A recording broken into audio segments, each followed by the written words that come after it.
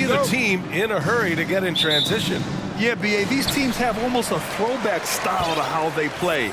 They don't want to get up and down and play fast. They want to go slow, and that takes players who have patience and discipline. Tonight will be a tactical battle. So here's the Clippers starting group.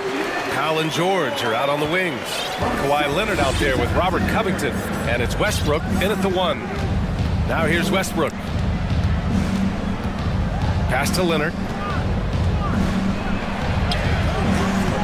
Solid defense from Williams. Well, we love his ability to attack the rim. He just loses a little bit of focus and misses the chippy.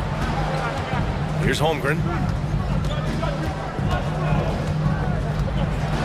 Oh, and there's a one-hand jam. How about the big guy attacking the rim? The throwdowns are loud and emphatic. Westbrook against Gilgeous-Alexander.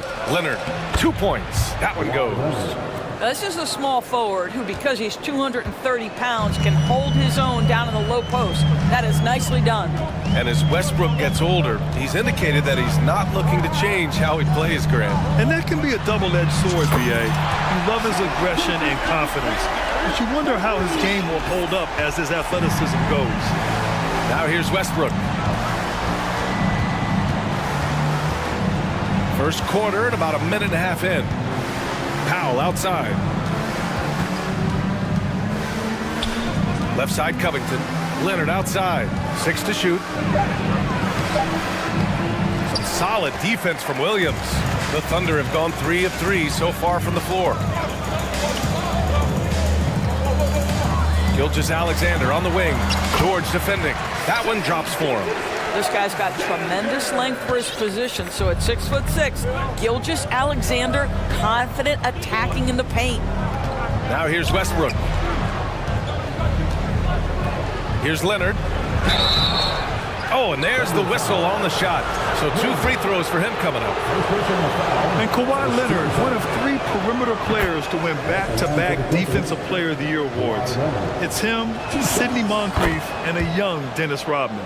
And for his career, Kawhi Leonard has more steals than fouls, Greg. You know, B.A., he and Jimmy Butler, I believe, the only 2 players to achieve that after a decade in the league. A pretty remarkable achievement. Here's Holmgren, and there's a whistle. That goes on Robert Covington. That's his first foul. First 2 fouls.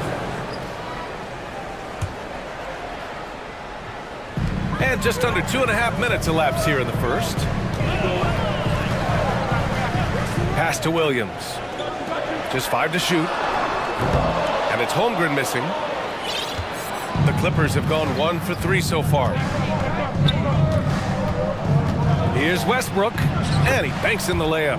How quick is Russell Westbrook with the dribble? He is impossible to contain.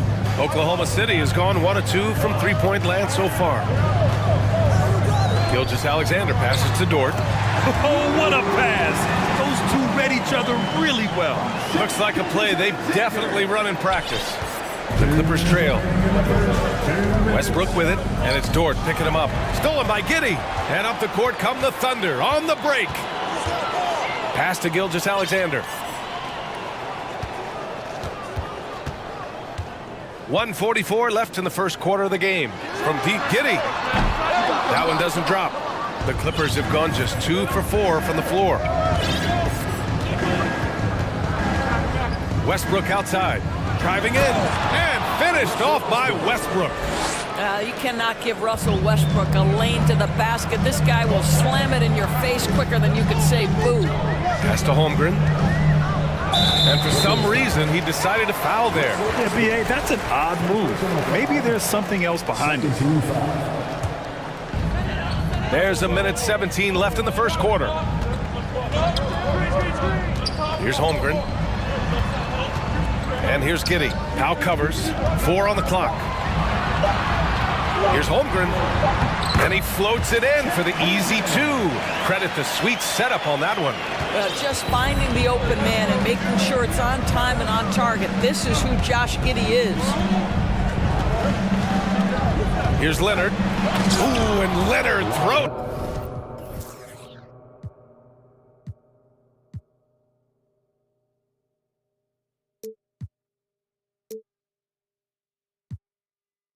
down.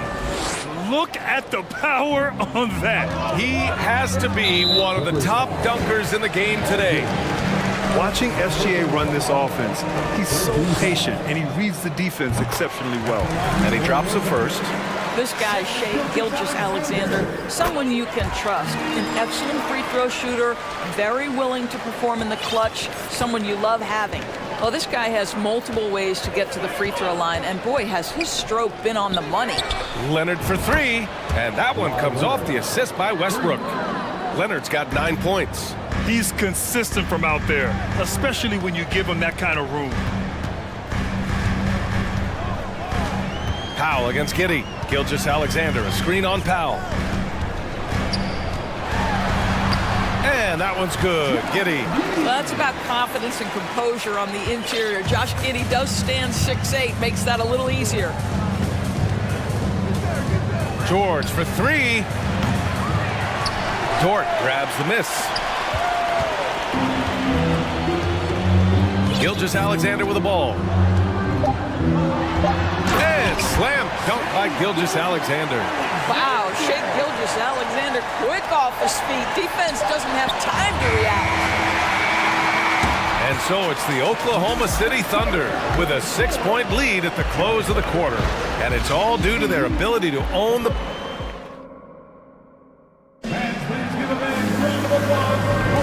And thanks again for tuning in. If you're just joining us, we've played through 1 quarter of action so far. And a moment to look at the scoring approach in terms of where the points are coming from here for Oklahoma City. Well, guys, early on, they're driving the lane constantly, using their quickness to gain an advantage. Look at their points off penetration. And their assist total, also impressive early, creating with the pass and playing for teammates. And so in the game for the Clippers, at small and power forward, it's George and Leonard. Russell Westbrook out there with Norman Powell. And it's Covington in at center, filling out the middle. With repetition, you can see the court awareness of Shea Gilgeous-Alexander developing. This guy is going to be a problem as a passer. Wow. I'll tell you, such an advantage having a playmaker who can get up to the rim and finish. Now that is what every team wants. Oh, you love it. Fearless, aggressive, leaving no doubt whatsoever. Yeah, and despite being the youngest team in the league, the Thunder have been solid defensively the last couple years. A great sign going forward for this franchise. Pretty dime there, the kind of ball movement coaches love to see. Gilgeous-Alexander against George. And an emphatic jam on the lob. Shea Gilgeous-Alexander can score it, so you have to respect it. That sets up his passing game. What a pretty delivery. Leonard with a screen on Gilgeous-Alexander. Leonard against Williams. Puts the move on. And Leonard with the layup. Leonard's got 13. And looking at this Oklahoma City roster, what makes them so good on D? Well, they have loads of length. The Thunder have made a point to draft players with huge wingspans, making things difficult for opponents scoring-wise. Gilgeous-Alexander passes to Dort. Back to Gilgeous-Alexander.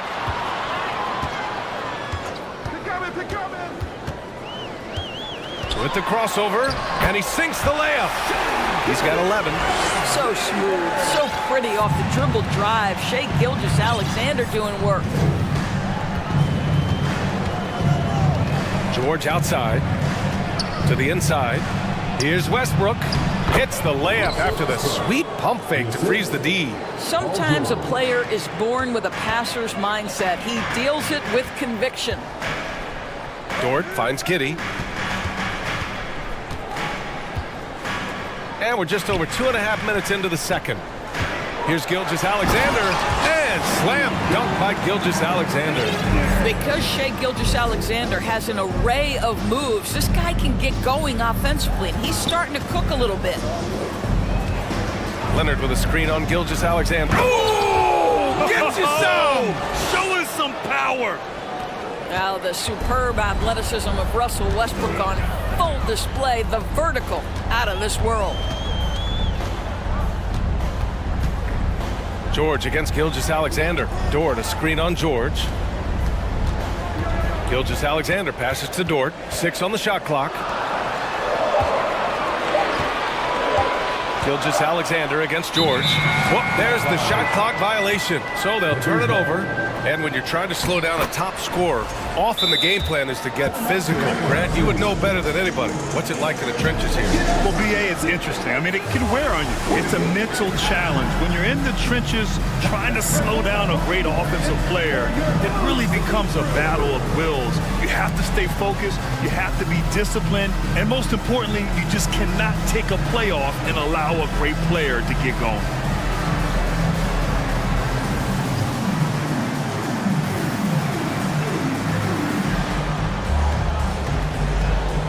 Joe's checked in for Oklahoma City. Highland, he's checked in for the Clippers. Here in the second quarter, just under 3.5 minutes played.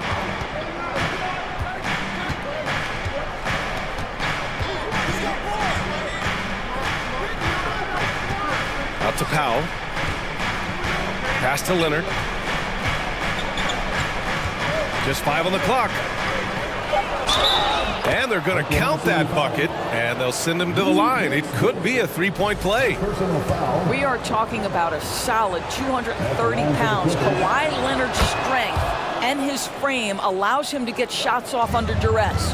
It has to be interesting when you're bringing the ball up the court and Kawhi Leonard is the guy coming to meet you. This guy is the embodiment of an elite defender.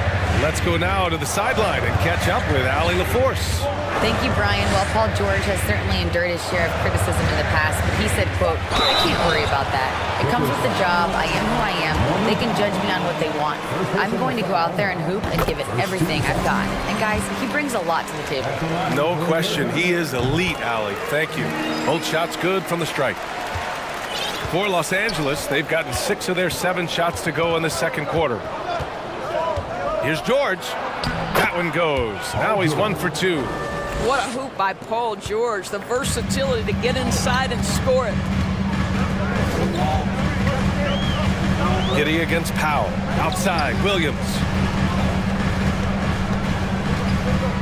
Here's Joe. Still getting warmed up offensively. No buckets yet in the game from him. Outside Giddey. Over Leonard. No good off the back of the rim. Listen, he can make that shot right there, but I do know they have other options they can go to. Pass to Highland.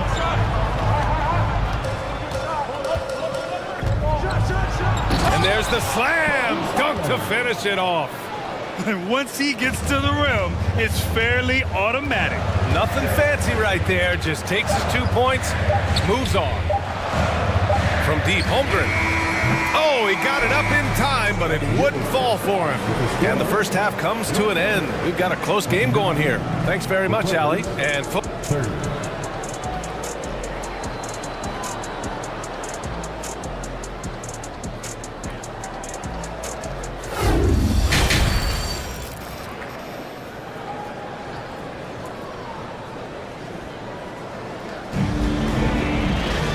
And as we get into this third quarter, as we've seen so far, neither team able to create much separation on the scoreboard. It's been one outstanding game from Kawhi Leonard. You just love his patience offensively in the first half. Waited until he got the looks he wanted. You know, as a coach, you can preach good shot selection, but it's up to the players to execute, and this guy has done just that. And the Clippers call time here.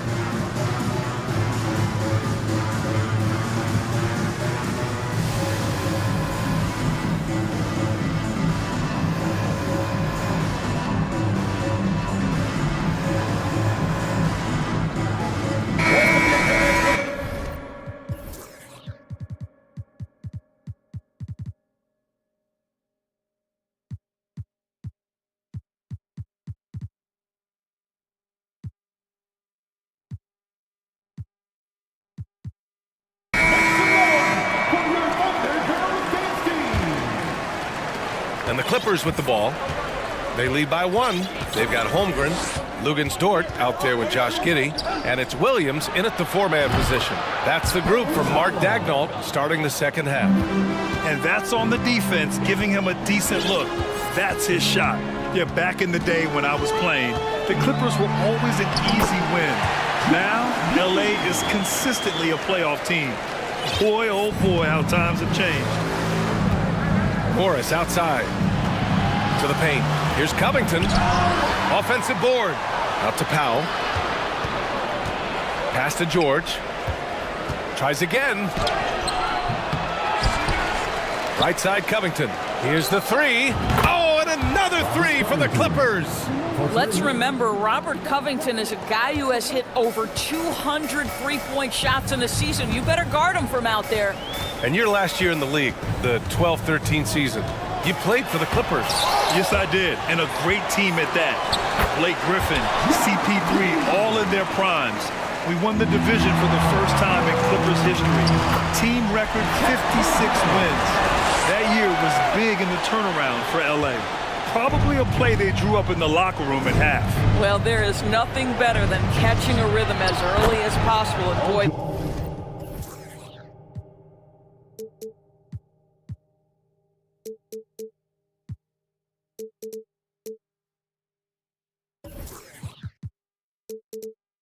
that's a terrific start right there. The defense couldn't collapse quickly enough. It's Dort on the wing. Over to the left wing. Third quarter of play with just over 1.5 minutes gone by. Shot clock at 6. Giddy with it. Picked up by Powell. Here's Joe. No! They're unable to get the tying basket there. George against Giddy. They double team George.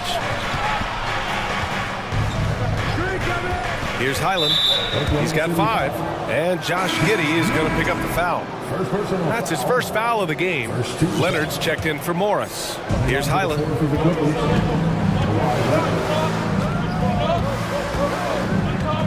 Down low.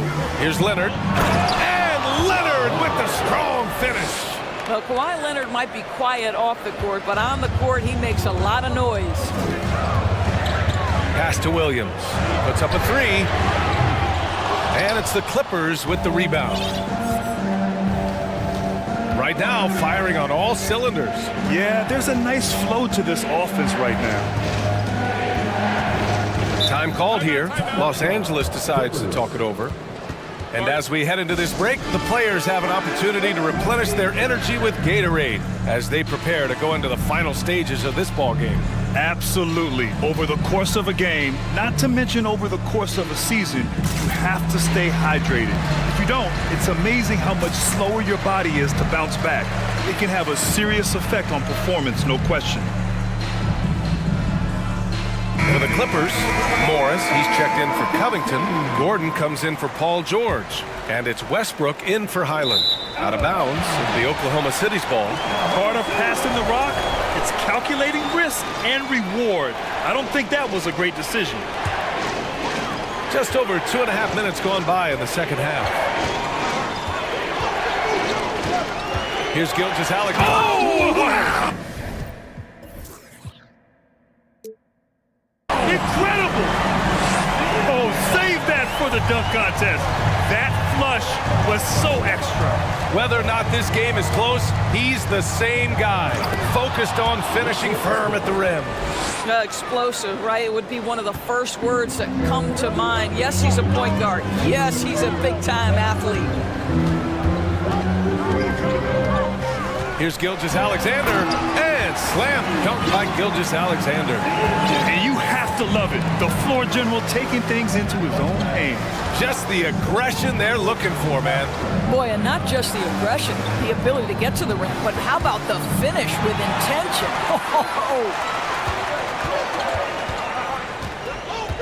It's Dort on the wing, defended by Gordon. Here's Williams. Goes back up, and it's good on the lay-in. The defense getting out-hustled on the putback. You can't let that happen. You have got to put a body on somebody. We talk about it ad nauseum, but you've got to be disciplined with the box outs. Leonard, good. Westbrook on multiple occasions has averaged double-digit assists. You know he knows exactly when to deliver the pass. Gilgeous-Alexander passes to Williams. Leonard against Gilgeous-Alexander. Dort, a screen on Leonard. Down to 5 on the shot clock. The shot by Dort, no good. The Clippers in the lead. Westbrook, the pass to Leonard.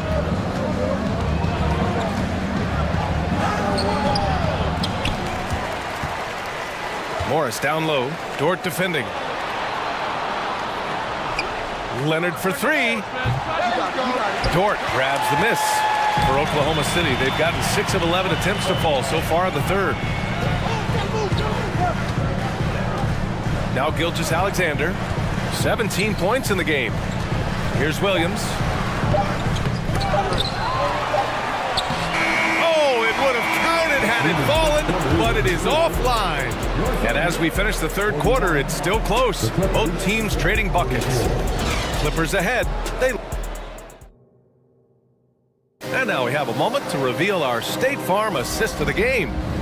Talk about painting a magnificent picture with that dive. Just a great decision and a perfect delivery. We call that putting it right in the pocket, and he knew what to do with it once it was there.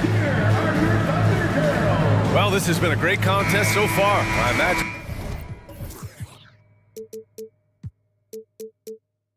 in the fourth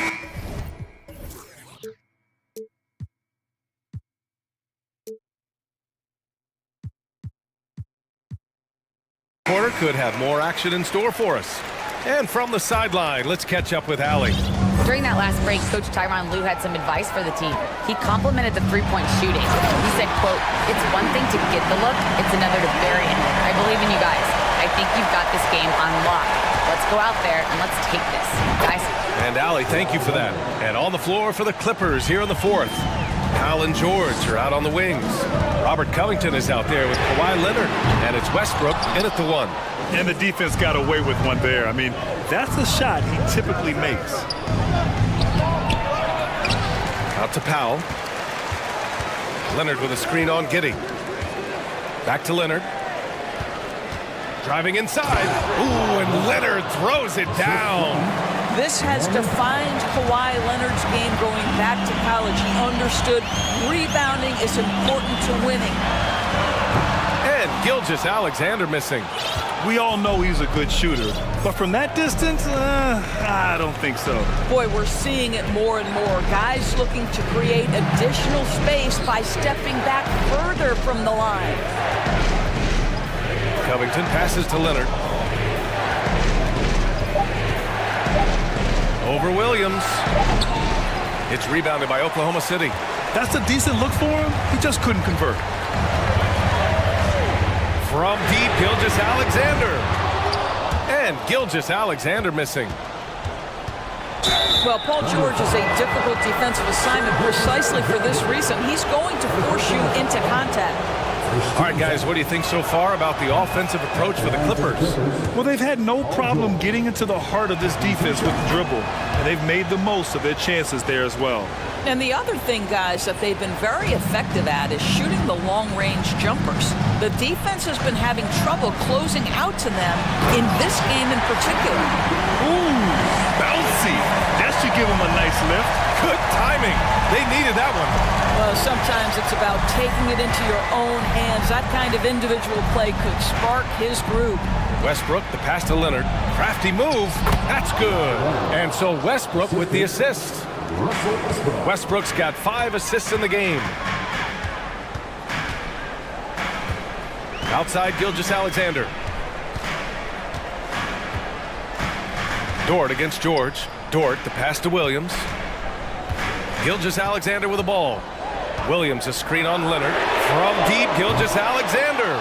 It's hauled in by the Clippers. Leonard's got his 4th rebound in this one. Gilgeous-Alexander against Westbrook. A chance to push it to double digits, but it's off the mark. Outside, Gilgeous-Alexander. There's a screen. Pass to Holmgren. Gilgeous-Alexander against George. To the middle. And he caught that pass in full stride on his way to the big slam. This has been the story of the game, a battle fought on offense. And it is a major disadvantage down the stretch if you can't guard. This may just come down to who has the ball last. Around 3 minutes gone here in the fourth. 2 minutes remaining in the game. 2 minutes. Westbrook outside. And finished off by Westbrook. Wow!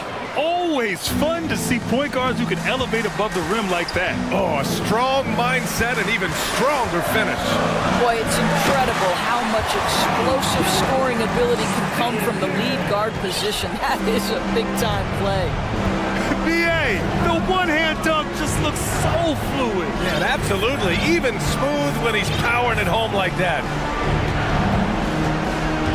Pass to Covington. Now here's Leonard. Drives to the hoop. Ooh, and Leonard throws it down. Kawhi Leonard able to navigate his way to the cup off the bounce. Yes, sir. Here's Gilgeous-Alexander. Soft touch off the glass. Gilgeous-Alexander's got 8 points here in the quarter. Credit the plays they're calling for him. Getting him right now some good shots. And finished off by Westbrook. The defense better start to make a concerted effort to make Russ uncomfortable because his game is flowing right now. Pass to Holmgren. Takes a three. It's hauled in by the Clippers.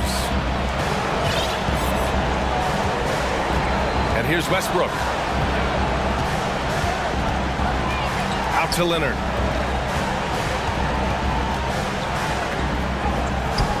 That shot, no good. Now Oklahoma City takes it the other way. Gilgeous-Alexander against Westbrook. From deep. Oh, he nails it!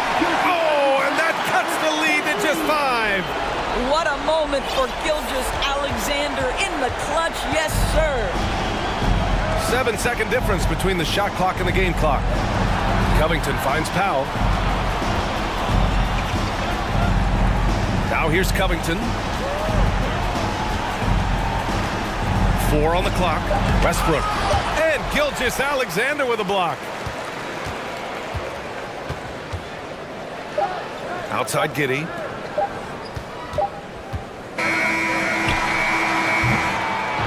So it's the Clippers picking up the win. All right, Allie, thank you. And that about wraps it up.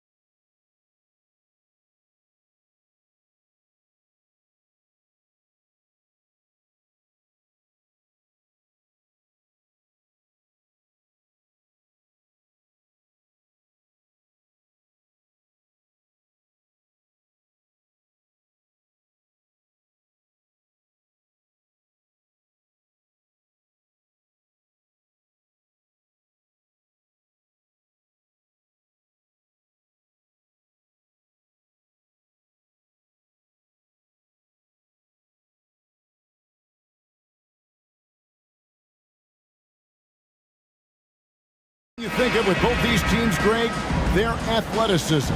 Some high flyers on the court tonight. And, Kev, it's not just about the aerial skills, though. There are some guys out there who can flat out wear you down with their ability to run the floor. So with Vucevic on the bench, here's the group that Billy Donovan has on the floor. We've got DeRozan, Alex Caruso out there with ball. Then it's Zach.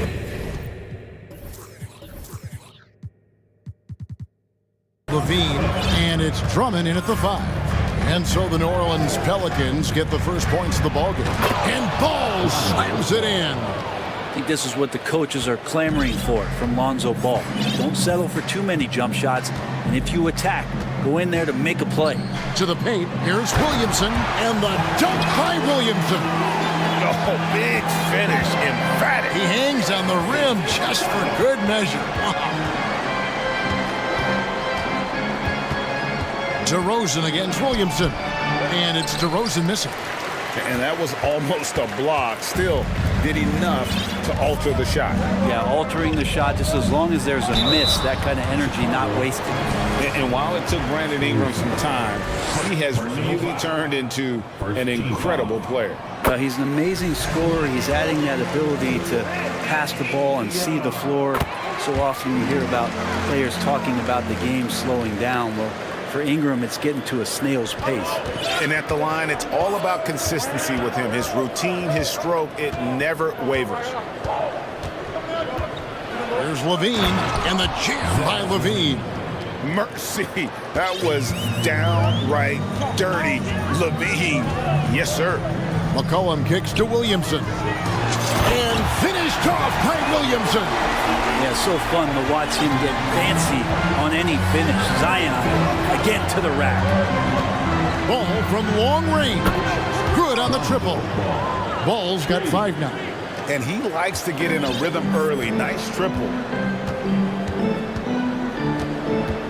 McCollum up top, defended by Caruso. And there's a foul. It's on C.J. McCollum. That is his first foul of the game.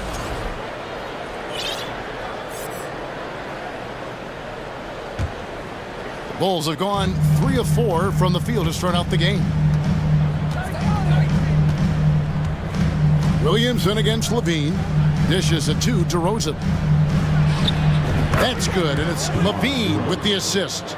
Yeah, and with improving court awareness, Levine continues to tap into his limitless potential when making plays. And the basket by McCollum. Yeah, another nice bucket down low.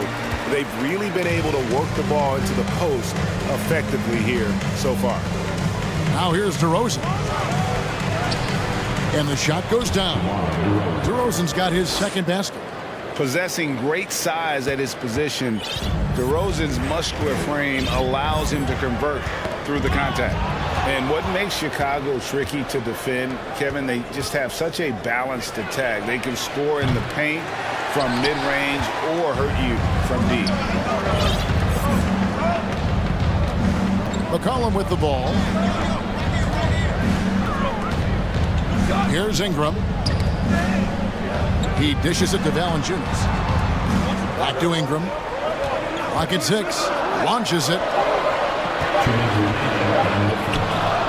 No good from Valanciunas. You know, as the Bulls have become a more veteran team, Greg, it feels like they've settled into what they do well. And you need a strong identity to be successful in this league. Chicago is building towards that, but it does take time. The Pelicans trail.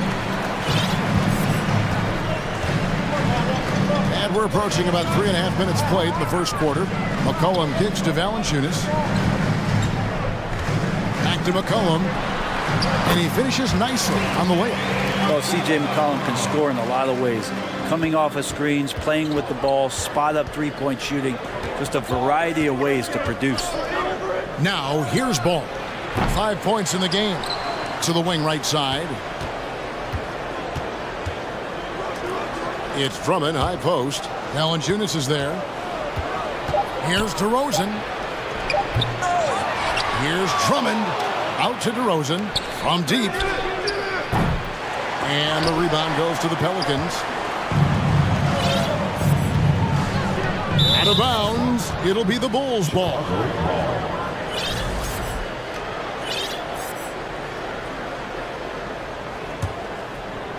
And it's DeRozan with the ball for the Bulls. They trail by 1. Levine against Jones. Here's DeRozan, and finished off by DeRozan. And that's a display of DeRozan's athletic ability, making his presence felt on offense. Here's McCollum, and the layup's good off the glass. McCollum's got 6. A lot of give and take between these sides early. And both teams look like they came to play. We should have a good one. 5-second differential between the shot clock and the game clock. Now Levine. And Levine with the slam. And there's a reason Levine was a back-to-back champ at the slam dunk contest. He doesn't waste an opportunity to put on a show. Valanciunas controls the rebound and puts it back up and in. And those second chance points really become almost like bonus points when you can get them. And a high-scoring first quarter. Both teams really filling it up. New Orleans on top.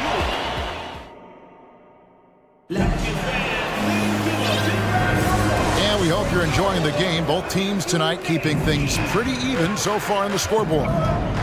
And let's take a moment, guys, to get your take on the scoring so far for New Orleans.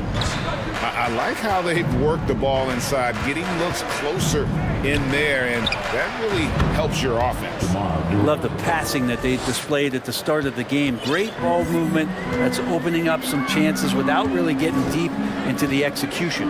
Up front, it's Williamson at the 4 and Valanciunas at the 5. Cullen is out there with Brandon Ingram, and it's Jones in at the 3 spot. That's the Pelicans 5 as we get into the second quarter. 2 free throws coming up, and they call the shooting foul. Kevin, what's so impressive to me about Levine? It's the all-around play. He affects the game across the board. And Levine's efficient as well. And good shooting numbers, no doubt. Last year, he cut back on the turnovers. And, boy, he's still young. There's still tons of upside to be had. Shooting foul. And here we go with the coach's challenge. Not surprised in a competitive game like this. And he's disputing the personal foul call.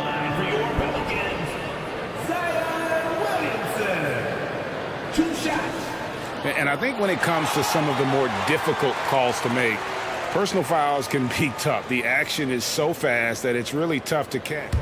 The previous play is under review. The wonders of technology. We've seen replay reviews so effectively, and involving the coaches by being able now to challenge like this is something a lot of people have been hoping for.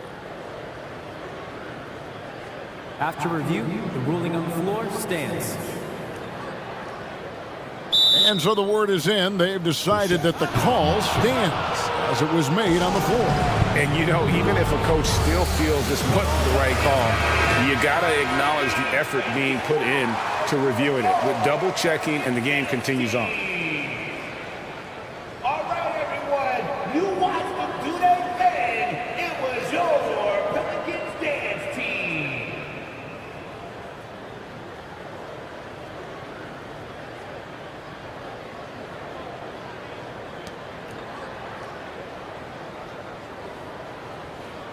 Take a break. Take a break. 2 shots.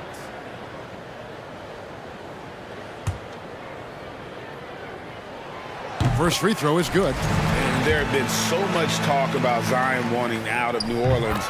That was all put to rest this past summer. Zion signing a loaded extension to keep him with the Pelicans for the next handful of years.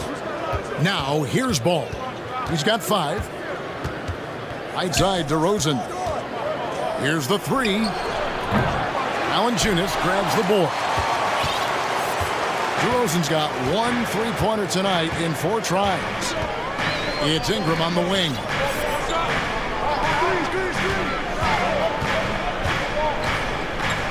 Kicks it out to Williamson. Jones with the screen on DeRozan. And some pinball action out there as defenders just bouncing off of Williamson on that play. Jones against Levine. Drummond with a screen on Jones. Bobbed up there for Drummond, and it's Drummond with the jam. You really at times can throw that ball up near the top of the square, and Andre Drummond can still get up for it. Ingram passes to Valanciunas. And foul on the shot. He'll shoot 2 at the free throw line. It is amazing how good a three-point shooter Jonas Valanciunas has become. Well, he didn't attempt a three in his first 5 years of the NBA, and now he's shooting a ton of them. So he's got great feel, great touch, and it's done a lot to round out his game. Vucevic checked in for Drummond. Now here's Ball. The rebound by Brandon Ingram.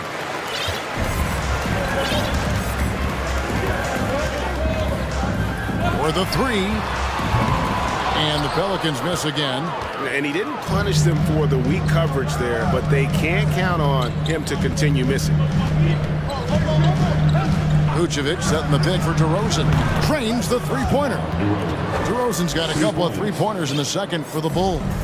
Well, they're trying to take command of this game, but it's been competitive so far. Yeah, everybody trying to get away from one another, and the threads are keeping them close. This has been highly competitive. Here's Caruso following the score by New Orleans. Back to Ball.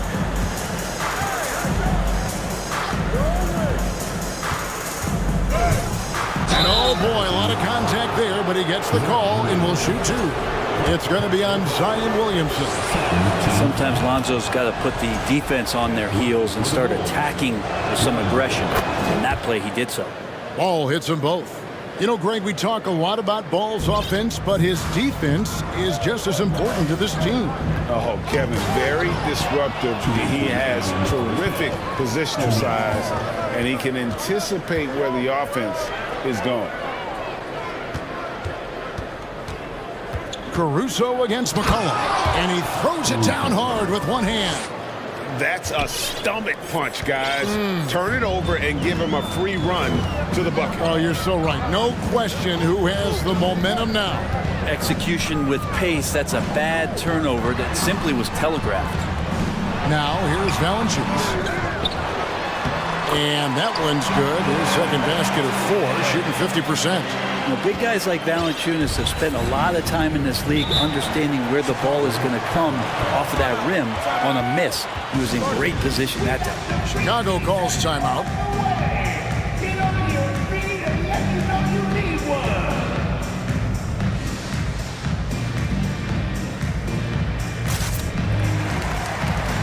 So for the Bulls, Green, he's checked in for DeRozan. Patrick Beverly comes in for Alex Caruso. And it's Dosunmu in for Lonzo Ball. Now here's Dosunmu. And 2 free throws coming up, unable to get that one to go with all the contact. Well, there's been some interesting moves in the Bayou, and this team has set up a roster that I think has some great potential. There's a lot of talent, a lot of interesting players that are on this roster, and I'm excited for their future. Here's McCollum.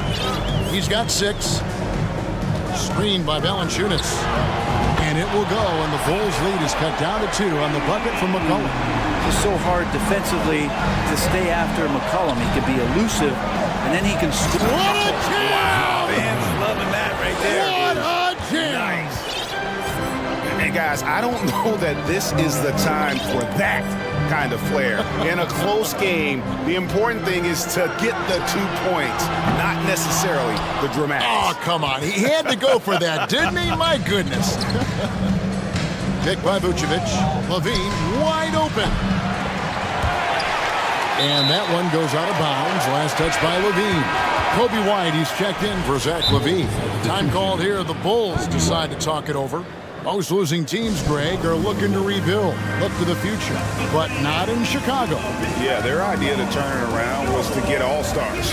Trading for Vooch in 21 during a losing season, then signing DeMar as a free agent. That's a refreshing approach. Jones checked in for Chicago.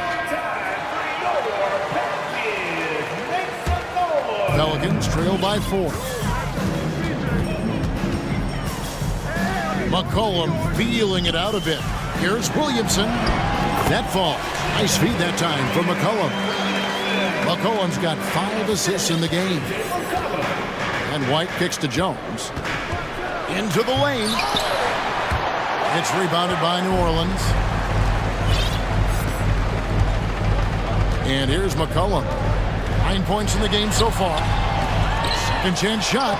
And Valanciunas with the layup. Valanciunas has got it all tied up now for New Orleans.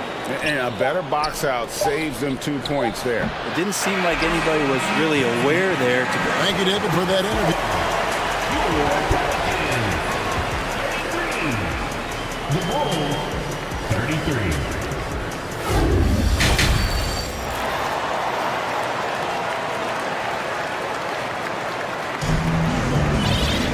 And if you're just joining us, we've played through the first half in a game that's been fairly even so far. You look at Zion Williamson, guys. In this game, he has been everywhere. Yeah, pretty much all throughout that first half. And he was taking care of his business on the low blocks and getting more than his fair share of dunks. Yeah, there's not any guy defensively that was bodying him up or contesting the shot. So right now, he's feasting.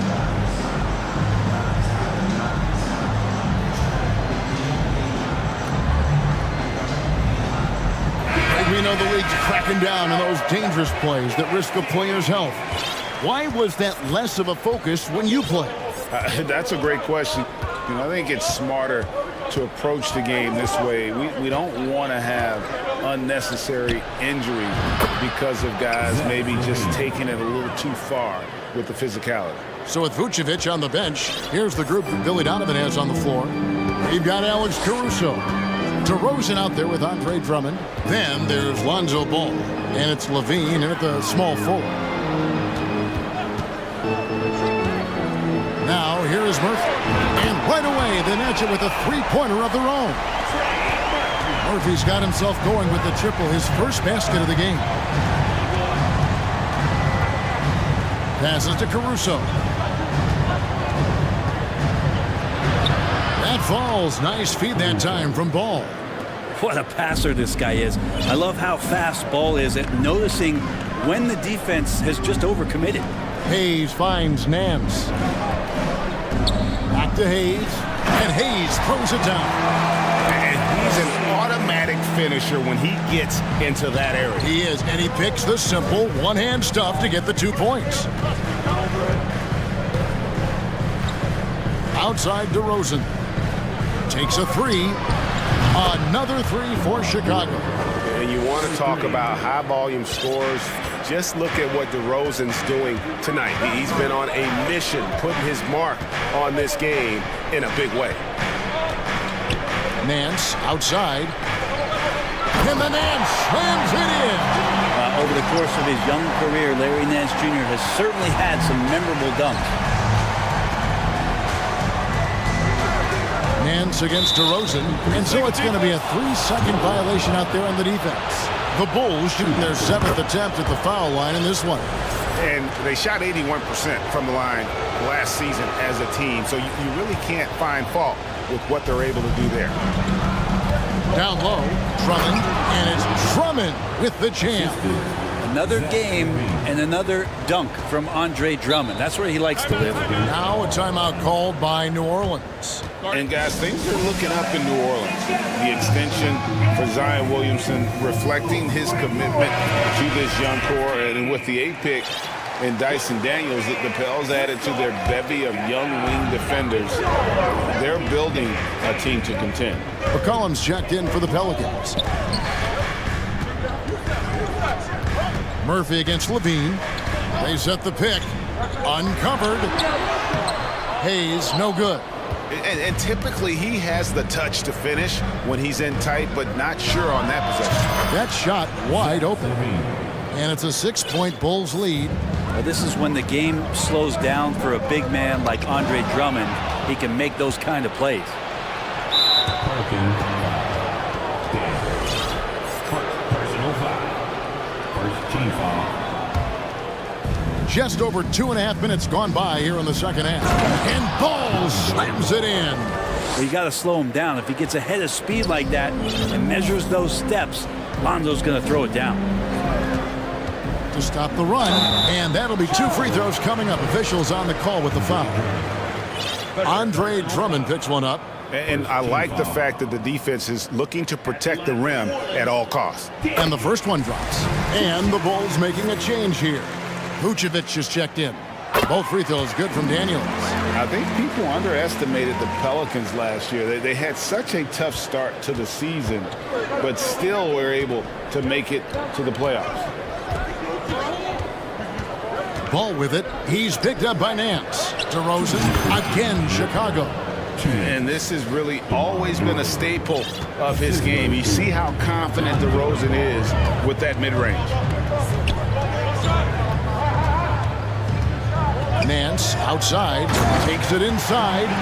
Making the most of the screen. That's how it's done. And it's in the perfect spot. Greg frees him up to get all the way to the bucket. Really not enough help there. Lack of communication on the backside. Unfortunately, the Pelicans did make a first-round exit in the postseason, Greg. In a series they took to 6 games, but yeah, it couldn't put together that deep run. Maybe this year things will be different. And there's the foul. They're going Alex Caruso. That's foul number 2 for him. Bulls making a switch here. Terry's checked in. Chicago calls timeout. Drummond's checked in for Vucevic.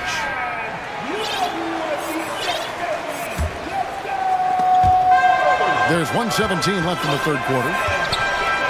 New Orleans moving the ball around. 6 to shoot. They set the screen. Murphy passes to Hayes, and it's sent back by Drummond. And Drummond right there just staying active on the defensive end, collects another block.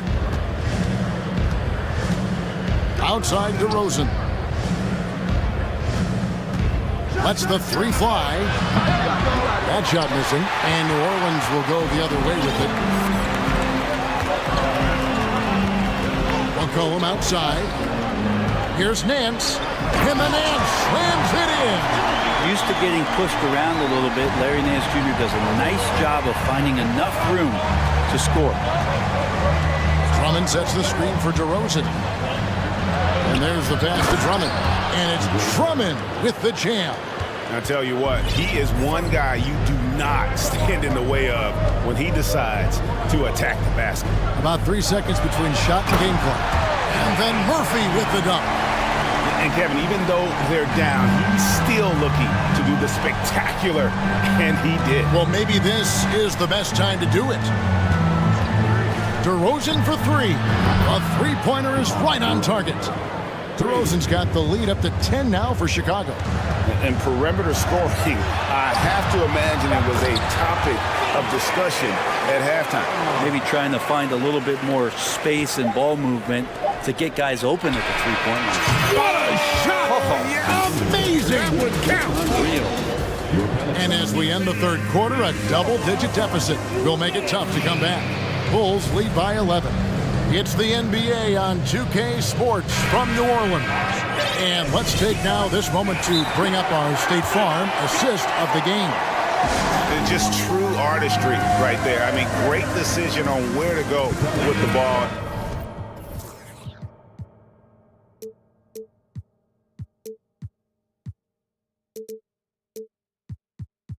How about the perfect delivery? Yeah, those are the kind of plays that you want to put on a canvas. Just beautiful basketball. And with the fourth quarter upon us, time is running out for this game to become competitive. And now we've got some time to check in from the sideline. You got for us, GA? Guys, here's what Willie Green was doing in reviewing the plan with his team. He got on him. He said he's got to see more intensity. He said we've put ourselves in this hole and we've got to work our way out of it. Show me you've got what it takes, guys. Okay, David, much appreciated. Up front, it's Williamson at the 4 and Valanciunas at the 5. Brandon Ingram's out there with McCollum, and it's Jones in at the 3. That's the Pelicans 5. These are the kind of indications that the league is worried about if you're an opponent, and you love it if you're on this team. Zion taking over and doing damage. For 3, Levine, good for another bucket. He's made half a dozen now, 6 for 8 on the night. And that's just cold-blooded right there. He's taking no prisoners. Confidence is sensational, and it feels like no one is going to stop him tonight from scoring. And giving up some inches inside, but makes up for it with an aggressive style. Yeah, the big man not going to slow him down from getting that deuce. Ingram against Ball. Here's Drummond. It's good. The assist that time from Ball. And that's why Andre Drummond is up there in the league leaders in field goal percentage. Down low, high percentage shots. For three, Ingram. It's Drummond with the rebound. Drummond's got his 5th rebound in this one. And DeRozan throws it down hard. And that's the athleticism. When DeRozan takes off like that, he is looking to ring the bell. And foul on the shot, so he'll get a chance at the line. And the way C.J. McCollum-Gray can get a shot up while moving, that's a big part of his game, isn't it? Yeah, very few players can shoot as well as McCollum on the run. Applies for his pull-up jumpers or when he's falling out of bounds. McCollum, one of the best in the league. Timeout call, the Bulls. And we're about 2 minutes into the 4th quarter now. Outside, Levine. Out to DeRozan. It's rebounded by New Orleans. Not sure what the D was doing there. Clearly a breakdown. You can ill afford to give a guy like him that good a look. He's throwing the defense off balance, and then he gets to the bucket. That's a nice move from Ingram. DeRozan scanning the floor. Fires the three. Good on the three-point shot. DeRozan's got 29 in the game. Defensively, you can't afford to give him that kind of look, especially down this many points. Teachable moment there. Lapses like this are backbreakers. Jones dishes to Ingram. Valanciunas with a screen on DeRozan. Ingram wide open from outside off the mark. And you don't want to give up that kind of look too often. Levine for three, and again it's the Bulls from deep. So many of the plays they're running designed to create opportunities from deep. And I don't know how they keep doing this, but every time down, the resulting possession ends up at the three-point line and a fairly efficient shot attempt at that. The Bulls leading by 11. Caruso with the ball. The tray. Here's Drummond. And Valanciunas pulls it down. Valanciunas has got rebound number 7 for him tonight.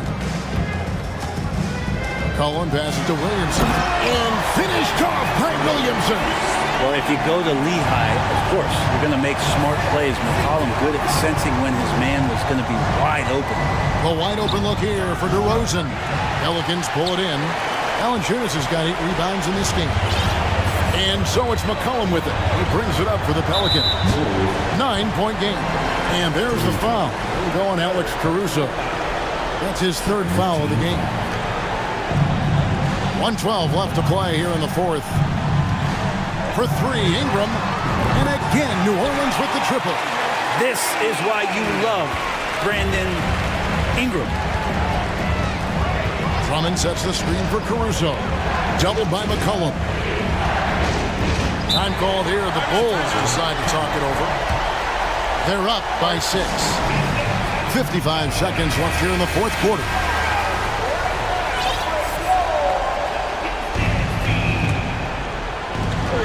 .55 seconds left to play in the final quarter. There's Levine, and the jam by Levine.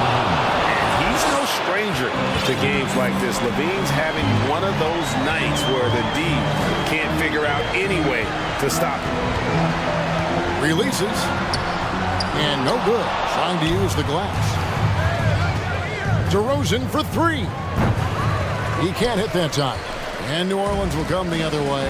And I think they realize any hope of a comeback is gone.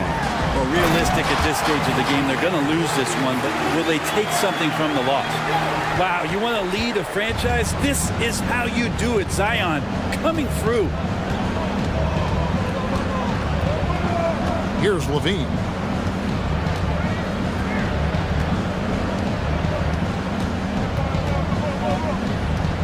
Just 5 on the clock. From deep three-point range, no good.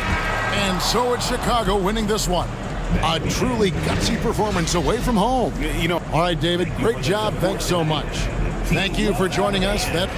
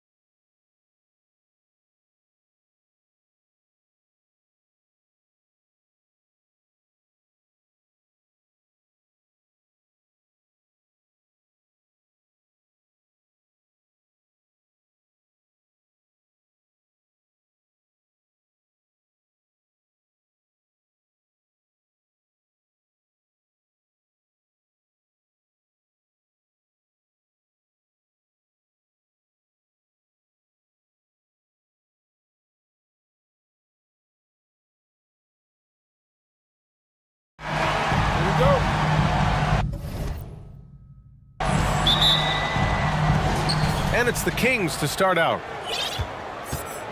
Now the starting group for the Sacramento Kings. Fox runs point with Herter by his side. Barnes plays 4. He joins Sabonis at the 5. And it's Davis in at the small forward position. Outside Covington. George outside. Got it. Good job in the low post.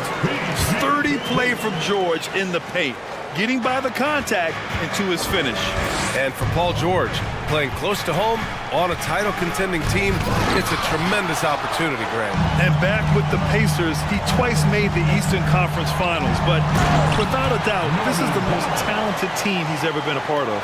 BA, when he gets the rim in his sights, it's tough to stop. So aggressive and a determined finisher. Nice. Fox the pass to Barnes. Sacramento again missing. First quarter, just over a minute played. Westbrook outside.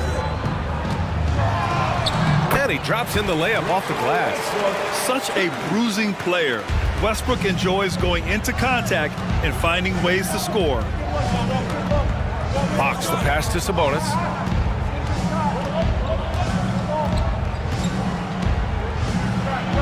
And that's good. His first bucket of the game.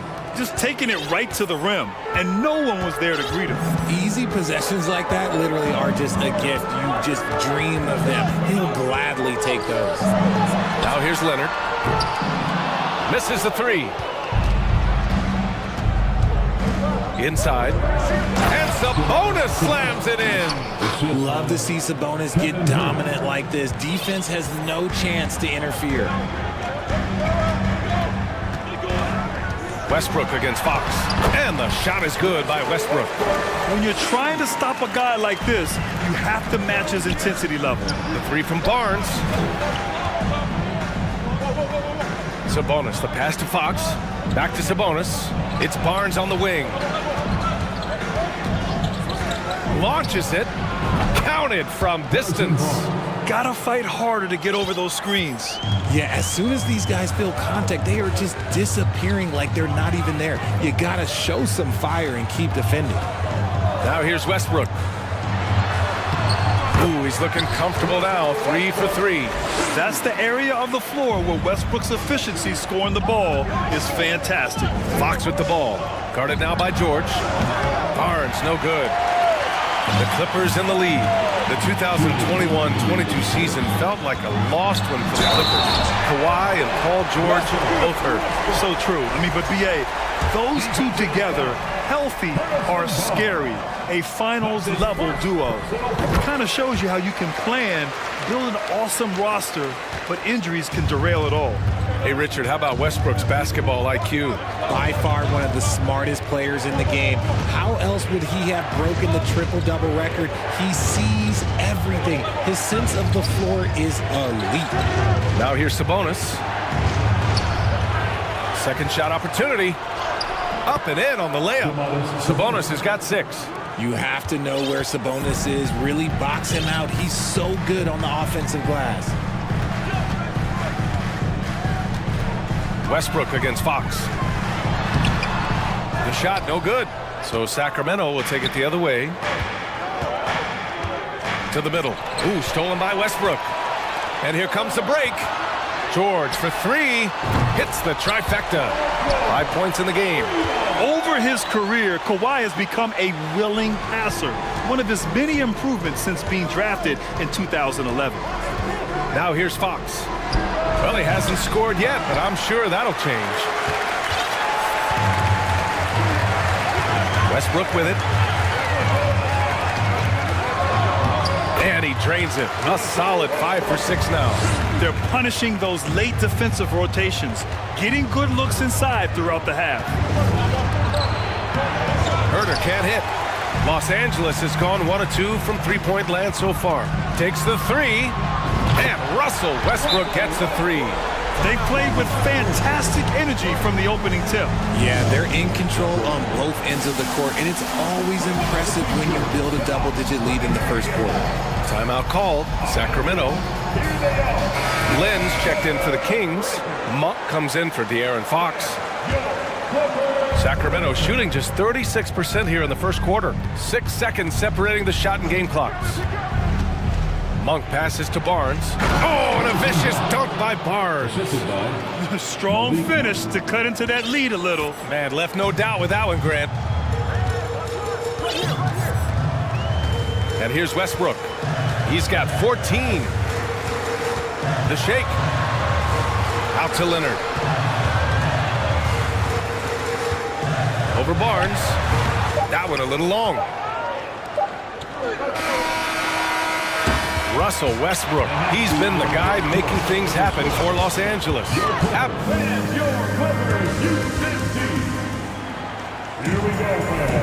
We welcome you back to second quarter action.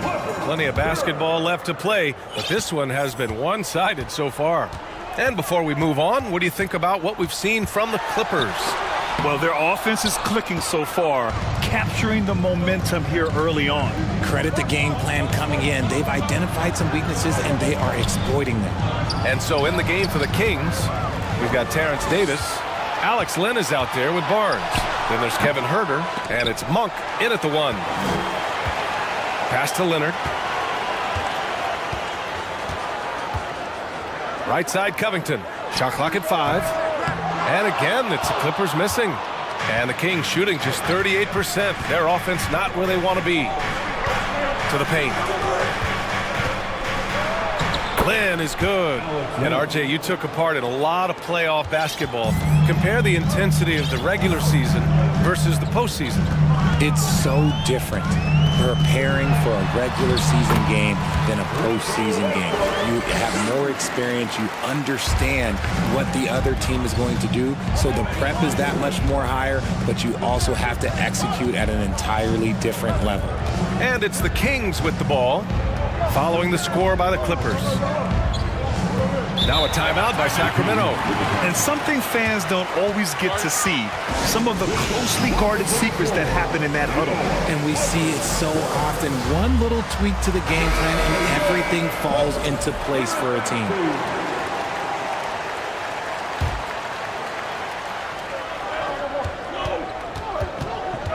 Huerter against Powell. 5 on the clock. Here's Lynn. Oh, there's a killer two-hand slam. And what an aggressive move to the rim. He's really trying to fire up his teammates right now. Boy, it's not hard to feel inspired after a teammate makes that kind of finish. And that could be the spark they needed to make a little run as they try to even this thing out. Yeah, the shocker of the 2022 trade deadline. A deal centered around Domantas Sabonis going to Sacramento and Tyrese Halliburton sent to Indy. Now here's Westbrook. He's got 16. That blockbuster Sabonis-Halliburton trade. What do you make of it for the Kings? Well, you know, B.A., Sacramento was a guard-heavy team. Sabonis adds size. He also adds playmaking, and I love his motor. I think it was a move to even out their roster. 2 minutes now played in the second quarter. Here's Lynn, covered by Covington. Nice move. And he takes it up and lays it in. Lynn's got 6. It's fun for us to sit back and watch him go to work, but that's our job, not the defense's. They left him too open on that play. And the basket by Leonard. You see how composed Leonard is close to the bucket? Knows exactly how to score at will. And Davis slams it home. A dynamic finish, then decides to hang out a little for good measure. Yep, that's the exclamation point right there. Now here's Huerter. Now quiet so far offensively, searching for his first points of the game. And now we have an intentional foul. I'm not sure why. Yeah, bizarre play, B.A. Not sure what got into him. There's the screen by Lynn. And he jams it home with authority. He almost brought the basket down on top of himself. Oh, there's hang time, and then there's the time to hang. Westbrook against Monk. It's Powell on the wing. Leonard for three, and the Clippers hit again from deep. In general, that's an important shot for Kawhi. When the threes are dropping, it rounds out his entire game. Davis from long range. Lynn inside, working on Covington. They get it back. And so he draws the foul. And coach doesn't like the call at all. He's opting to use his challenge. He wants the officials to look at the replay.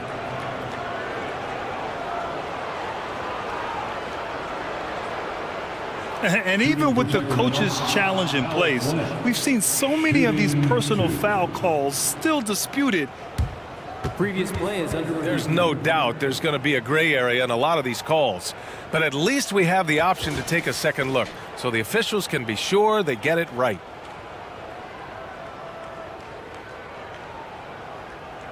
After the review, the ruling on the floor is overturned. So they see clear evidence of a bad call, and they're going to overturn it. Probably the right decision. And give credit to the officials for recognizing the mistake and correcting it. Nobody likes to say they got it wrong, but they fixed it in a hurry.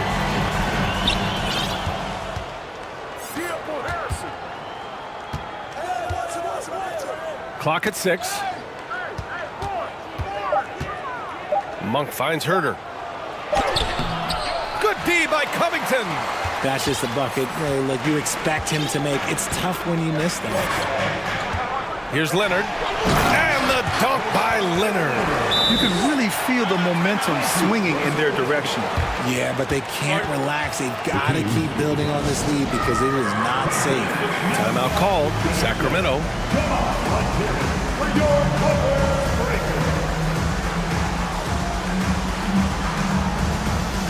So for the Clippers, Plumlee's checked in for Covington.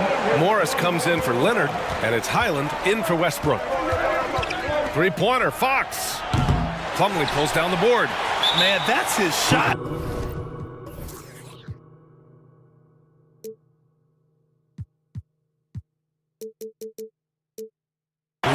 Maybe he was too wide open.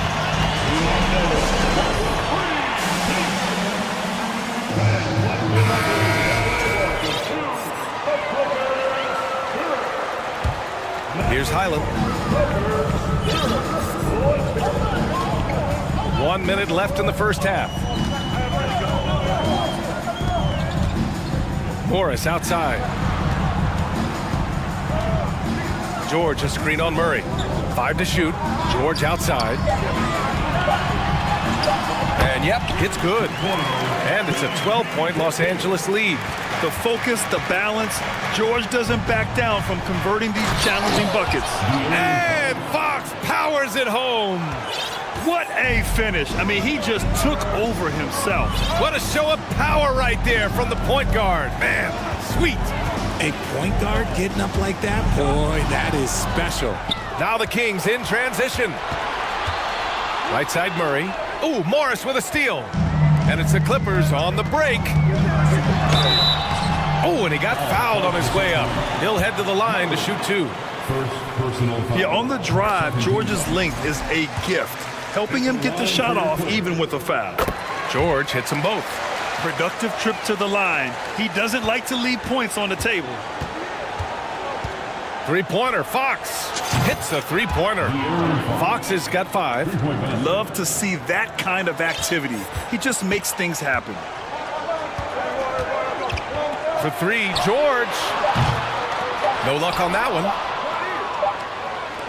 And so it's the Los Angeles Clippers. They have a nice 9-point cushion at the end of the quarter, just pounding the painted area. That's helped them build an advantage. Okay, Ali, appreciate it.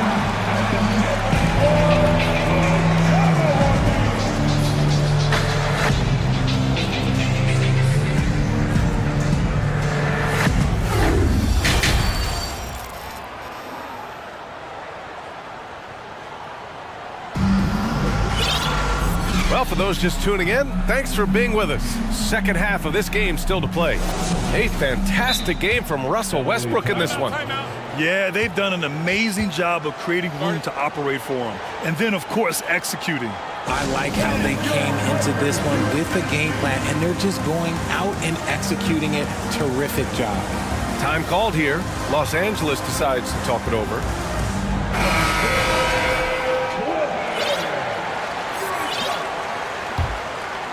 Los Angeles has gone 3 of 5 from the perimeter in this game. And their number 4 overall pick, Keegan Murray, making a quick impact. One of the most efficient players in college basketball at Iowa last year. He went on to win MVP of the 2K23 Summer League. Can he become a rising star for the Kings? It'll be fun to watch. Hal and George are out on the wings. Kawhi Leonard out there with Robert Covington. And it's Highland in at the point. That's the group starting the second half for Ty Lue. And that one's good. He's got 9. Inside, Leonard has so many go-to moves. He knows how to get by into a shot. Oh, got that bucket in no time at all. When he gets a quality look like this at the perimeter, he can almost be automatic. Now here's Leonard. Ooh, and Leonard throws it down. The hands of Kawhi are huge, and they help him palm the ball, slam it with ease. Murray from outside. Here's Sabonis over Covington.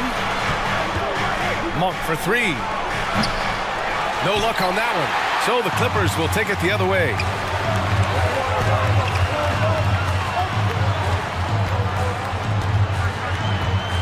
Covington inside. He's covered by Fox. Leonard outside. Rejected by Sabonis. Nice defense there from Sabonis, getting his timing just right to come up with the block. Basket's good. Covington's got his first basket. A quality pass, setting up a quality shot. It's just textbook basketball. Outside Davis. On the take. And Davis slams it home. And clearly not enough defensive presence there. Boy, he just took advantage and a ferocious jam. That's what lackluster defense will get you. You deserve to get dunked on with that type of effort. Here's Leonard. Got a hand on it.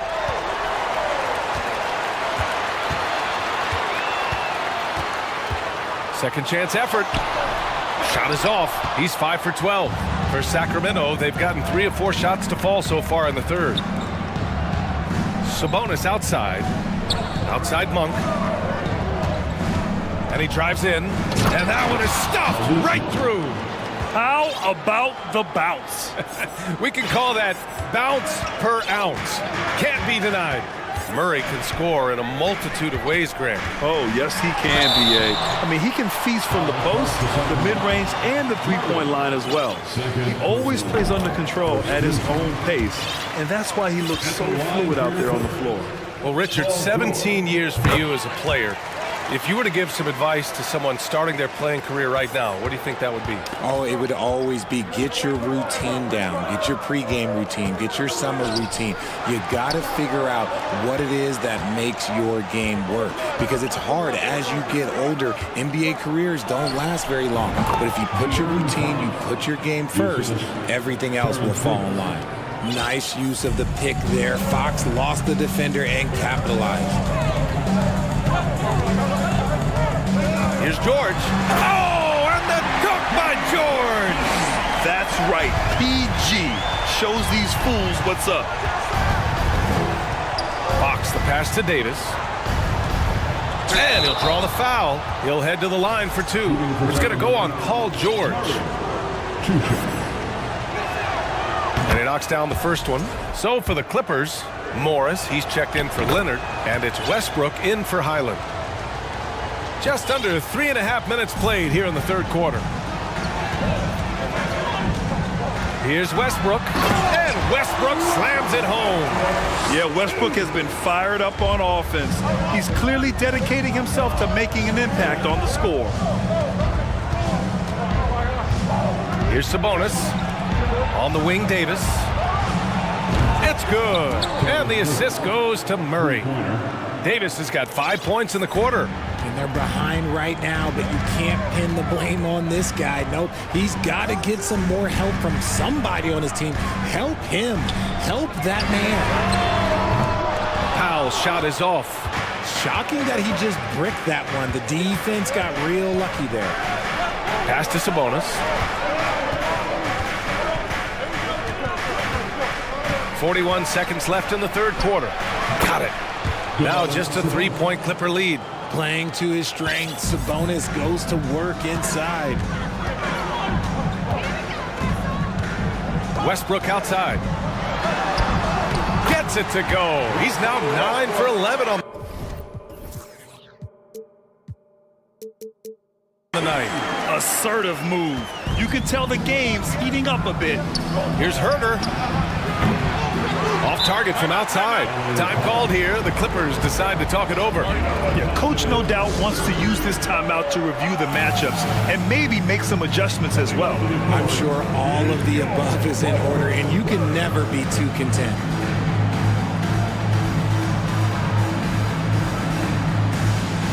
For the Clippers, Plumlee comes in for Covington, and Kawhi Leonard subbed in for Paul George.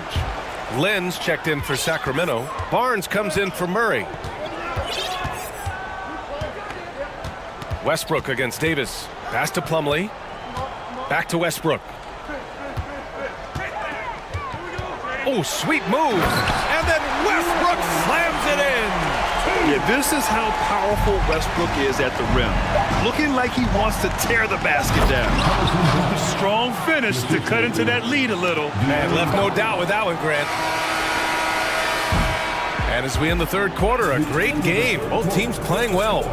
Clippers ahead, up 5. And time for a short break. Stay right there. And a moment now as we take a look at our State Farm assist of the game. You know, I'm kind of stoked that this was a choice because I love this pass. A remarkable find. He put his court vision on full display. There wasn't a better pass in the game, almost like he had a sixth sense. And with these teams locked in a very close contest, this fourth quarter promises to be a good one. Let's check in with our reporter, Allie LaForce. Guys, at the last break, I listened to Tyronn Lue address the team. He loves what he's seeing from their perimeter offense. He told the team, quote, keep shooting. It's working for us. Let's bring this home. Back to you. All right, appreciate it, Allie. And so in the game for the Kings, Barnes plays 4. He joins Sabonis at the 5. Fox runs point with Herter by his side. And it's Davis in at the 3 slot. Herter passes to Barnes. Davis down low, pounded by Westbrook. Davis misses. The Clippers in the lead. Here's Westbrook. So it'll be 2 free throws. He was fouled in the act of shooting. They'll pin that one on Harrison Barnes. When I think of Westbrook, I think of one of the most intense players ever to play the game. A true competitor doing whatever it takes to will his team to a win. And he makes both free throws. Well, the Kings shooting about 56% in this one. George against Fox. Fires the 3. Herter finds Davis. Back to Herter. Driving to the basket. That one.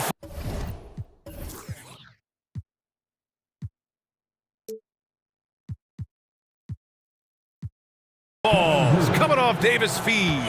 And you want him taking good shots at this point in the game. And that one was easy.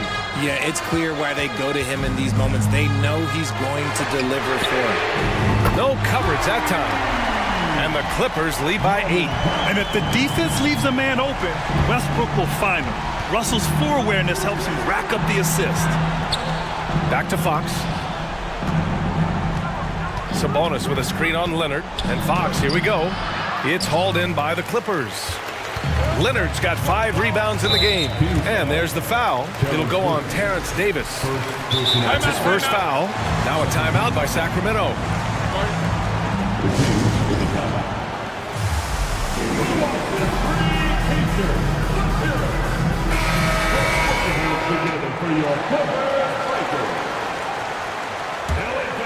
And here are the Clippers now. They held a 12-point lead earlier. George. Barnes with the rebound. Barnes has got 4 rebounds now. And there's the drive. Here's Herter. knocks down the triple. And this is just typical of him, always making an impact at crucial moments in the game.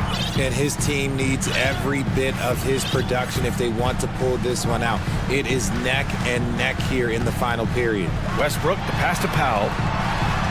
Here's George. And it goes. As the official calls the foul, count it, and he'll shoot one more at the line. And let's take a moment here to get your take, guys, on the scoring so far for the Clippers. And just one of the most complete players in the game today. George's two-way game and strong leadership traits are reasons why he's a star. Sabonis can't hit. And I'm surprised that didn't go down. I mean, I'm sure he is too. And there's the foul. It'll go on Terrence Davis. That's his third foul so far. Oh, Sabonis with the steal. Here's Davis.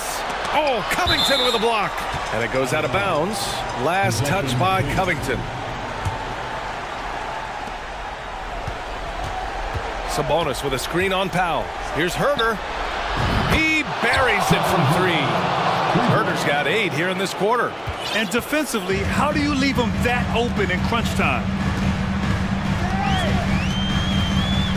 Leonard against Barnes. They get it back. The Kings trailing.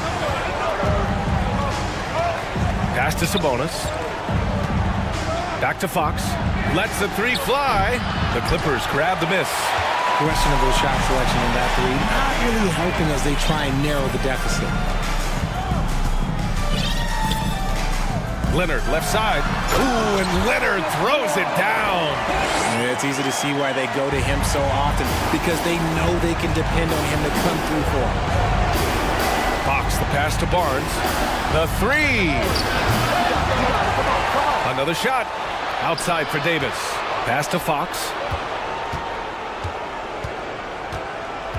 5 on the clock. And a foul called on the way up. So he'll take 2 from the free throw line. When Fox drives, he knows he's going to get contact, but he stays locked in and gets the foul call. Those are big free throws. Now they need some defensive stops. Westbrook outside. And Davis with the block. Barnes against Leonard. And Sabonis slams it in. Answering the bell, Sabonis. Big time, guys. The Clippers have got 3 of 6 shots to go in this fourth quarter. George outside. Down low. And yeah, he still was moving at the point of contact. He hits the first one, and that gives him a 4-point cushion. Yeah, a very dependable free throw shooter. You don't want Covington at the line at this point if you're the opposition. Well, they wanted every last one of those, and he delivered, making it a 2-possession game. Herter passes to Barnes. Sinks it from distance. This is what it's been since halftime. Remarkable results from downtown. In the modern NBA, you have to hit threes to win games, and they've made that adjustment since the break. Pass to George. To the inside. Out to Covington. Westbrook outside. Stolen by Davis. Now Herter. To tie it up. And he's going to the line for 2. The official saw contact while he was going up. It goes on Russell Westbrook. And if you can't force the turnover on that play, then that's not a bad foul. That one drops. He ties it up. See, it's easy to see why his teammates trust him. He's a leader on this team and loves coming up huge in the clutch. George against Herter. George, no good. And so here's Sacramento. Here's Sabonis. Counted! Great to see guys who don't back down under pressure. He knew what they needed here and was determined to deliver. Leonard passes to Covington. George outside. And stolen by Herter. Into the lane. Money! In a game this tight and this late, That level of defense is money. And how about the finish there? The rise up for the slam. That might put this game out of reach. This is how you completely steal the momentum.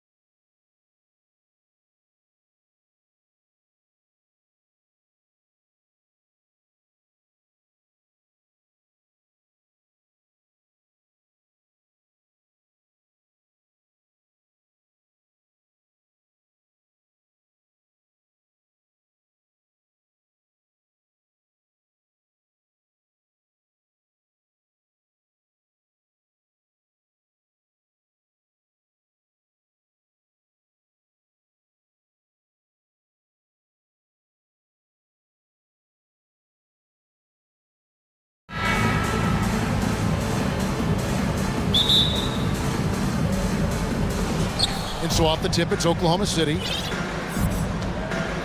So here's Oklahoma City's starting group. Williams is out there with Holmgren. Then it's Lou Dort. Then there's Shea Gilgeous-Alexander. And it's Giddey in at the shooting guard position. You know, one thing, Greg, the Thunder have done a great job drafting international players. Players like Serge Ibaka, Steven Adams in the past, a few good ones on this current roster as well. Credit the OKC scouts for just finding guys all over the world. How about the job Billy Donovan has done? Under 500 in his first season, but took the Bulls to the playoffs in his second year at the helm. Now, here's Gilgeous-Alexander. Shoots. It's Drummond with the rebound. I guess even he has to miss one of those once in a while. For three, Levine. And Holmgren pulls it down. Lots of pieces have been added to this Bulls roster. For Donovan, you were just talking about him, to work with, coach, and lead. He has done a good job. They have a great mix, Kevin, of veteran leadership and young talent. Donovan has been able to mix and match to keep guys fresh. It worked well for him in the playoffs last year. Just couldn't find an answer for Giannis and the Bucks. Trains it from beyond the arc. Would love to see more of this. DeRozan needs to keep working on his three ball. Gilgeous-Alexander looking around.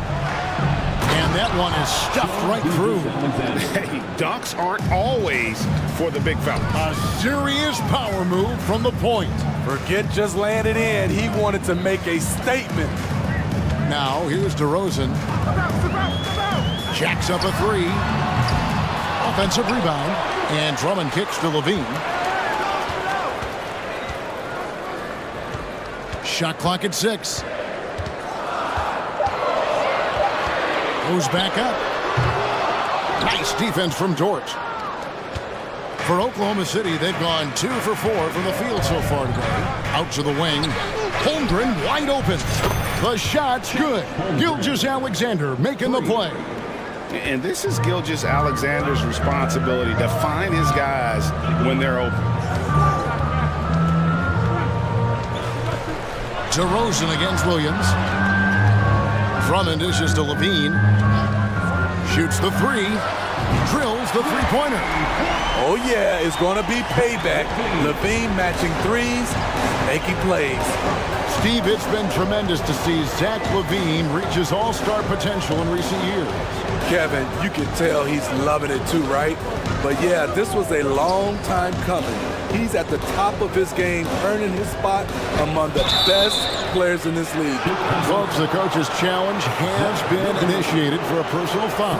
Close game like this, and he thought it wasn't a good call.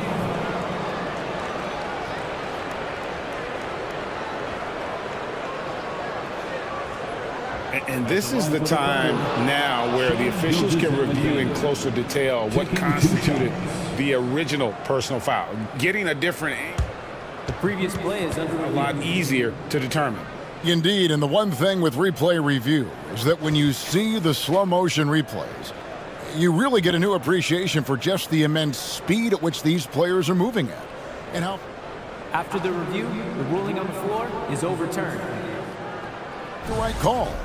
And the announcement on the review is that the foul was called in error.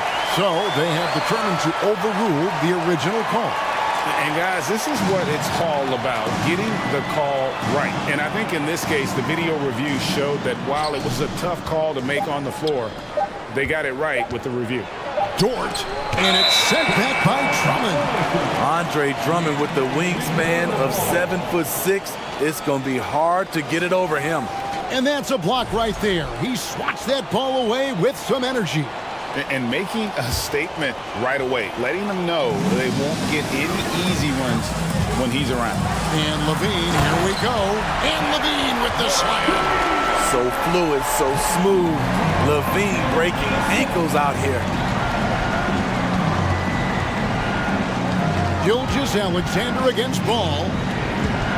And stolen by Drummond. Outside DeRozan. Off target with his three. Under trailing by 4. And defensively, Chicago's so solid. Steve, they don't gamble a lot. They just get the job done. Kevin, they do. Well, how they get it done, they rely on their intelligence. Good communication at that end. Could they be more disruptive? Maybe, but they play to their identity. From deep, Gilgeous-Alexander. And the three ball is good. Gilgeous-Alexander's got 5. Becoming more comfortable with that shot. The ceiling is very high for Gilgeous-Alexander if he can stretch the floor. It's DeRozan with the drive. Oh, and the jam by DeRozan. And for a power forward, he can sure get up. I mean, because of that leaping ability, it kind of offsets his height disadvantage. A 3 ball. Holmgren the pass to Dort. Oklahoma City moving the ball around. Just 4 to shoot. Gilgeous-Alexander kicks to Holmgren. He had a nice open look right there. He's got 7. Spacing and ball movement. We hear coaches talk about those 2 elements all the time. Outside DeRozan. There's 25 seconds left in the first. And that one drops. Right in the teeth of that defense, DeRozan explosive through contact. Gilgeous-Alexander against Ball. Outside, Gilgeous-Alexander. Can't tie it up as that one's no good. Deflects the pass.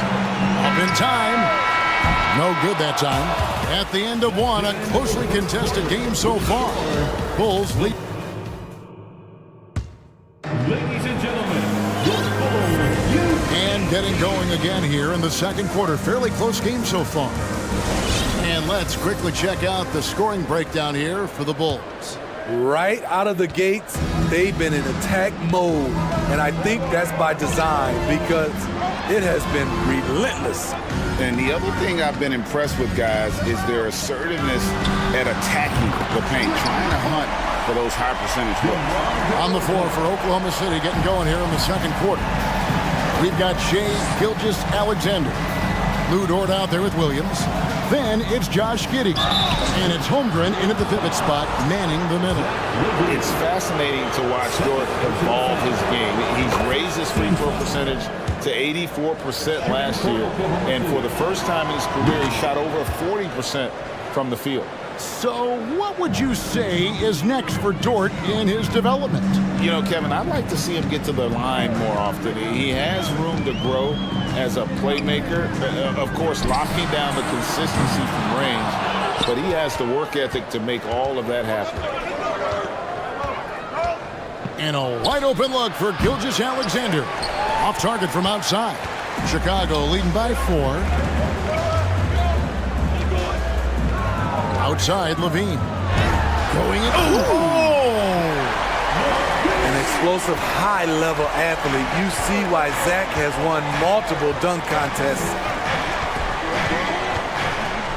Right side, Williams. Back to Gilgeous-Alexander. Power down with both hands. Hey, dunks aren't always for the big fellas. A serious power move from the point. Forget just laying it in. He wanted to make a statement. Levine with it. Williams picks him up. Levine double team. Here's DeRozan. Rebound by Williams.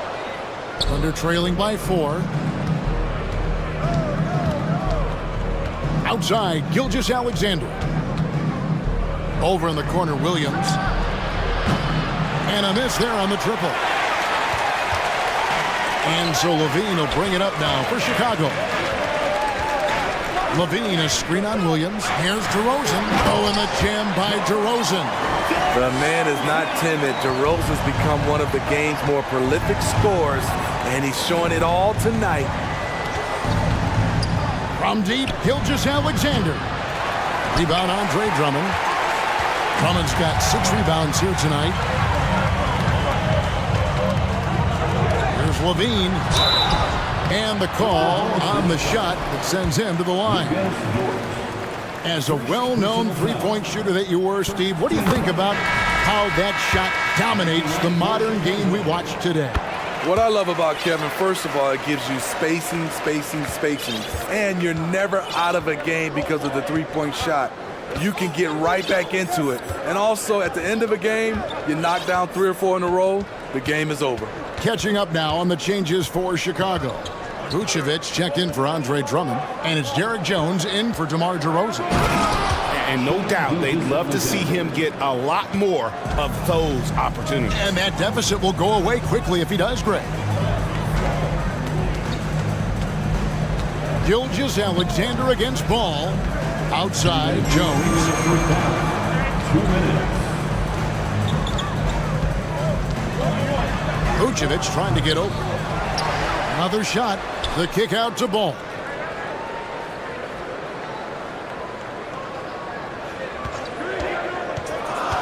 Out to the right wing. Here's Vucevic.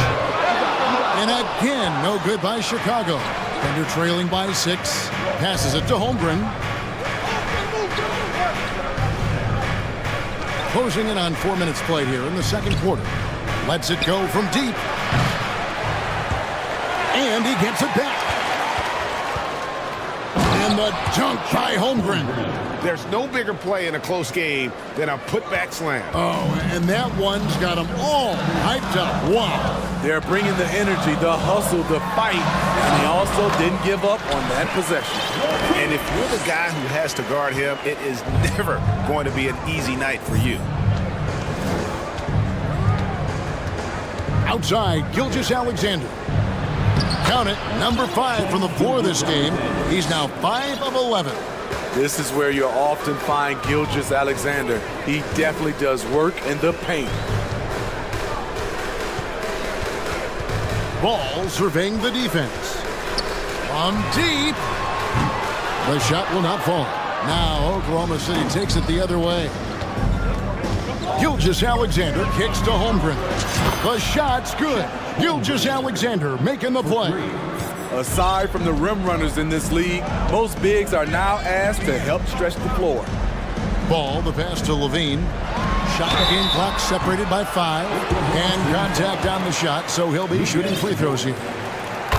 That one on Dort. It's almost hard to believe that Zach LaVine is still getting better, but he really is maturing into his game and getting sharper as a player. Catching up on the changes for Chicago. Green comes in for Derek Jones. And it's Patrick Beverly in for Ball. And a switcher also for Oklahoma City. Joe's checked in. Here's Holmgren. That misses. Had a chance to tie it there. And so it's Zach LaVine making things. The 28. The Thunder, 25.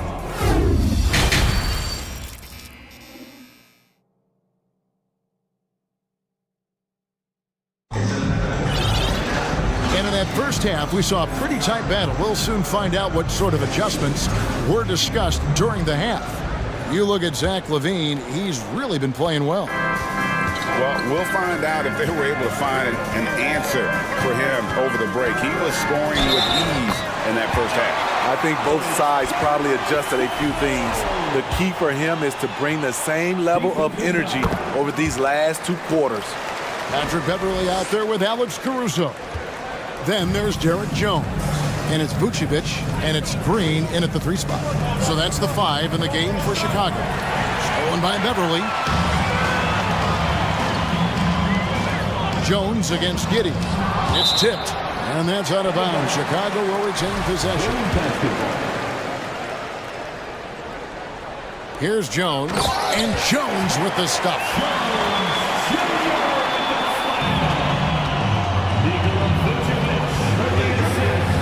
And the dunk by Holmgren. And wait to finish and cut into that lead a little bit. Yeah, but look at the basket guy still shaking. This team is credited Giddey's background for shaping him as a player. You know, he grew up in a house dominated by basketball. Both his parents played professionally in Australia, and that goes a long way toward developing your basketball IQ. Alex Caruso, he can make that pass in his sleep. Kobe White, he's checked in for Alex Caruso. Sharch has checked in for Oklahoma City. Here's Giddey. And he gets the whistle. 2 free throws coming up. The Thunder shooting their 3rd and 4th free throw attempts of the game. And if we want to take a look back, they converted about 76% from the line. And both free throws good for Giddey. About 1 minute played here in the second half. Giddey against White. And he drops in the layup off the glass. White's got the lead up to 9 now for the Bulls. I like White's decision-making in the pick and roll. He has a good understanding of the defense.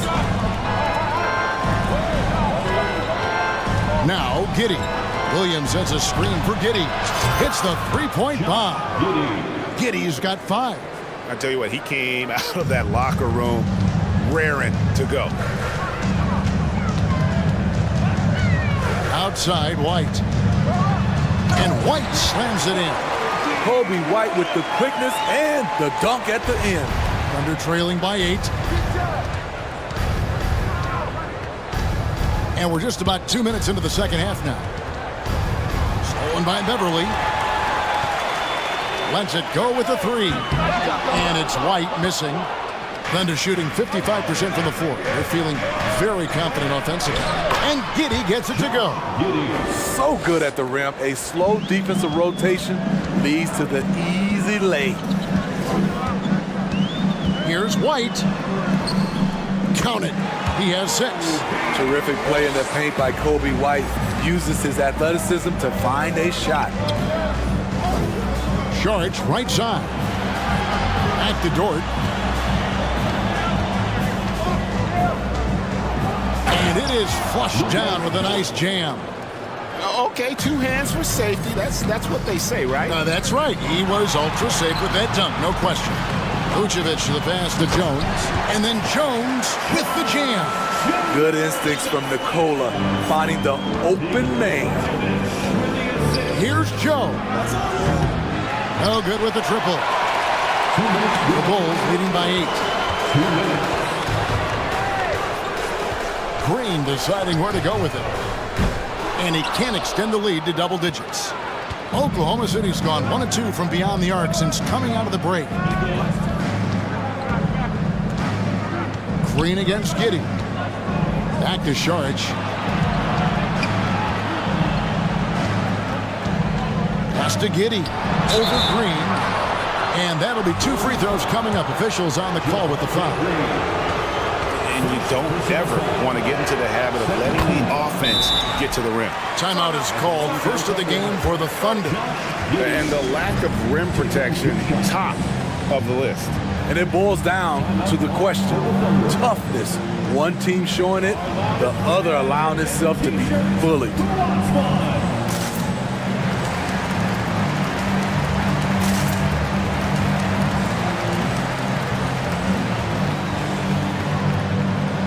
Chicago ends up going with the new group. Then for the Thunder, Holmgren comes in for Sharch, and it's Williams in for George.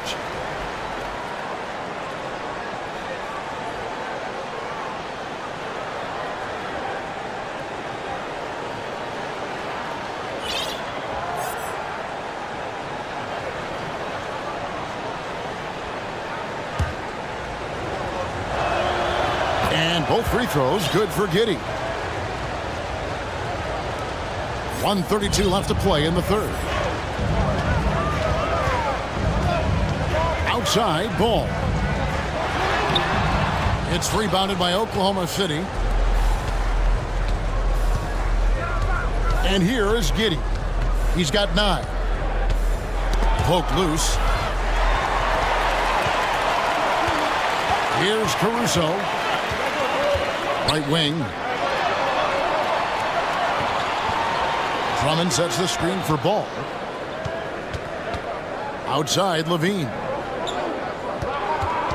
6 on the shot clock. Here he goes, and Levine throws it down. It's hard to stay in front of Zach. His first step, it's insane. Pass to Holmgren. Here's Joe. Some nice passing by Oklahoma City here. And the dunk by Holmgren. And cutting into the lead with the big one-hand throwdown. That's how you get your team back into it. And now the first timeout called here for the Bulls.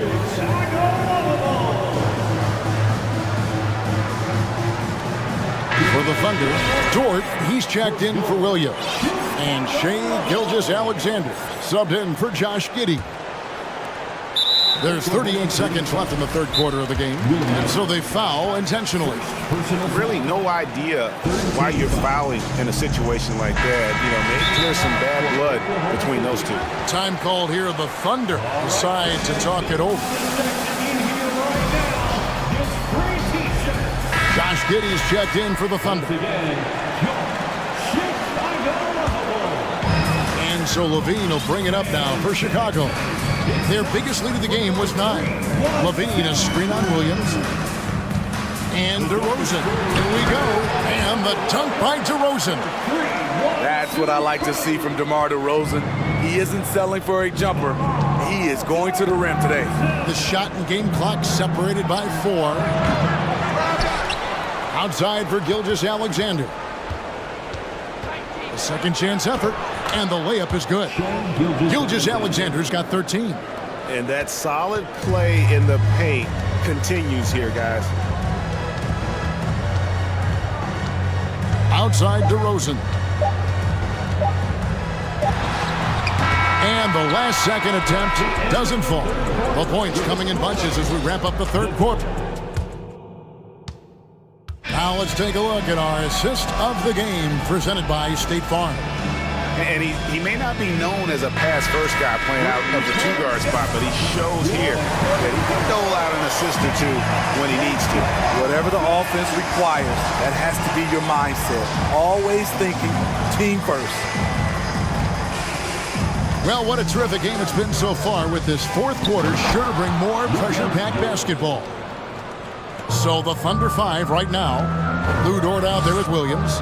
Then there's Shea Gilgeous-Alexander. Then it's Josh Giddey. And it's Holmgren in at the 5 down low. DeRozan against Dort. DeRozan a screen on Giddey. The leaping ability of Caruso. Man, can this guy fly. Thunder trailing by 6. Gilgeous-Alexander with it. From outside the arc, it's Drummond with the rebound. Drummond's got 7 rebounds in the game. Giddey against Levine. 2 free throws coming up, and they call the shooting foul. He's 6'5", but he has elite athleticism. Levine with the size to compete on the interior. And no matter what, one of the big positives they can take away from this game is how well they perform at the line. Money from the stripe. He does a great job night in and night out. From deep three-point range, it's hauled in by the Bulls. Drummond's got rebound number 8 here tonight in the game. Outside, Levine. Out to DeRozan. Shoots over Dort, and it's good off the back of the rim and in. DeRozan's got the lead up to 10 now for the Bulls. The pass to Gilgeous-Alexander. Outside, Ball. DeRozan with a screen for Ball. DeRozan scanning the floor. No good from outside. Thunder trailing by 10. Here's Gilgeous-Alexander. Uses both hands to slam it down. The ability to alternate tempo off the bounce. This is how Gilgeous-Alexander keeps defenders guessing. Time called here. The Bulls decide to talk it over. And while we've got a moment, let's send it over to our terrific reporter, David Aldridge. David? Well, over that last break, Kevin, I got a chance to listen to what Billy Donovan said to his team. He talked about the mindset they need to have and what he wants to see the rest of the way. engagement at both ends, and making good decisions with the ball. Guys? Thanks so much, David. And there's the drive and the call on the shot that sends him to the line. What I like there, Gilgeous-Alexander knows when to force the action. Terrific awareness for his age. And good on the second, so he makes them both. Bulls leading by 6. Outside, ball. He kicks to Drummond. And it's out of bounds. Last touch by Giddey.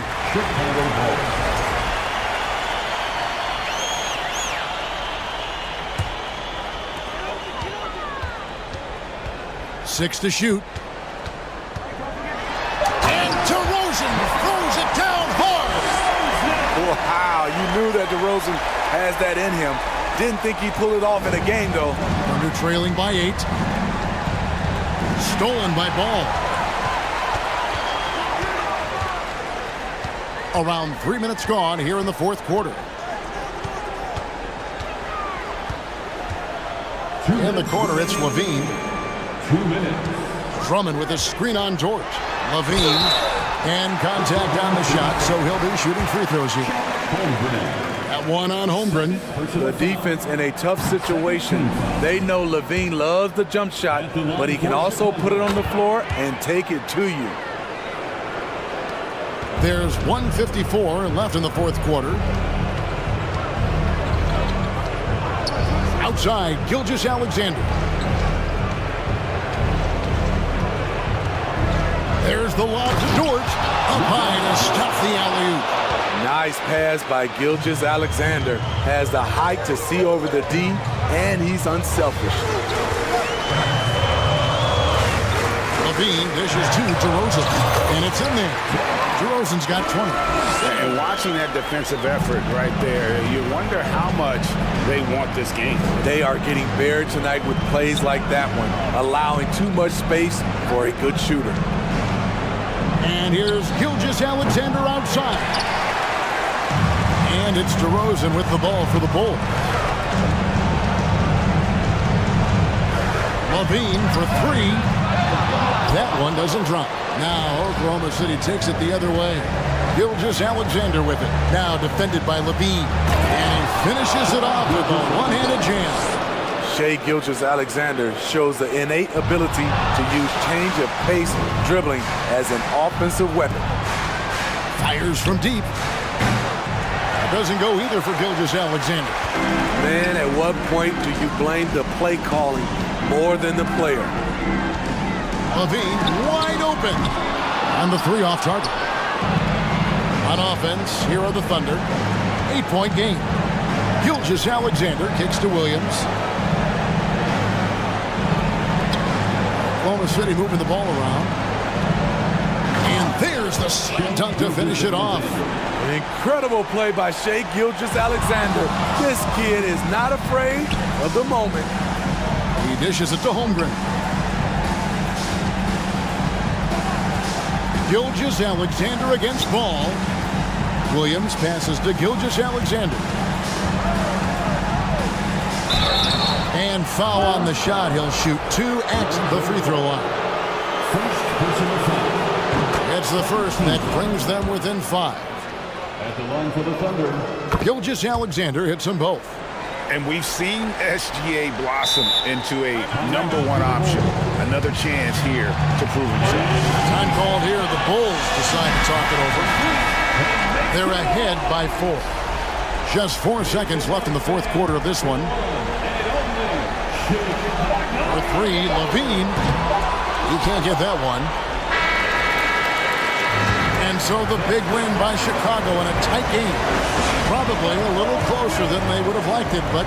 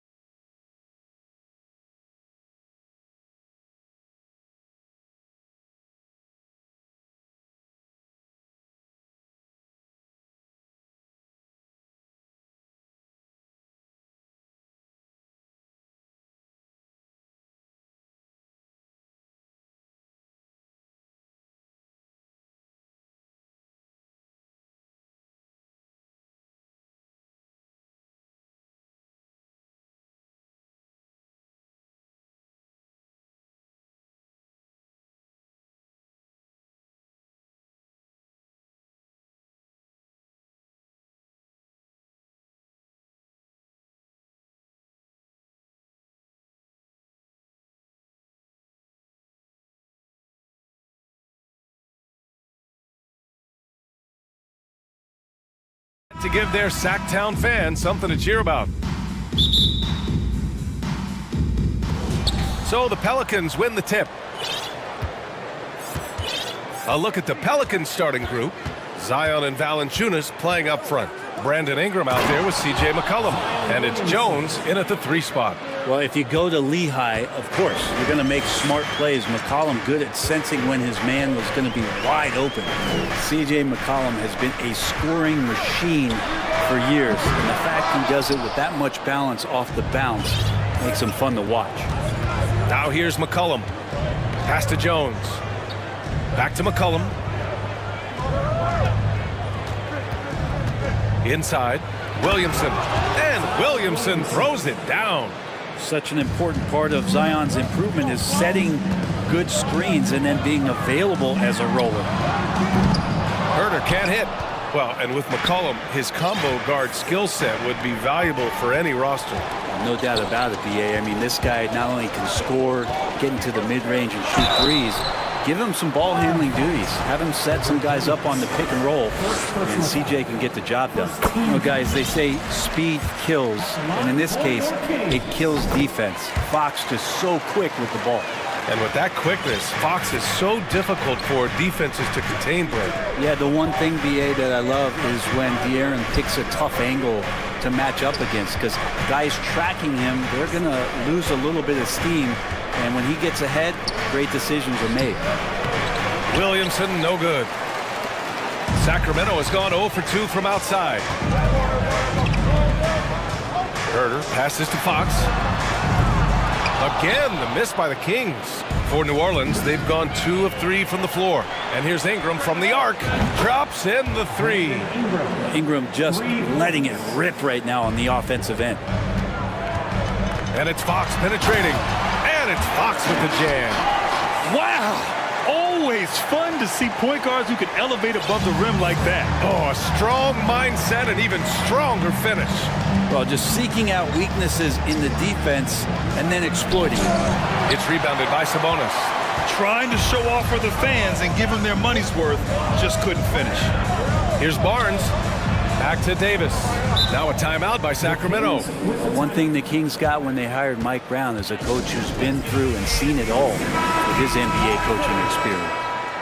All right, fans, let's show some love for your Sacramento Kings. Pelicans on D. 3-point lead. Fox, the pass to Sabonis. Unloads. That's good from Fox. On the assist by Sabonis. Fox has got 6. When it comes to Mike Brown, he's been an assistant or a head coach for 6 different teams now, Brent. That's a lot of different kitchens to be in, VA. And as an assistant, he's worked for great coaches, Greg Popovich, Steve Kerr, Rick Carlisle. Great group of coaches to draw upon, and then add his own styles in and what he wants to do with this Kings team moving forward. And setting the tempo with an assertive move. Like, where was the defense on that play? Yeah, APB sent out to try to find out where the defense is. Inexcusable. And it's out of bounds. Last touch by McCollum. And in the first quarter, about 3 minutes played. Fox, the pass to Davis. Back to Fox. Here's Davis. Plenty of space. Oh, no good. Had a chance to take the lead. New Orleans in the lead. Outside Ingram. Played it in with a nice touch off the window. He's got 5. Well, when he gets around there, because he's so long and so quick off the floor, Brandon Ingram tough to stop. Davis, the pass to Herter. From outside the arc.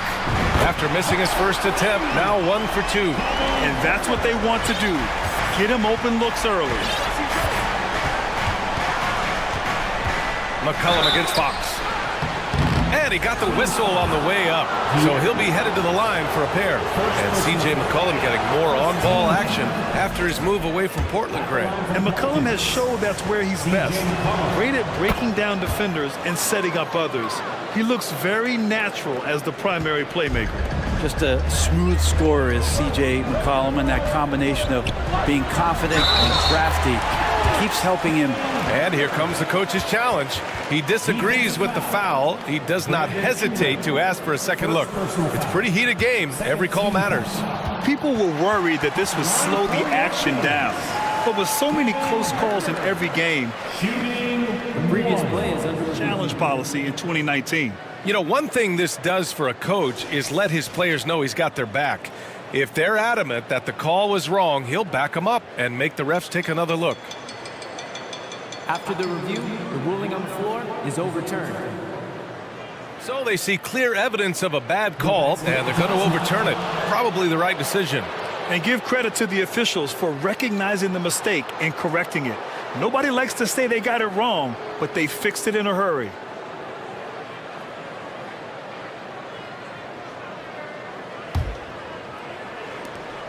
We've got 1:08 left to play in the first.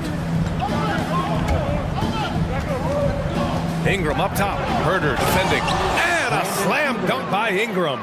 Well, he's just so long, able to get to that rim pretty quick. Fox, the pass to Sabonis. And here's Davis. Fox, right side. Outside for Davis. Pass to Barnes. That's in there. Davis with the assist. The defense bet.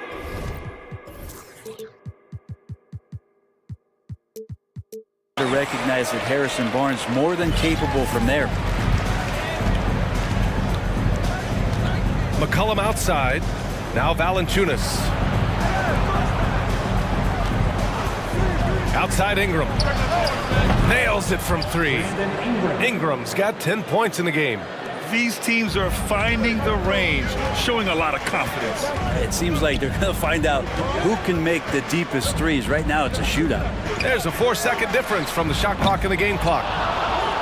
The Pelicans have gotten 7 of their 10 shots to fall. Williamson with a screen on Herder. Down low. It's stolen by Barnes. Out to the wing. Back to Fox. He gets it up. And no good. Trying to get that one to fall. A big-time effort for Brandon Ingram. Your team,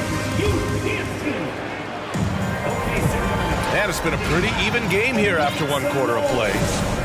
All right, well, a look at how the points have been generated so far. A scoring breakdown for New Orleans. They've been really going at the defense in the painted area, and so far, the opposition really hasn't had an answer for them. Love the passing that they displayed at the start of the game. Great ball movement that's opening up some chances without really getting deep into the execution. Okay, on the court right now, second quarter for the Pelicans. Zion and Valanciunas playing up front. C.J. McCollum is out there with Brandon Ingram. And it's Jones in at the small forward. You know, for most players, being a starter has value. But Grant, some elite teams have been elevated by great players who have accepted a reserve role. And it's really special, B.A., when you have that. Players who are willing to sacrifice for the greater good of the team. Putting winning first at all costs. When you think about it, through the years, Manu Ginobili with the Spurs, Andre Iguodala in Golden State, it really can galvanize a team and lead to winning championships. And Sabonis slams it in. And how about Sabonis getting up there and rising up to slam down? Valanciunas with a screen on Fox. Shot's good by McCollum. Easy look when the defender isn't fighting over the screen. And the coach over there just asking for one simple thing, and that's some effort. Got burned on that one. Here's Fox. Lays it up and banks it in. Fox has got 8. Pretty good. The dribble set that up, got some space, and then knocked it down. Valanciunas sets a screen for 3. McCollum, he drops it from range. He just takes advantage of the D in a way that very few players playing today can do.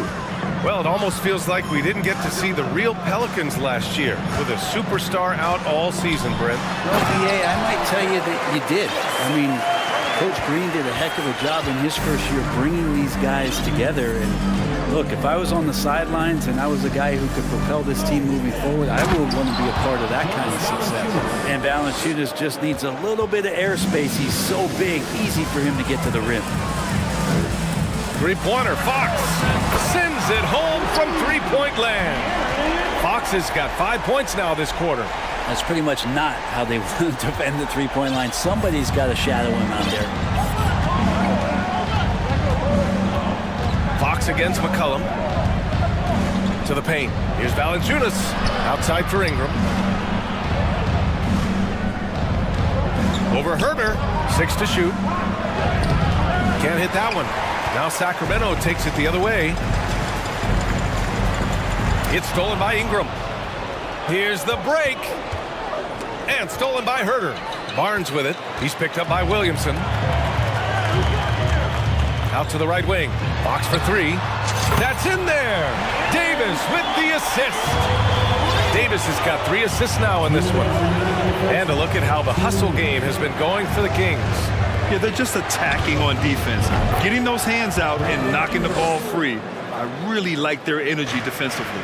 And they've sort of assumed control of this game with their pressure defensively. They've been into the ball handler. They've done a great job of swarming. So they're creating some turnovers that they're capitalizing on. Hard work on the offensive glass. You can see the coaching staff rise up and clap for that effort. Here's McCollum. Outside for Ingram. Shot clock at 6. Ooh, he's been flawless tonight. Now he's 6 for 6. Ingram and that body and that maturation showing off in plays just like that. Brandon Ingram has been very serious about his commitment to grow his game, and it's showing up in his playmaking ability. I just love the aggressive finish. I'm thinking he's sending a strong message with that jam. To the middle. Here's Williamson. Oh, the dunk by Williamson.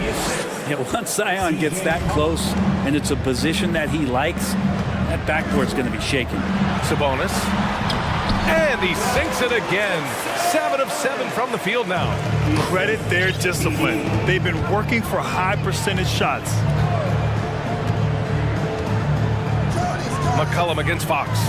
Here's Williamson. Ooh, excellent D there from Barnes. He's so good at getting to the rim. Maybe tries to get a little bit too cute with that one. I thought he'd lay it straight up and in. This first half has been all him. He's getting to his spots and going to work. Shot clock and game clock. 1 second differential. Picked by Williamson. And here's Ingram from the arc. Out of bounds. It'll go to the Kings. I know people can't see you, but you're doing what I'm doing. Scratching your head to that term. Time called here. The Kings decide to talk it over.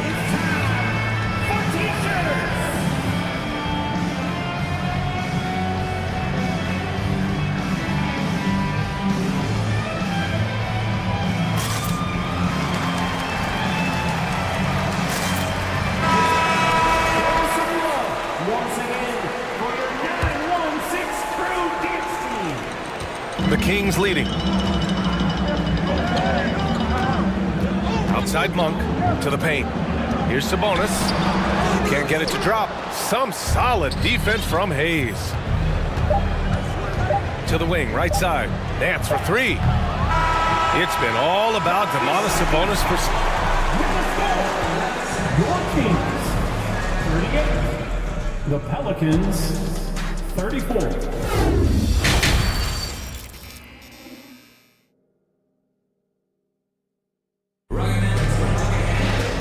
And in that first half, we saw a pretty tight battle. We'll soon find out what sort of adjustments were discussed during halftime. Domantas Sabonis has been sensational. I like how they control the tempo and play to his strengths. Yeah, this is showing that they're not going to play at anybody else's pace but their own. Mitchell and Monk, they're the backcourt. Up front, it'll be Murray and Sabonis. And it's Davis in at the small forward position. That's the group starting the second half for Mike Brown. Back to Hayes. And finished off by Hayes. Oh, man, he got fancy with that finish. He may be trying to provide the spark they need to break this one open. Now a timeout by Sacramento. On their way to the floor, it's your Sacramento Kings starting Lynn's checked in for Sacramento. Herter comes in for Mitchell. Well, the Kings shooting really well in this matchup. 62% from the floor. It's stolen. Here's Daniels. Monk covers. Nance with a screen on Monk. Nance outside for the lead. Hauled in by the Kings. And he probably thought he was going to bury that one. The bottom line for this Pelican squad, they need to get better on the defensive end. They may have to get more 3-and-D type of guys on this roster. Offensive rebound. Ooh, that's a tough break. After poor communication defensively, it leaves him all by himself. And there's the foul. It'll go on Terrence Davis. That's his first foul. First team foul. A little over a minute gone here in the second half. Here's Daniels. Well, good high hands there, and you love to see Alex Len get after it on the defensive end to trigger maybe a fast break. Fires the three. And there's Murray. That one's good. And the assist by Monk. Murray's gotten himself going here. His first points of the game on the deep ball. All right, so about the Pelicans. What has been holding them back? Well, B.A., it's definitely not the offense, especially with the healthy Zion. If they can find a way to have greater consistency on the defensive end, then they can take a big step as a franchise. They kick it out to Murray. To the inside. Here's Lynn over Hayes. And he was fouled while in the act of shooting, so he'll take 2 free throws. Personal foul. You got to be more cautious when you're guarding Alex Len. Obviously, his size puts you at an immediate disadvantage. First one falls for him. He's off on the second. For New Orleans, they've gotten 2 of 4 shots to go since the break. Outside Monk. Going inside. Back to Lynn. And stolen by Hayes. Here's Murphy. Looking for his first basket still in this one. And it's flushed down. A nice jam. Got to give him credit for jumping on the ball and making the most at the other end. Boy, inexcusable at this point of the game. They got to be more composed in these moments. And how about the sequence in its entirety? Momentum swing, and you love the effort here. And that's what happens when you don't take care of the ball. Hey, that makes the turnover hurt even more. And the gamble paying off. Sacramento calls timeout. Some changes for Sacramento. Domantas Sabonis, he's checked in for Lynn. And it's Barnes in for Murray. The Kings have gone just 1 of 3 in the second half. Here's Monk. Pass to Sabonis. Beyond the arc. And so it looks like the Kings will retain possession here.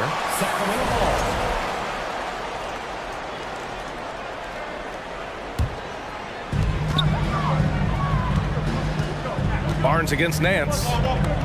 Davis with a screen on Nance. Sabonis, left side. Just 5 to shoot. From outside, off the mark. And just terrible defense. I don't know how he missed that shot. Well, Sabonis such a huge asset to this team. Plays the 4 and the 5 spot really well. A very good passer. He's deserved the 2 All-Star appearances in the Eastern Conference. Nance with a screen on Monk. Inside. And Nance with the slam. Pretty good use of the screen and roll as Larry Nance Jr. does a great job of slashing right after setting the screen. And Sabonis slams it in. This can make it so much easier for your teammate when you throw that lead pass that gets to him right on the money, whether that's on the run or in the shooting pocket. Hayes with a screen on Davis. Just great offense. The screen freeing him up for the slam. Hey, without that screen, he doesn't get a clean look at the rim. Yeah, why settle for the layup when you can attack the rim and rise up like that? Timeout called. Sacramento. And some changes here for the Kings. Lynn comes in for Domantas Sabonis. And De'Aaron Fox is subbed in for Herter. Fox goes in. Down low. It's Hayes with the rebound. And how about the impact that Sabonis has had thus far, Brent? Well, the reliability, BA, is down there on the glass and doing the dirty work, trying to grab those boards and get some scrappy points in the paint. That's what Sabonis is all about. So he's got the entire package as an inside player. He takes it in. Here's Monk. Oh, a clear foul there on the missed shot. So he'll get a pair at the line. I like that. I mean, some physical play inside. He's not about to give up any easy baskets. The first one falls. Murray's checked in for the Kings. So he gets them both. Well, when he gets into a groove at the free throw line, it doesn't just last for tonight. This might be 2 weeks, 2 months, something like that. 43 seconds left in the third. BA, I'm not sure he should be flaunting around the rim like that with this game so close. Oh, it's risky, but it sure did look good. And it's Fox penetrating. Deflected! And it's out of bounds to Sacramento.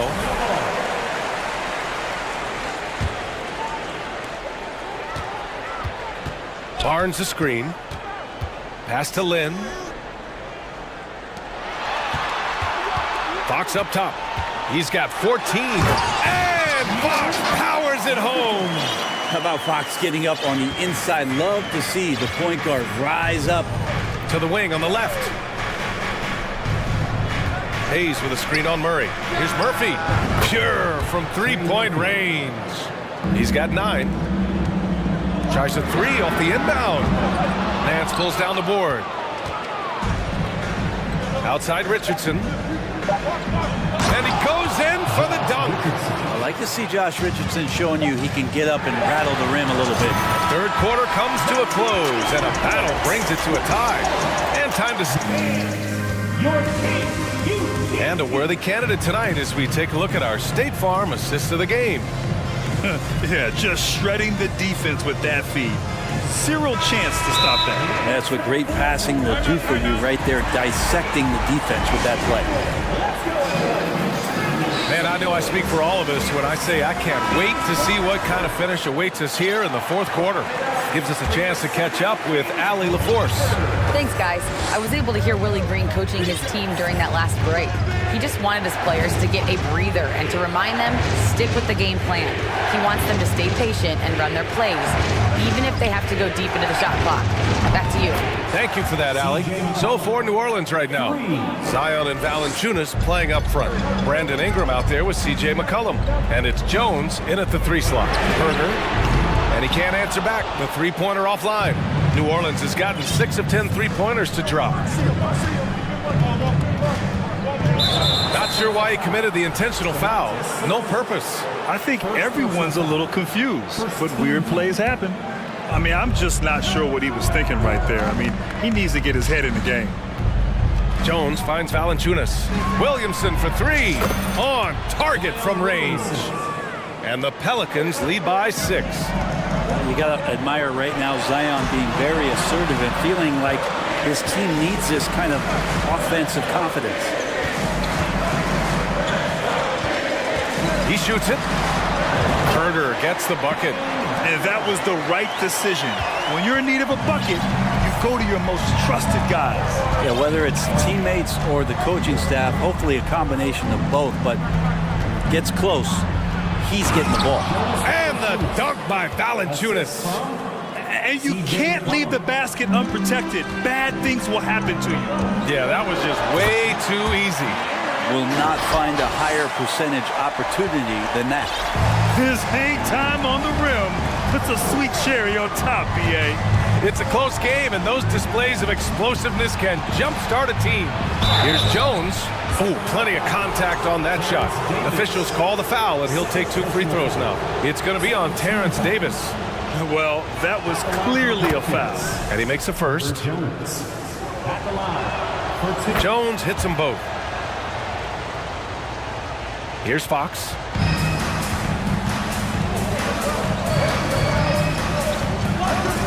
To the middle. Here's Sabonis. Out to Fox. And he got the whistle on the way up. So he'll be headed to the line for a pair.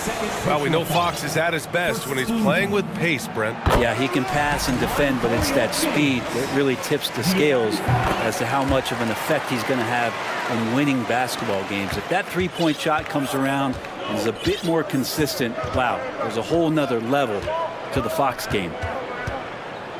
McCollum, the pass to Williamson. Oh, the dunk by Williamson. Pretty dialed in right now as Zion is hitting everything. The team hoping he can maintain this.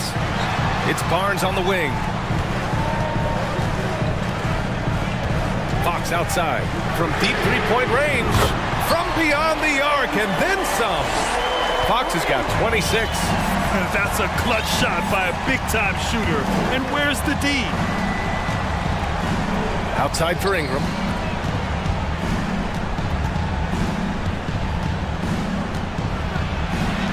And he sinks it again. 7 of 7 from the field now. Well, Ingram's going to come through when it's crucial. He did so there. Pass to Herder from behind the arc. They got the rebound. Sabonis, the pass to Davis. No good from outside. New Orleans has gone 2 of 2 from outside so far in the fourth. Herder against Ingram. Here's Valanciunas. Outside Ingram. And stolen by Herder. Pass to Davis. Back to Herder. It's stolen by Ingram.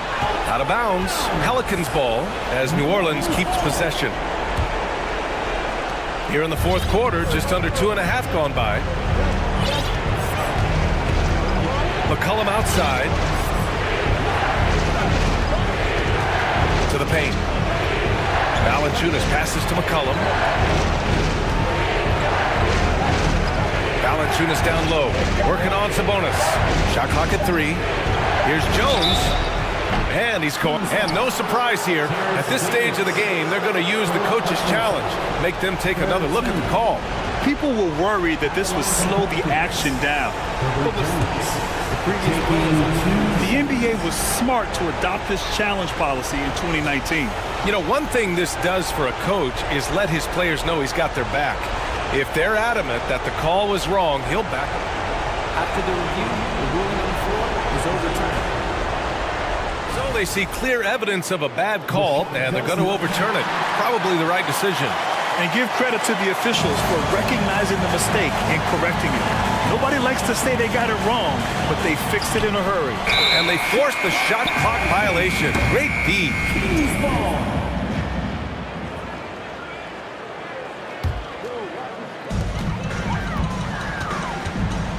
Fox outside with the drive. The shot's good. Fox has got 9 points now in the quarter. Fox stepping up in the clutch here. The Pelicans have gotten 5 of 6 shots to go in the fourth. McCollum against Fox. McCollum, pass to Williamson. Out to McCollum. Back to Williamson. Oh, and the big finish by Williamson. Zion wants these moments and coming through here. Outside Barnes. Pass to Sabonis. Back to Barnes. Fox outside. There's the triple. And it's in. And he's brought them within 2 points now. Wow. That takes steady nerves right there. Not backing down from this moment here. When the game is close, he kicks it up a notch. Williamson with a screen on Fox. Valanciunas passes to McCollum. Now here's Williamson. 6 on the shot clock. Valanciunas with a screen on Barnes. Williamson, no good. Barnes against Jones. Fox right side. There's Davis with the 3. And buries it from deep. More and more improved floor awareness for De'Aaron Fox. And the Pelicans call time here. They're losing by 1. Just 4 seconds left to play in the fourth. Your thoughts, guys? Down 1 with just enough time for a couple passes and a shot. We'll see what they can do. And he hits it! Oh, but hang on now. Hold everything. Hang on here. Don't start the celebration just yet. They're going to have to take a second look at this one on the replay monitor. This one's over if the original ruling of a basket stands. But we'll see. The ruling on the floor is confirmed. And no, the basket will not count. This game is over. Oh my, talk about a heart.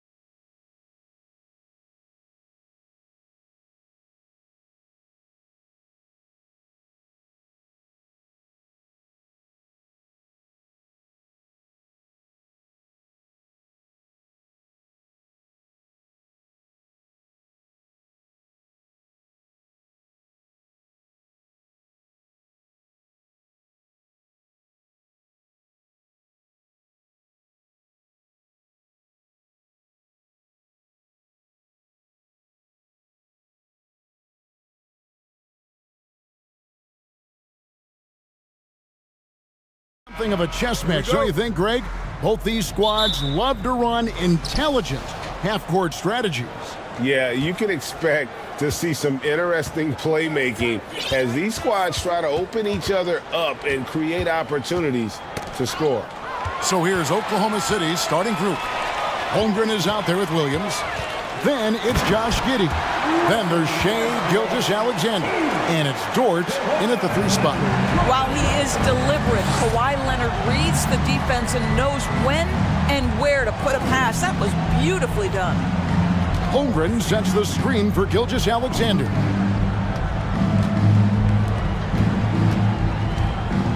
Shot clock at 6. Pass to Holmgren. No good on the 3. And so Westbrook will bring it up for Los Angeles. About a minute played so far here in the first. Leonard with the ball. He's picked up by Gilgeous-Alexander. Powell kicks to Westbrook. It's deflected. And here is Gilgeous-Alexander.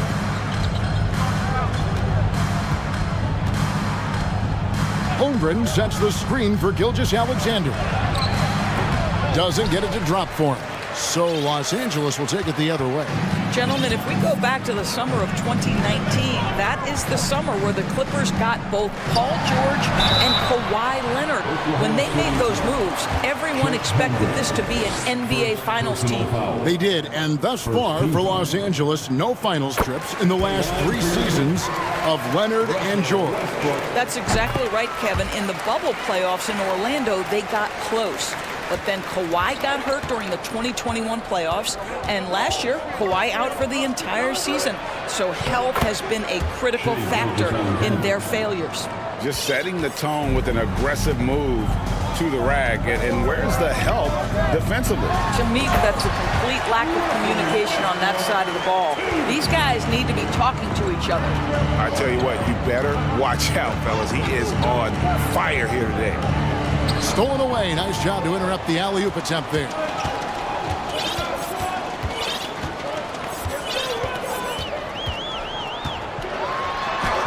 Got a piece of it. Gilgeous-Alexander surveying the D. Driving the lane. So smooth, so pretty off the dribble drive. Shea Gilgeous-Alexander doing work. Outside Westbrook. Three-pointer. That one's all good. Now he's 3 for 5 from the field. Just a little confusion among the D as to who was supposed to be on it. Gilgeous-Alexander passes to Holmgren. Here's Dort. And foul on the shot, so he'll get a chance at the line. That one on George. To me, that's where the frame of Lou Dort helps, right? He's so big and strong from the guard position. He can take contact. Doris, in your opinion, how does Lou Dort stack up with the best undrafted players in the league?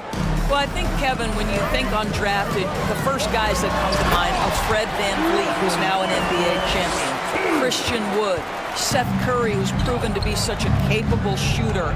Those 3 are clearly, to me, the best undrafted players that come immediately to mind. But Lou Dort, I'll tell you, has carved out one heck of a career. This guy is a lockdown defender, and he can now make open threes. Covington in the corner. Outside Leonard.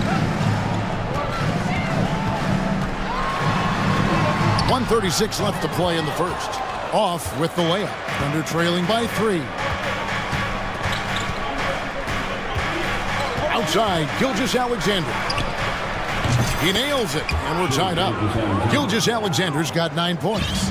That's the long-range damage that this coaching staff wants Shea Gilgeous-Alexander searching for. Nicely done. Here's Westbrook. That shot off. Good D by Gilgeous-Alexander. The pass to Giddey. Gilgeous-Alexander against Leonard.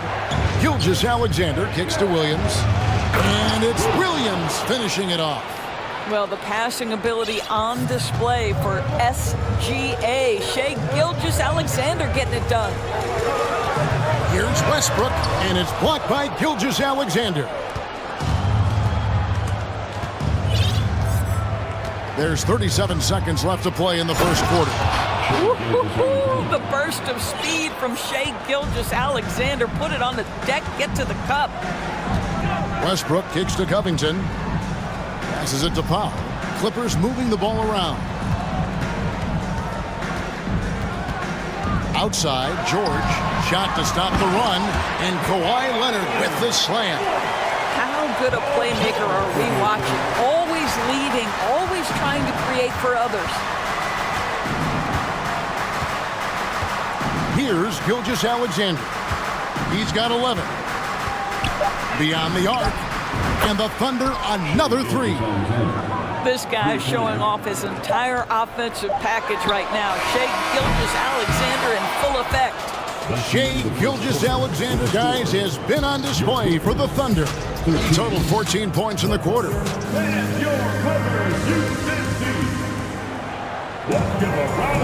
And if you're just joining us, we've played through one quarter in this one.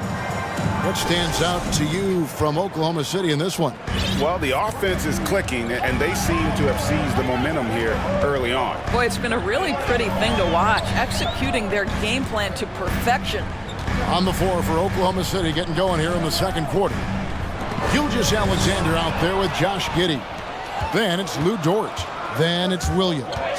And it's Holmgren in at the 5, roaming the paint. The 3 gets that one to fall after missing his first 2. 1 for 3 from the field. You know, we talk all the time about how important it is to have bigs who can stretch the floor. An example there. Outside, Covington. Holmgren with the steal. And now a fast break for the Thunder. Gilgeous-Alexander with it. Westbrook picks him up. To the middle. Here's Holmgren. And the dunk by Holmgren. Shai Gilgeous-Alexander can score it, so you have to respect it. That sets up his passing game. What a pretty delivery. And that's a foul called on Shai Gilgeous-Alexander. That is his first foul of the game. Just over a minute gone here in the second quarter.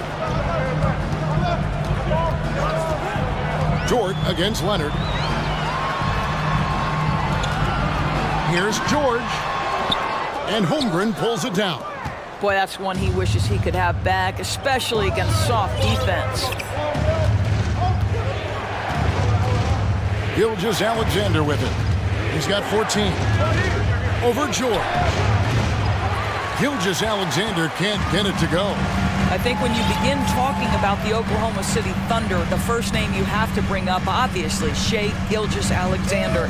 He's a guy who can lead an organization, both with his skill set and his leadership abilities. Really well done there. Just confident and composed, never in a hurry. Gilgeous-Alexander against Leonard. Gilgeous-Alexander passes to Dort. Giddey sets the pick for Dort. And down it goes, jamming that one home. Listen, that is all you can do defensively. Lou Dort, at times, is just going to make tough shots. He can, and for the Thunderdors, they're so excited about SGA being the face of their team.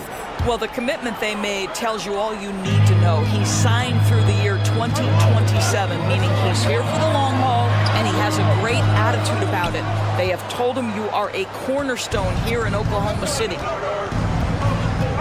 And they go to the intentional foul. Really no idea why you're fouling in a situation like that. You know, maybe there's some bad blood between those two. Los Angeles making a switch here.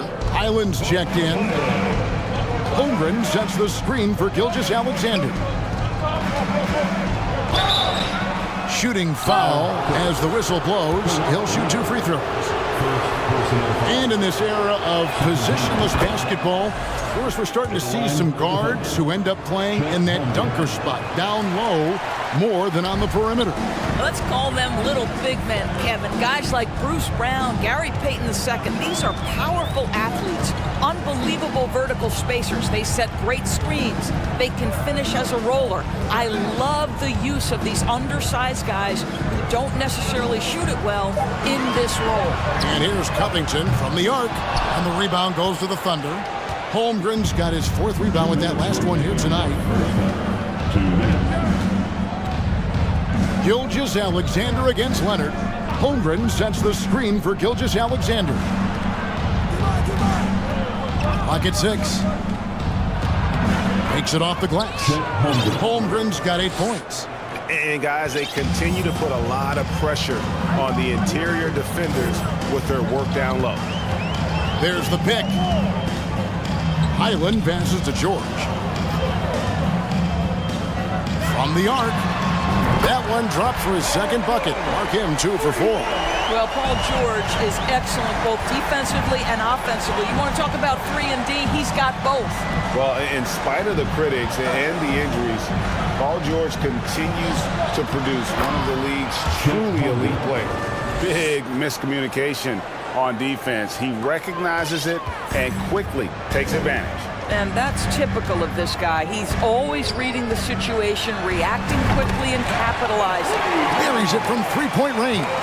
And how's that for a move? The killer crossover. It's a thing of beauty. Over to the wing. Now, here's Holmgren. Defended by Covington. Pass to Holmgren.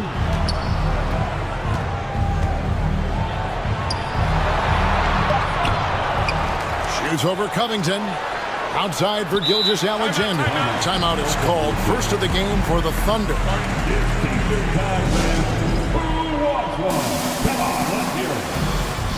Let's hear it, fans. Time to get loud for your Clippers Breakers.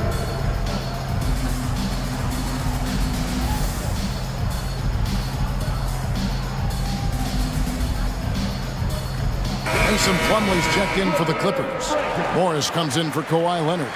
Then for the Thunder, Williams, he's checked in for Holmgren. And it's Williams in for Gilgeous-Alexander. 32 seconds left to play here in the half. Here's Giddey. And again, no good by Oklahoma City. Clippers trail by 9. Outside, George. Fires for 3.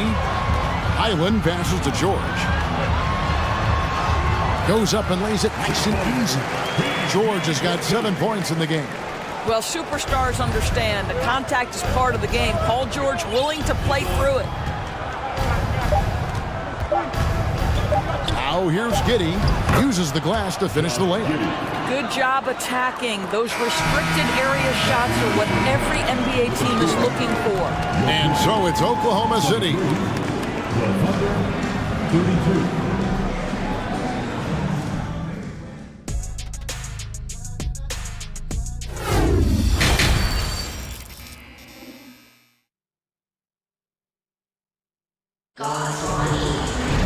And if you're just joining us in this one, first half is in the books, 1 half to go. You know, Shai Gilgeous-Alexander has been exceptional here tonight, guys. And the way that he has helped out with the ball movement has been a difference maker early on. I don't know that you necessarily think of him as someone who's going to create for others, but boy, all night he's been willing to make the extra pass. So with Leonard on the bench, here's who Tyronn Lue's going with. Out on the wings for him, Powell and George. Plumlee out there with Marcus Morris. And it's Highland in at the point. Williams passes to Giddey. And that one clearly. And now, yep, this will be a coach's challenge. We thought that might happen, triggering a review of the personal foul.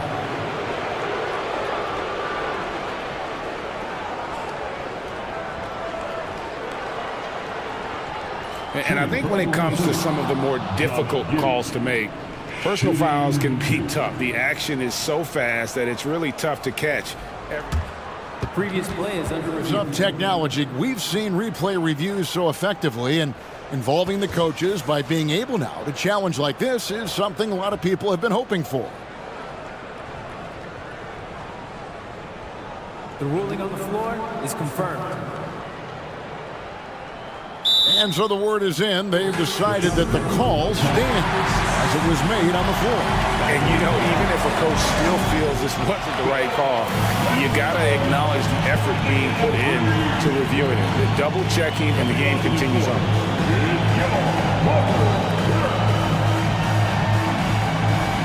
In Los Angeles with some changes. Robert Covington comes in for Plumlee, and it's Leonard in for Marcus Morris. And a switch here also for Oklahoma City.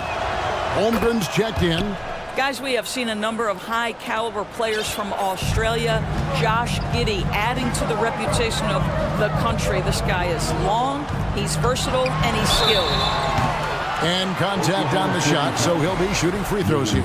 Summer of 2014 doors, Paul George suffering a leg injury playing for the national team. Kevin, I remember that injury like it was yesterday. There were many, including me, who wondered whether Paul George could ever be the same guy. And amazingly, he puts in all the necessary work, and I think has come back better. That is a huge credit to his work ethic and his grit. And they call the foul, so a chance at the line for one more coming up. That's about reading the floor. Hits his man right where he wanted it. Back in his college days, Garrick Williams definitely distinguished himself. Well, think about it, GA. This guy was the first player in TCU basketball history to post a triple-double. And to me, when you watch him play, it's about how hard he works and how well-rounded his game is. He wants to contribute in every phase. Here's Giddey. Laid in with a nice touch off the glass. And now it's an 11-point Thunder lead. Well, that's about confidence and composure on the interior. Josh Giddey does stand 6'8", makes that a little easier. Highland. It's rebounded by Oklahoma City. Outside, George. Giddey with it. George picks him up. Holmgren sets the screen for Giddey. And the dunk by Holmgren. Reads the defense perfectly right there. Pretty dime by Josh Giddey. And so George will bring it up for the Clippers. There's the triple. It's rebounded by Oklahoma City. Holmgren's got 6 rebounds now in the game. Drives to the hoop. And Giddey gets it to go. Getting it done on both ends, and it shows up in the score. Well, what I love is the energy they're bringing right now. They're ignoring the scoreboard and playing hard. And here are the Thunder now. They've outscored them 10 points to 2 during this run.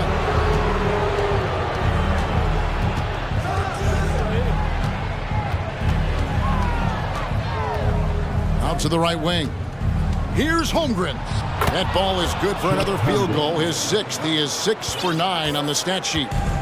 It's impressive, the level of domination at both ends, and you're seeing the results. You know this. It's not easy building a lead on the road, but this team has been lights out throughout the game. And no doubt they'd love to see him get a lot more of those opportunities. And that deficit will go away quickly if he does, Greg. Here's Giddey. Tries again. An easy 2 points on the layup. Giddey's got 8 here in the quarter. Josh Giddey has the size to contribute on the glass. He aggressively does so there. During the last decade, from 2010 on, Doris, the Thunder had the 2nd most wins in the NBA. It's mind-boggling to consider that. That was clearly during the Kevin Durant, Russell Westbrook, and James Harden era. The Spurs had the most in that time frame. What that can tell you, though, is small market teams can win in the NBA. And since 1999, the Clippers and the Lakers have shared their downtown LA arena, the only NBA teams to split a venue, but that's going to change soon. The Clippers broke ground on their new arena, set to open in Inglewood in 2024. I've seen the footprint. You fly right into LAX, and you see it every time. It's going to be beautiful. And that'll be huge for the Clips. As they're trying to create their own identity in Southern California, having a venue just for the Clippers will help. Well, the problem is they haven't gotten production from any other spot, but right now this guy is cooking. There's the lob to Dort. Oh, a nice defensive play to disrupt the alley-oop. Covington with it. He's picked up by Holmgren. Nailed from three-point land. George has got 14 points. Well, when you have a scorer like Paul George, it doesn't matter where it comes from. In that instance, hey, just catch and shoot.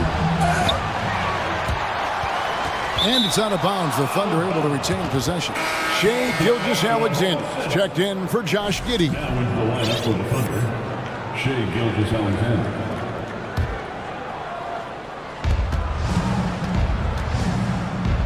Leonard against Gilgeous-Alexander.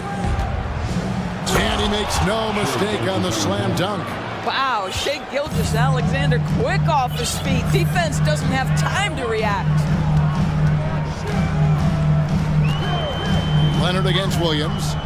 Leonard kicks to George. They get it back.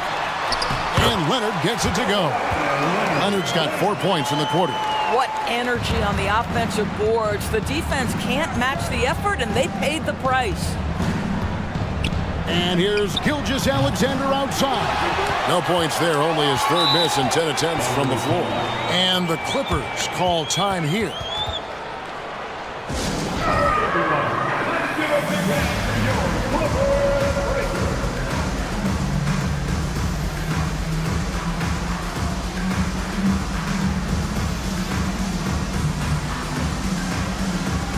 Both teams deciding to change it up.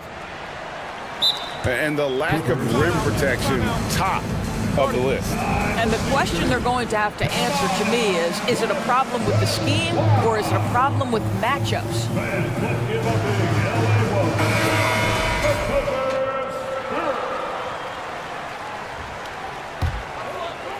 There's 14 seconds left to play in the third.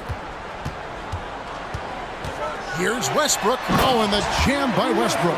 Well, that sends a clear message to the defense. Russell Westbrook up high in a strong finish. Dort wide open. And no good on the last second attempt this time. And so it's the Oklahoma City Thunder up by a dozen here at the end of the quarter. They've got their field goal percentage to thank for that. They've been hot from all over the floor tonight. And don't go away. And there may not be a lot of drama down the stretch as we head into the fourth quarter, but stranger things have happened. And the Clippers call time here.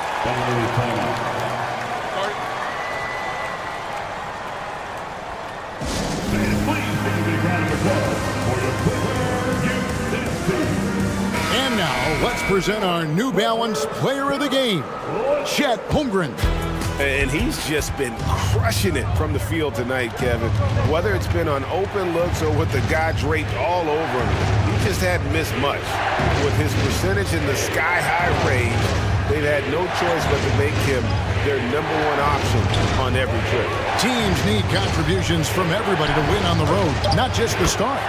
And he's done more than his share tonight, an outstanding performance. A moment now to hear from our sideline reporter, Hall of Famer David Aldridge. David. Hey, Kevin, during that last break, I heard Teron Lewis, he talked with the team. He said, do you want this game? Don't tell me about it. Show me and show your teammates. We've got to play better, and we've got to play harder if we're going to come back. All right, thank you, David. So for Oklahoma City right now, we've got Williams. Josh Giddey is out there with Gilgeous-Alexander. Then there's Holmgren. And it's Dort in at the 3 spot. Oh, and the jam by Westbrook. The defense better start to make a concerted effort to make Russ uncomfortable because his game is flowing right now. Pass to Holmgren. A few possessions into the fourth quarter, just over a minute played. Giddey, no one around him. Off target from three-point range. That's a look you cannot pass up. It's also one you shouldn't miss. Here's Westbrook. Good on the shot, and that shaves the lead to single digits. Westbrook's got 9 points here in the second half. Now, Gilgeous-Alexander. Final quarter here, and we're just over a minute and a half through it. Just 5 to shoot. Williams, a screen on George. Dort misses. Clippers trail by 9. Westbrook kicks to Leonard. Clippers moving the ball around. Leonard sets a screen for George. Kawhi Leonard with the slam. Well, Paul George is such a solid all-around player. This guy can score it at an elite level, and he passes it well, too. Gilgeous-Alexander passes to Dort. Great D that time from Powell. And here's Westbrook. He'll bring it up for Los Angeles. Right side, Leonard. Scored the bucket. He's made 5 so far, shooting a very clean 5 of 7. Really taking advantage of every scoring opportunity. They've somehow found a way to make this thing exciting. Holmgren sets the screen for Gilgeous-Alexander. Outside, Dort.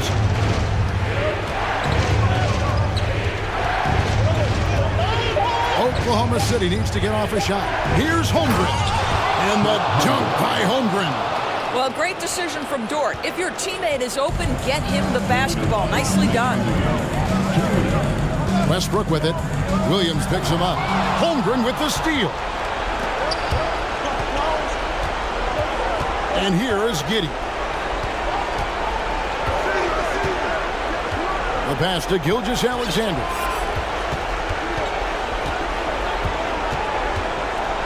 Six on the shot clock. Pass to Williams over Westbrook. And it's going to be a 24-second shot clock violation. They turn it over.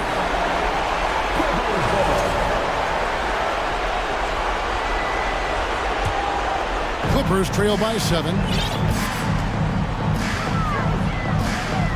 And a little over 3.5 minutes in the books so far here in the fourth. And it's Leonard with the jam. Let's remember, this is a former Finals MVP. He will not blink in the biggest of moments. Outside, Gilgeous-Alexander. Pass to Holmgren. The shot's good. Gilgeous-Alexander making the play. 20 points for Chet Holmgren. Every second counts now. They can't wait around. This is the very definition of desperation time. You've got to score every trip.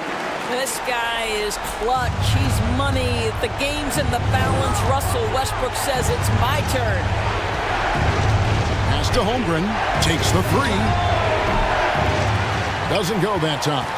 And the Clippers will go the other way with it. George against Gilgeous-Alexander. Fires the 3. And Holmgren pulls it down. We've got a 9-second difference between the shot clock and the game clock. It's Williams, high post. 3-pointer. Hands it from downtown. I love the efficiency he's playing with tonight. Not scoring as much as usual, but he's been effective and they're winning. From deep, George, good! Oh, and that cuts the lead to just 5. You can see Paul George is locked in right now. Big-time shots demonstrate his elite level in the NBA. Giddey kicks to Gilgeous-Alexander. From deep, off the mark.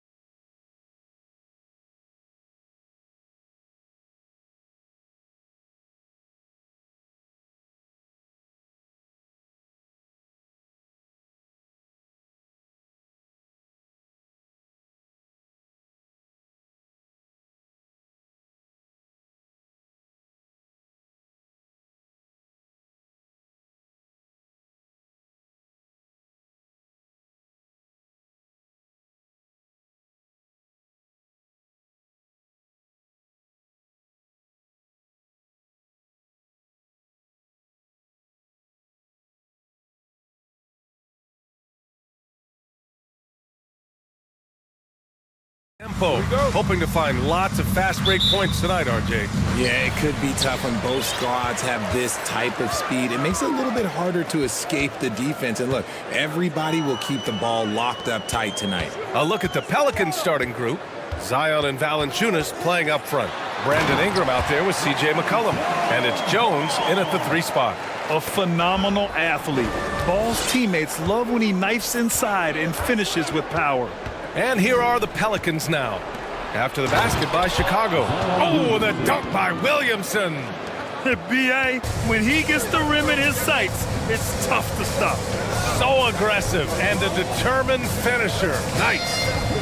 Now here's DeRozan. No good on the triple. And here's McCollum.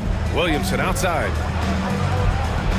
Oh, and the big finish by Williamson. Did you guys feel that? When Zion slams it, the floor shakes. And few players are as electric as Zion. The speed and power he plays with, something you see once every few decades. Now here's Levine. And the dunk by Levine. Boy, Levine just glides off the bounce. He is very difficult to stay in front of. Pass to Ingram.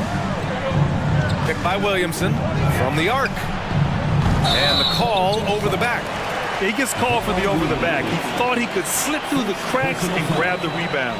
And this is why we say block out. It is a fundamental thing that is often overlooked and hurts you every time. Now Ball.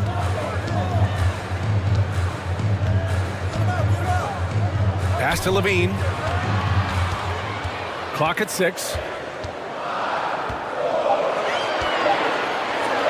And the dunk by Levine. What determination from Levine. Finding his finish despite the contact. And the blend of speed and power, as you said, Grant, Zion is unmatched. He's a rhino with a jetpack. And on defense, when you see him coming in the open floor, you don't want to get in his way. The explosiveness in the paint is really what makes him so efficient. Now here's Caruso. DeRozan outside.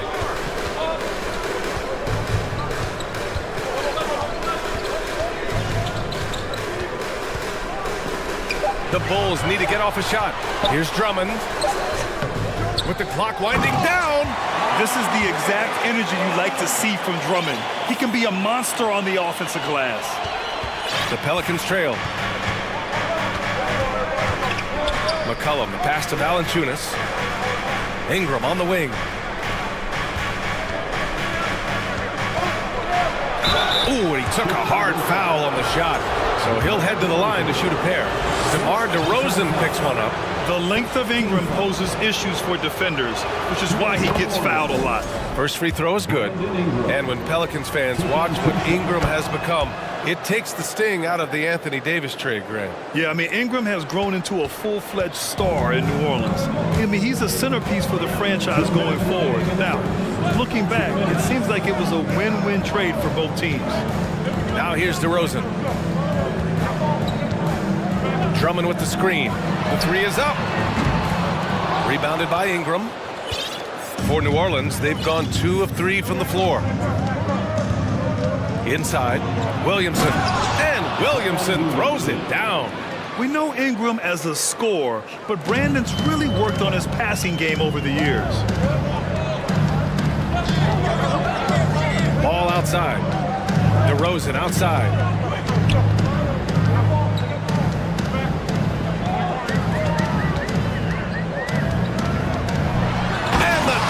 DeRozan getting up there with the slam. DeMar DeRozan leaves nothing to chance. Outside Ingram. That's in. Coming off an assist from McCollum. McCollum's got 3 assists now in this one. Outside Levine. To the inside. And the dunk by DeRozan. Because he draws so much attention on offense, the D, look, they're going to have problems with Levine, and it opens up some great passing lanes for him. Now here's McCollum. Well, he hasn't put up any points yet in this one. Ingram, the pass to Williamson, and Williamson throws it down. While he's a bit undersized for a 4, he more than makes up for it with his balance. DeRozan outside. The 3 is up. Gets the 3 to fall. DeRozan's got 7. A rare 3 for DeMar DeRozan. He's a different type of wing. He would much rather step in and knock down the mid-range too. Good execution. They're getting some short-range looks here. Ball with it. Pass to Levine. There's the drive. Jones with the block. Plenty of offense in this closely contested first quarter of play. It's the Bulls. Ladies and gentlemen, your Bulls Youth Dance Team. And some good action in the books as we get back to a game that's been pretty close so far here. And a moment here to take a look at the scoring breakdown for the Bulls. So for New Orleans right now, Zion and Valanciunas playing up front. C.J. McCollum is out there with Brandon Ingram. And it's Jones in at the 3. An area where the Pelicans squad performed well this past season was on the glass. Yeah, defensively and offensively. Now, they know how important it is to secure those loose balls, and making it a priority helped them all season long.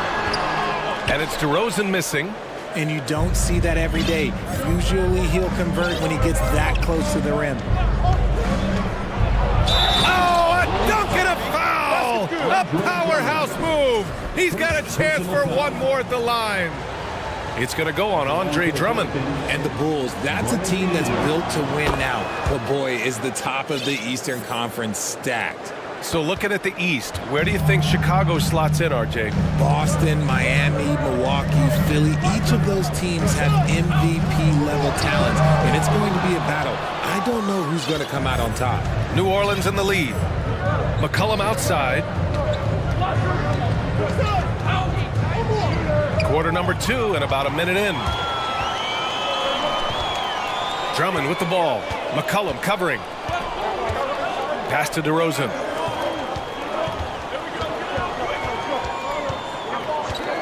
For 3.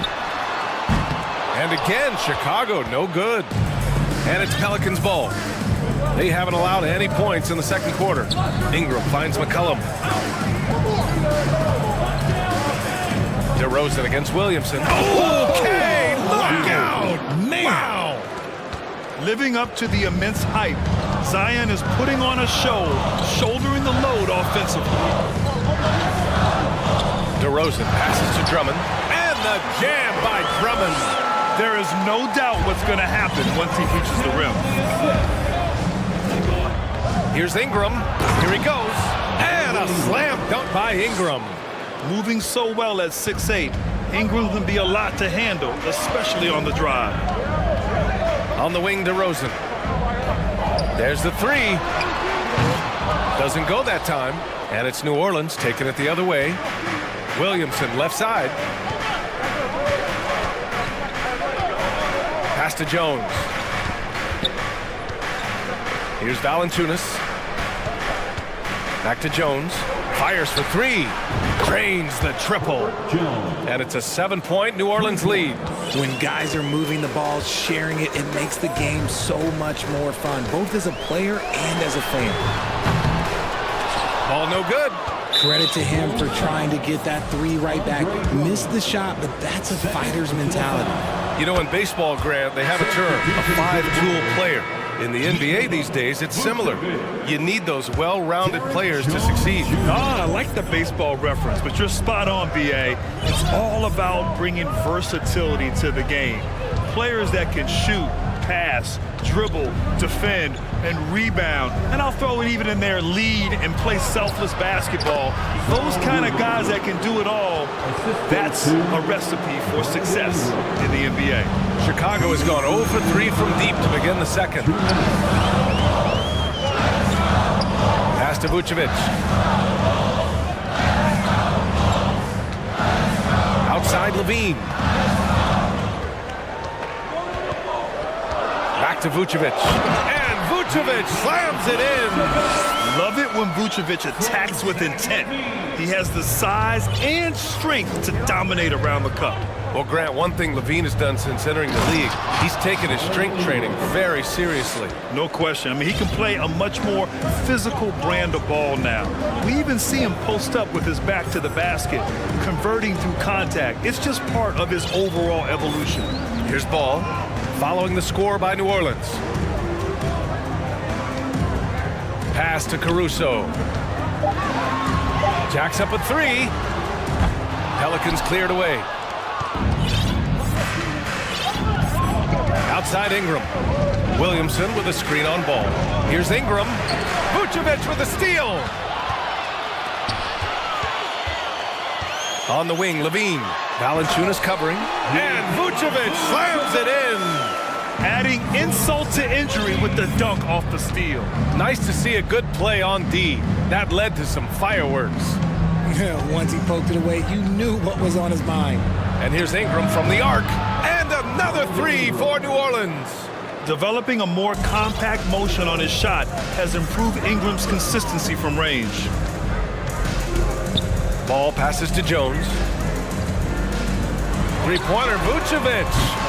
Williams grabs the board. Here's New Orleans now. They're on an 18-6 run. Ingram against Jones.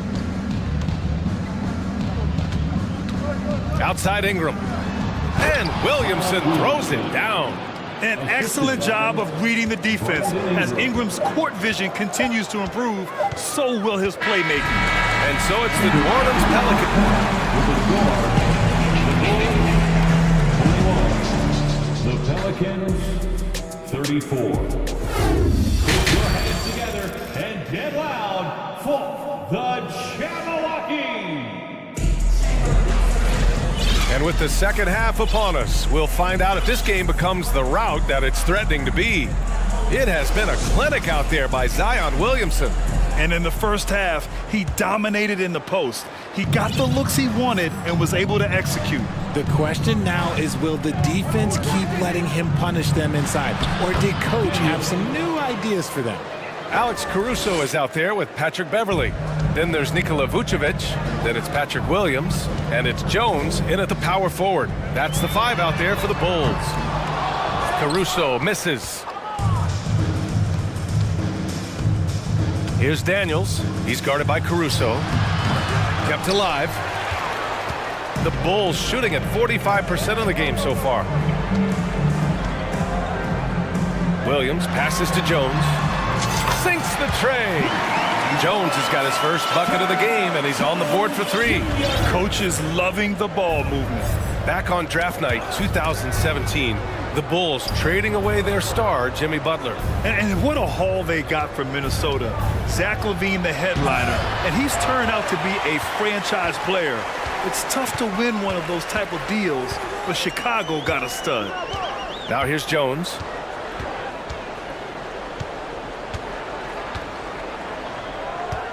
Three-pointer. They get it again. Caruso outside. Outside Jones. Let's go with a three. The shot comes out, and New Orleans will go the other way with it. Just over a minute and a half played in the third. It's Nance off the drive. Wow, that type of finish is just deflating right now for a team that's trying to make a comeback. Ouch. That's certainly a big-time finish right there. It was one big exclamation point, or maybe even a question mark. For New Orleans, they've gotten 2 of 4 shots to go since the break. Pass to Murphy.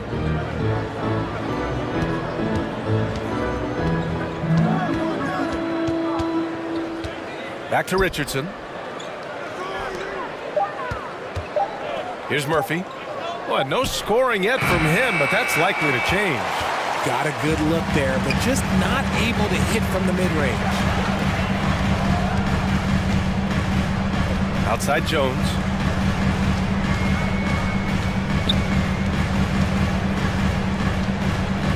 Pass to Vucevic. Now Beverly.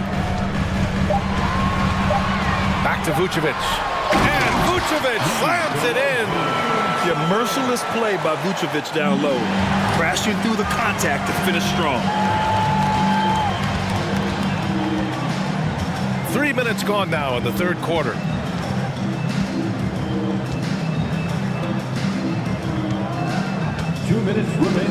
Beverly on the wing, guarded by Richardson. Lets it go from deep. And the Bulls get it back. Outside, Williams. Off with the layup. Gotta applaud the defensive effort. It's not easy to stop him getting in the lane like that. Pass to Hayes. It's good. And he drew contact on the shot, so he will go to the line. A three-point play opportunity. White, he's checked in for Caruso. Timeout called here. Chicago decides to talk it over. There's just a lot of wide open lanes to the rim here. That'll drive your coach nuts. Yeah, we can see over here, the coach, he has some choice words for his team. Words we cannot repeat. Chicago making some changes. Drummond's checked in for Vucevic. DeMar DeRozan comes in for Jones. And it's Zach LaVine in for Williams. Now here's LaVine. In the third quarter with just over 3.5 minutes off the clock. And LaVine throws it down. He's just a ridiculous athlete. Like, for me, I enjoy watching Zach LaVine use that athleticism to the fullest. Here's Daniels. Ooh, and they immediately answer back with a dunk on the other end. And one move ahead of the defense. A solid pick. And then the monster dunk to complete the play. Well done. Oh, great chemistry on display. He understood where to put the screen in order to free up his teammate. Obviously, this guy has a talent for scoring, able to problem solve for whatever the defense tosses at him. Nance outside. Pass to Hayes. Here's Daniels. He's guarded by White. So it'll be, and they've stopped the action here. They're using their coach's challenge to see if they can get this foul overturned. Second team foul.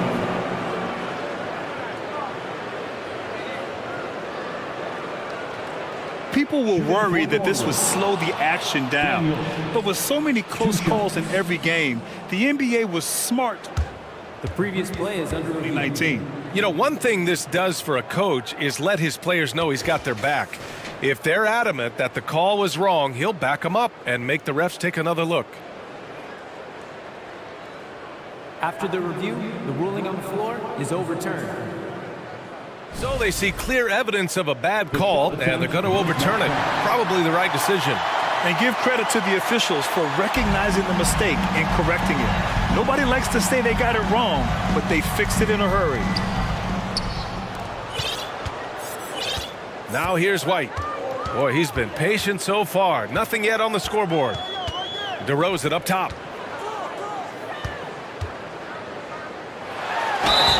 And that one goes in as he's fouled. It'll be 3 points if he converts the free throw. Chicago making some changes. Caruso, he's checked in for Beverly, and it's Ball in for White. Known as a mid-range master with incredible footwork, DeRozan in this game has continued to age like fine wine. Here's Nance, and there's a whistle. He'll head to the line to shoot two. The defense there doing whatever they can to protect the rim. And the first one at the line is good. Larry Nance Jr. at the line for two. He's perfect from the line this time. Chicago calls timeout. And something fans don't always get to see. Some of the closely guarded secrets that happen in that huddle. And we see it so often. One little tweak to the game plan and everything falls into place for a team. Now here's Ball. He's guarded closely. From deep, DeRozan finds Ball. 4-3. And it's DeRozan missing. And there's the foul. It'll go on DeMar DeRozan. That's his third foul so far. Bonus situation in effect, so we'll head to the line for two. The first free throw is good. Both good from the line that time. With one on the clock. Not going to go that time. And so it's New Orleans in a good situation, up by 13. Ladies and gentlemen, your Bulls. And it's time to bring up the State Farm assist of the game. This is the definition of team chemistry. I love to see this kind of communication and connection between teammates leading to the perfect pass. Serving it up on a platter, that is a beautiful dish. And two teammates on the same page, woo. Fans, please give a big round of applause. And there have been two very different performances from these teams today as we get going in quarter number 4. All right, let's get a report from Allie. Thanks, guys. I was able to hear Willie Green coaching his team during that last break. So far, he's happy with their play, but he wants to prevent any kind of a letdown. He told the team, stay aggressive. Don't play not to lose. We want to push the action and try to break their spirit. Great work, Allie. Thanks. On the court for the Pelicans, getting the fourth quarter going. Zion and Valanciunas playing up front. Brandon Ingram out there with C.J. McCollum. And it's Jones in at the small forward position. And here are the Bulls now, after the Pelicans picking up a basket a moment ago. Ball passes to Drummond. DeRozan with the ball. Drummond, the screen on Williamson. Just 4 to shoot. Here's DeRozan. Second chance shot. Drummond finds Levine. Drummond, the screen on Jones. It's Levine with a drive. You can bump Levine, but you won't change his course. And they've been moving the ball really well tonight. Good things come to those who take good shots. Here's Williamson. The shot misses. Good work defensively by DeRozan. It's stolen by Ingram. To the middle. Ball with a steal. Ingram against DeRozan. Down low. Here's Drummond. And the jam by Drummond. It's almost like he had a bird's eye view of the court. DeRozan always knows where his teammates are. Outside Ingram.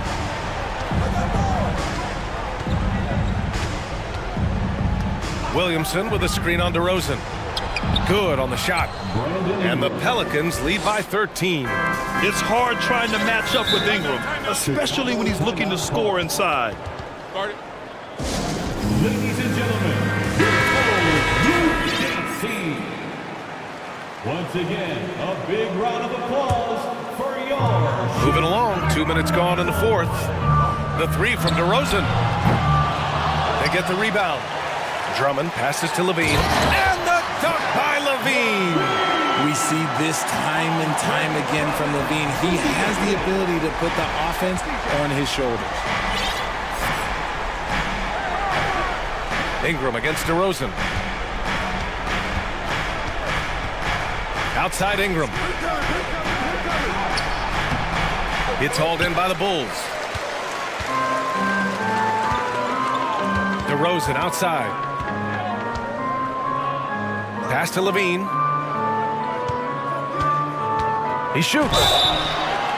Oh, and he got fouled on his way up. He'll head to the line to shoot 2. A springing athlete, everybody knows about Levine and his bounce. He's just hard to check. And look, he was fouled right there. Two-part equation. You have to be aggressive enough to get to the line, then talented enough to sink them. Now here's Ingram. Just about 3 minutes through the fourth and final quarter here. Oh, and there's the whistle on the shot. So 2 free throws for him coming up. DeMar DeRozan picks one up. No debate there. He got hammered. And he drops the first. Brandon Ingram taking 2 shots. Both free throws good from Ingram. The Bulls have got 3 of 6 shots to go in this fourth quarter. 2 minutes. On the wing, DeRozan, covered by Williamson. Outside for Levine.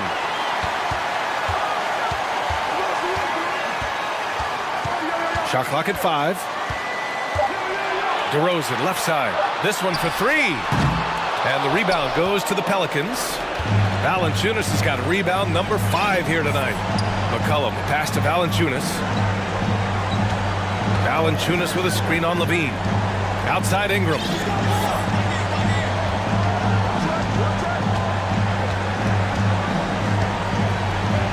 New Orleans needs to hurry. Late clock. Williamson misses. Chicago has got nothing to fall from outside the arc here in the fourth. 0 for 4. Outside Levine. Buries it from 3. Levine's got 9 points in the quarter. We've seen the evolution of Levine as a three-point shooter. He's gained the confidence behind the arc, and he makes an impact there consistently. Now here's Ingram. Here's Williamson. Oh, the dunk by Williamson. Well, now it's just a matter of watching the sand fall through the hourglass. This game is wrapped up in a strong showing for the Pelicans. Free throws were a major factor tonight. It's nice to get a lot of shots at the line, but then you need to convert them. They did that, and it paved their way to a win.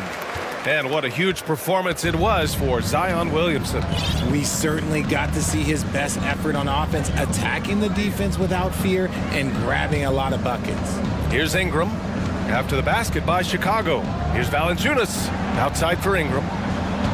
Valanciunas with a screen on DeRozan. They grab their own miss. Valanciunas can't get it to go. Outside Levine. Pass to DeRozan. The 3 ball. It's off. And so the Pelicans take the win. Thanks, Allie. Great interview once again. And that'll do it, folks.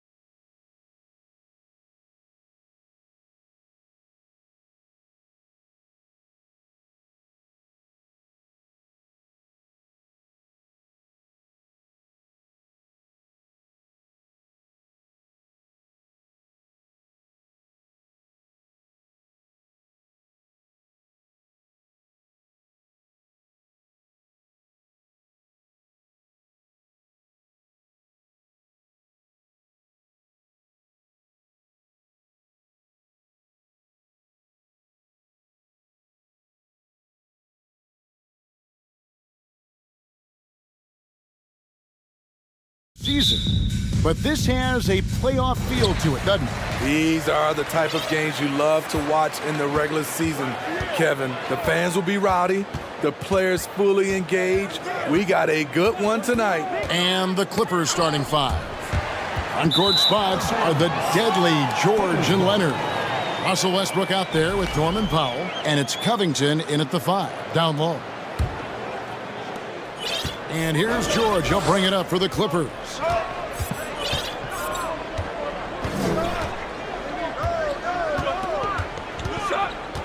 Kicks it out to Leonard, and the Clippers decide to take their first time out here. And as fans and broadcasters, we're not permitted to hear the specifics in these huddles. No, we're left to infer from the adjustments we see on the floor. They get a hand on it.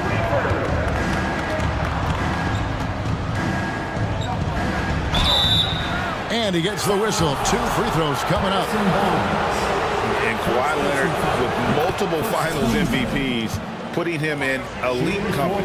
GA, not many guys have done it ever. The only other current players, KD and LeBron. That should tell you just how special the Claw is. Now, here's Fox. Here's Sabonis. Good, and it's Fox who picks up the assist. Just like his dad in his time, DeMontis is polished and disciplined. And the call will be against Sabonis. That's his first foul.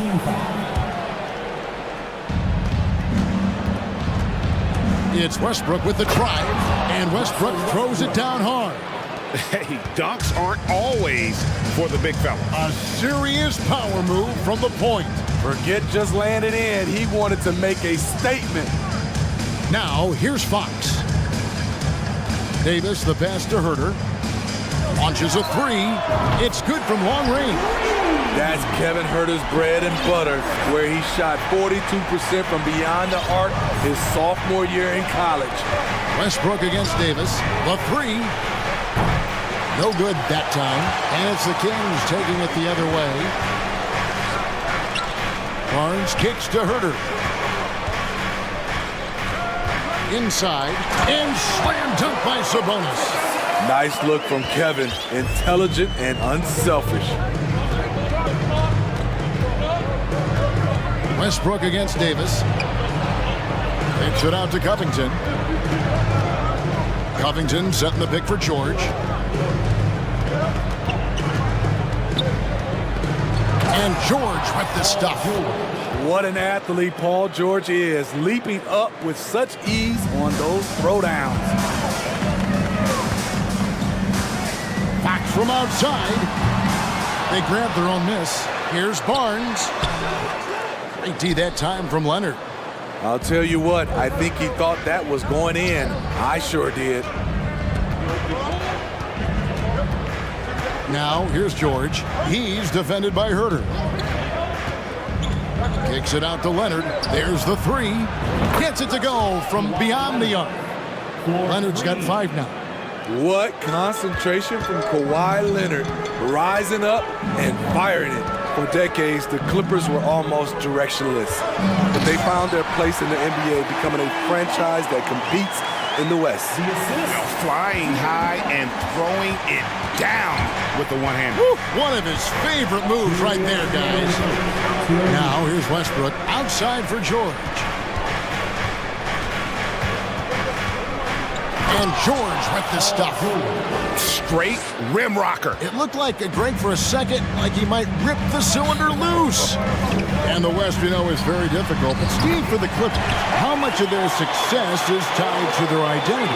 Kevin, a lot of it. They become a hard-nosed team, hanging their hat on defense, playing together, making opponents earn everything they get. And here's Westbrook. Harrison Barnes getting it to go from deep. Leonard inside. Barnes on him. 5 on the clock. Davis with some nice deep. Sacramento's gone 2 or 3 from deep so far in this game. And now we'll go to David Aldridge, who spoke with Tyronn Lue. Thanks, Kevin. He said when you're going against a team that can dominate like this one inside, you have to really play great help defense, communicate, and double team, but only when it makes sense. It's a little bit of a chess match, but it's a physical one, guys. Thank you, David. That one drops for him. 6 points for him. And the confidence from Sabonis. Since being traded from OKC back in 2017, this guy has raised his level. Westbrook dishes to George. From downtown, and again Los Angeles with the triple. Guys, no one team gaining control early on. Yeah, and you look at the lead changes, 6 already. We've got a 9-second difference between the shot clock and the game clock. And there it is for him. 8 points for Sabonis. Yeah, instinctively, too. Fox there looking to be a ball mover, a facilitator. And that's one reason why his team is playing well. Now, here's Covington. Nothing yet on the scoreboard for him. Pass to Powell. Some nice ball movement by the Clippers. George with the ball. Plays it up and banks it in. George has got 9 points. With his great length and skill, Paul George has no trouble getting points in the paint. And that concludes a back-and-forth high-scoring first quarter of play. Clippers.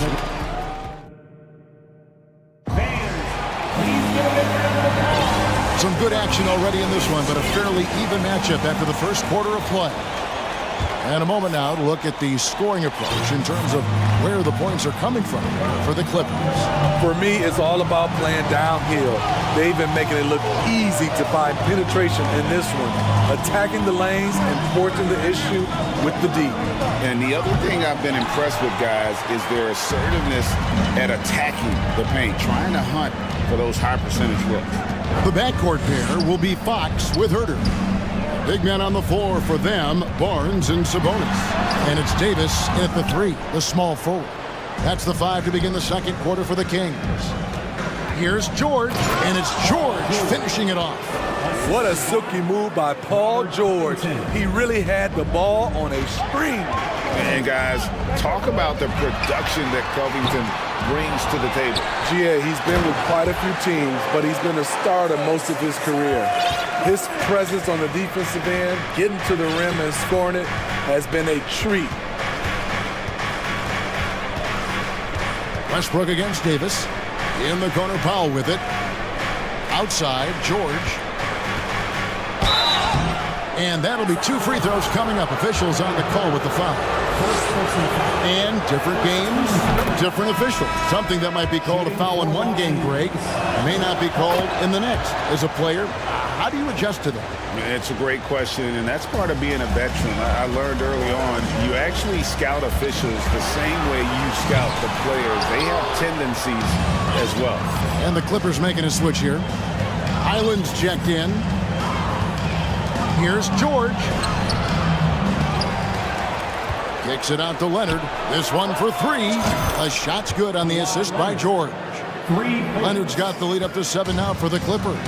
For a guy who hit only 25% of his threes in college, Kawhi has become one of the NBA's best at the wing position. On the wing, George. Powell finds George. Covington setting the pick for George. To the inside. And the dunk by Covington. We know about George's ability as a scorer, but he's also unselfish and a skilled playmaker. So the Kings call timeout. They're first. Mitchell, he's checked in for De'Aaron Fox. And a switch here also for the Clippers. Morris is checked in. The Kings trail by 9. Mitchell outside. Sabonis sets the pick for Mitchell. To the middle. Looking to end the run. And Sabonis lays it up and in. Sabonis has got 12 points in the game. And guys, we see more of this every year. Sabonis looking for his own offense. George against Mitchell. Puts up a 3. George, no good. And yeah, that old adage about being too wide open, not a thing. He just missed it. Sabonis inside. Defended by Covington. Sabonis, no good. And Davion Mitchell gets the whistle that time. That is his first foul of the game. Now a timeout called by Sacramento. In addition to going over the game plan and making whatever necessary adjustments have to be made, Greg, this timeout also the time for players to get rehydrated or hydrate for the first time with some Gatorade. Plenty of basketball still to be played here, and they have to get recharged. That's a great point. Without proper hydration, a player can completely run out of gas down the stretch of a game, and that's something that none of these guys can afford to have happen. If you're going to battle all the way to the finish, you have got to be hydrated. Alex Lenz checked in for the Kings. Monk comes in for Kevin Huerter. Terrific score there off the miss by Morris. Doesn't get a ton of offensive rebounds, but making that one count. Here's Len, and Covington sends it back. Stolen by Len. Rebounded by Covington. Covington's got 6 rebounds here tonight. 1:30 left in the second quarter. And again, the Clippers turn it over. You want unselfishness, but you also need to keep it under control. The Kings trail by 9. They need a bucket in a big way here to regain some confidence. And the shot goes in. And how committed is Monk there on the attack to the rim? When he puts it on the deck, he's looking to take it all the way. And in a league full of shooters, Malik Monk is right there with the best of them. And has always been a weapon from outside, has refined his shot selection the last few years, and starting to come into his own as a reliable outside threat. Defensively, you have to tighten up on him or suffer the consequences. Here's Highland. He's gotten some minutes, but nothing on the board yet. Down low, here's Morris. Hits the layup after the sweet pump fake to freeze the D. And the Clippers lead by 6. An efficient score inside. Morris can beat you with a variety of moves. Davis. And the call on the shot that sends him to the line. Robert Covington picks one up. Nice work to get it inside and draw contact. And that one falls for Davis. Los Angeles making a switch here, and both free throws good for Davis. We've seen him put a lot of pressure on the defense and then cash in at the line. Left side, Westbrook. Banked in off the glass. Right at the basket is where Westbrook wants to be. He is fearless about going inside. Mitchell finds Len.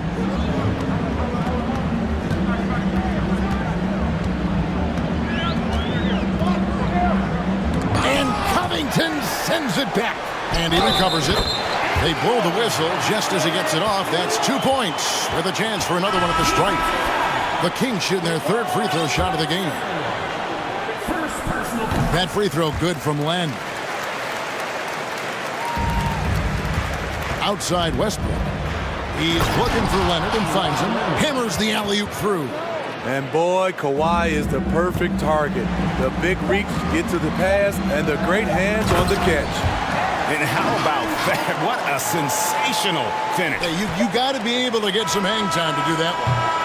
And a close game so far through the first 2. Thanks for the great interview, David. And we'll be back for the 3rd quarter of basketball. The Clippers, 35.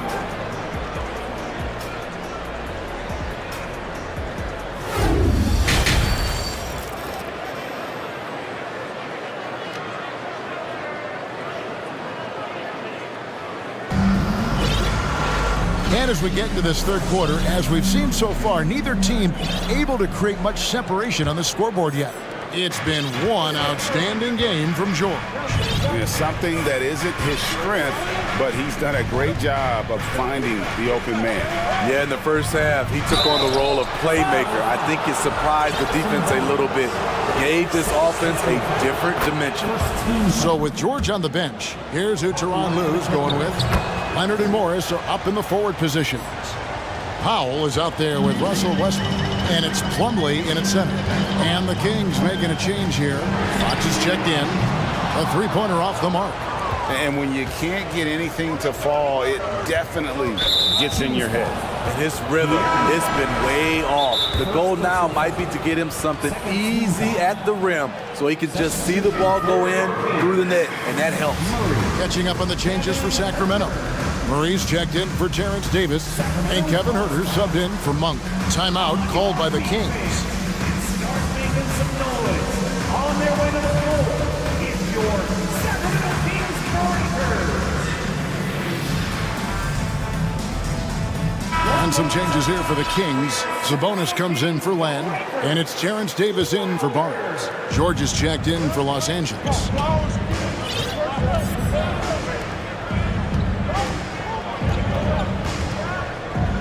Back to Westbrook. The shot's good on the assist by George. George has got 4 assists in the game. Excellent pass, PG-13, keeping his eyes up, using his vision. Here's Fox. It's hauled in by Los Angeles. And with the 15th pick in the 2011 draft, Kawhi Leonard wasn't highly touted coming out of high school or college. Listen, even in the pros, recognition took a while. How about this? He won Finals MVP and Defensive Player of the Year before he ever made an All-Star team. Now, one of the 75 greatest. And it's Fox with the jam. Yeah, Fox has got great leaping ability, and he likes to get up off the ground there for the flush. A 3 from George. And Domantas Sabonis pulls it down. And it's Sabonis with the ball for Sacramento, trailing by 5. Right side, Fox for 3. Kept alive by Sacramento. Second shot opportunity. And another shot. Huerter finds Sabonis. 6 to shoot. They shoot again. No good there. Plumlee with some nice D. Clippers leading by 5. Here's Leonard. Good. Leonard's got 12 in the game. You see the focus from Kawhi. When he's deep inside, he's locked in on scoring. Here's Fox driving inside. Misses the layup. That was excellent contest, preventing him from making something that's usually automatic. Right side, Westbrook. Now, here is George. He's guarded closely. And Leonard gets it to go on the assist by Powell.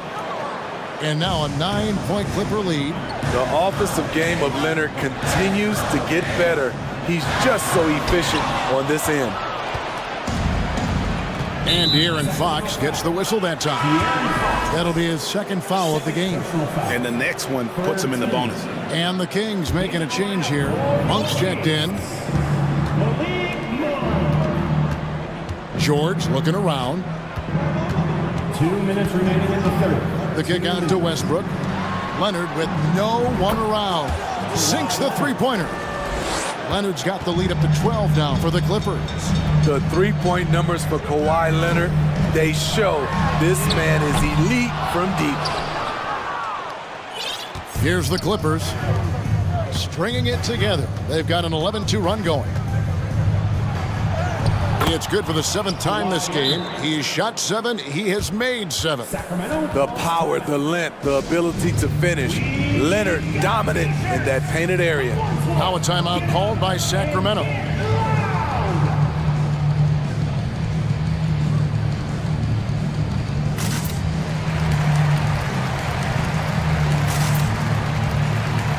And some changes here for the Kings. Len's checked in for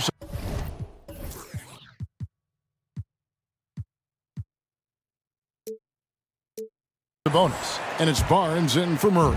And the Clippers making a change here. Fox goes in, and it's Fox with the jam. And one of the quickest players in basketball. Love watching Fox use that momentum to his advantage on the drive. Here's Highland, and again, it's the Clippers from deep. And ever since halftime, they played precision basketball offensively. You know, the coach has had something to say about that. No question, they've settled in and executed brilliantly. 2 open that time, made it look too easy. Highland's got 2 now from beyond the arc in the third for Los Angeles. Herder, no good. And it's the Clippers' ball. They're on a 19-4 run. The Clippers shooting their 7th free throw attempt here. And last season, as a team, they knocked down 79% of their free throws, so those are numbers you'll be happy with. He's a soft-spoken leader. Kawhi Leonard prefers to let his play do the talking for him. Highland passes to Morris. And the pass to Leonard. And the Clippers call time here. Started. Here comes the fun fans. Your Sacramento Kings Breakers. Make some noise.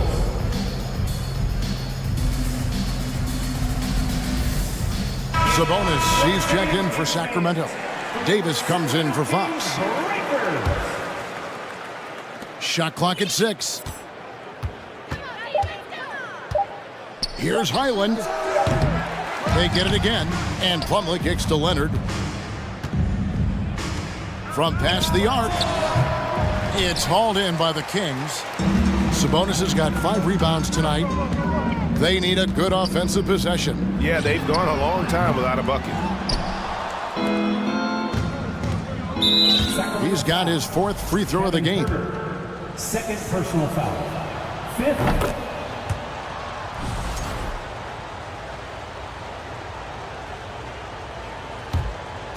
Not watching the line there. That'll be a backcourt violation. Sacramento ball.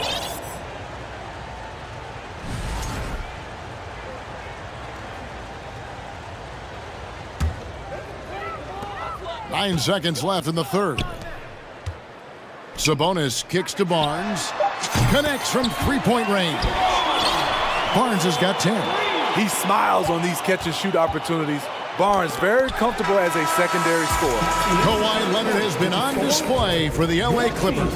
It's been an excellent game. And while we can now, let's take a look at today's State Farm assist of the game. And he's always been the favorite to bag this honor. These kind of feeds are his bread and butter. This is what you need your floor general to do. Take charge, lead by example, unselfish play. And there have been 2 very different performances from these teams today. We get going in quarter number 4. And now, let's take a look at the New Balance player of the game, Kawhi Leonard. And in terms of his shooting, this has been one of the more accurate performances you'll ever see. I mean, he's been in constant motion, creating a lot of good looks for himself. But still, even when you're wide open, you expect to miss some of the time. And that has not been the case here tonight. This guy has made everything. And as the star of this team, he knows he's going to be the object of the crowd's anger. Big man on the floor for them, Barnes and Sabonis. The backcourt pair will be Fox with Herder. And it's Davis in at the small forward position. So that's the 5 in the game for Sacramento. Powell, no one around him. That falls. Nice feed that time from Leonard. 3. And the Clippers lead by 21. And they have been relentless from deep. And you see the defense trying to react, but to no avail. You know what? They talked about this at halftime, and they're doing a better job of creating space. Westbrook, no good. Kings have gone 2 of 3 from the field to get the 4th quarter started. The 3 from Davis. Rebounded by Covington. Covington's got his 7th rebound of the game with that last one. Davis against Leonard. Good once again. That makes him 8 for 9 this game. A beast on the dribble drive. You see Kawhi right there, undeterred by contact. Here's Herder, and he converts the layup. Well, that's one way he can finish, but far from the only way he gets it done. He's got all kinds of tricks up his sleeve. For 3, Covington knocks down the 3 ball. This is what Covington does, a confident three-point shooter. To the paint. Outside for Davis. The wide open look here for Fox. Sinks the triple. Fox has got 9 points here in the second half. Where was the D there? No one was covering the open man. Westbrook with a wide open look. And he can't answer back. The three-pointer offline. And out of bounds as the Clippers gain possession. And the Clippers making a change here. Plumlee's checked in. Mason Plumlee. And so George will bring it up for the Clippers. 22 is their biggest lead. And finished off by Westbrook. Ooh, we got some flair on that one. Westbrook is vicious when attacking the rim. Inside, here's Barnes, and the dunk by Barnes. One sign of a great playmaker, hitting his man in stride. Westbrook against Davis. Takes it out to Leonard. Driving to the basket. That's good, and so Westbrook comes up with the assist. Westbrook's got his 4th assist in this one. Pass to Davis. Leonard with the steal. Westbrook with it. Picked up by Davis. Back to Westbrook. 2 minutes remaining in the game. 2 minutes. Right side, Leonard. Fades back. And misses it off the right side of the rim. The Kings trail by 21. Fox inside the line. Sabonis finds Fox. Back to Sabonis. And he uses the glass on the layup. 16 points for Sabonis. What an effort from Sabonis to power through the contact. That would make his old man proud. Here's Leonard. No stopping him there. Jams it in as he's fouled. Chance now for a three-point play. It's going to go on to Aaron Fox. And guys, what do you think about the offensive approach we've seen so far for Los Angeles? For me, consistent penetration the entire game, and that's given them a lot of options. And all game long, they work the ball inside. It's really worked well for them offensively. Well, the father of Domantas Sabonis, Arvydas, named to the NBA 75 All-European team.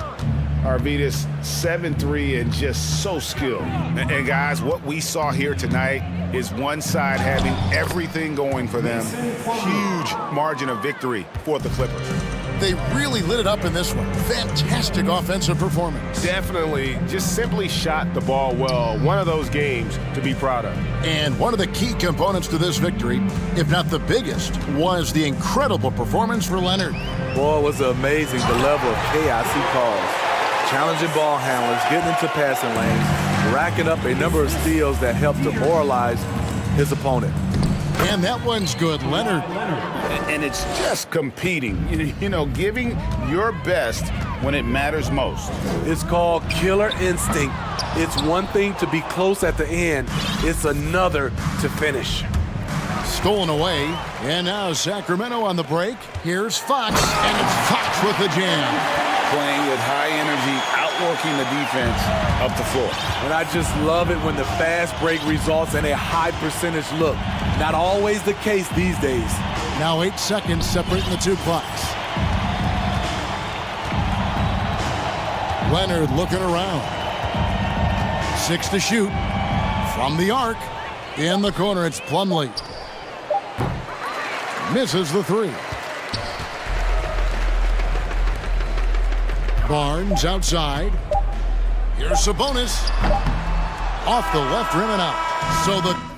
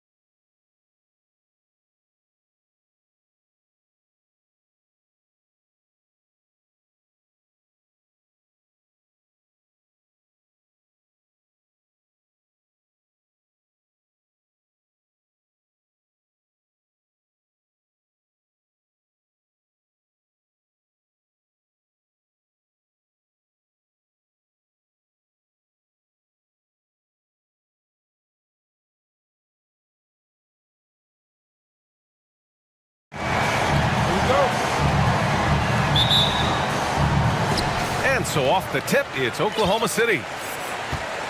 And a look at the starters for the Bulls. They've got DeMar DeRozan. Ball is out there with Alex Caruso. Then it's Andre Drummond, and it's Levine in a small forward. Nails it from beyond the arc. And I think Shai Gilgeous-Alexander knows that this is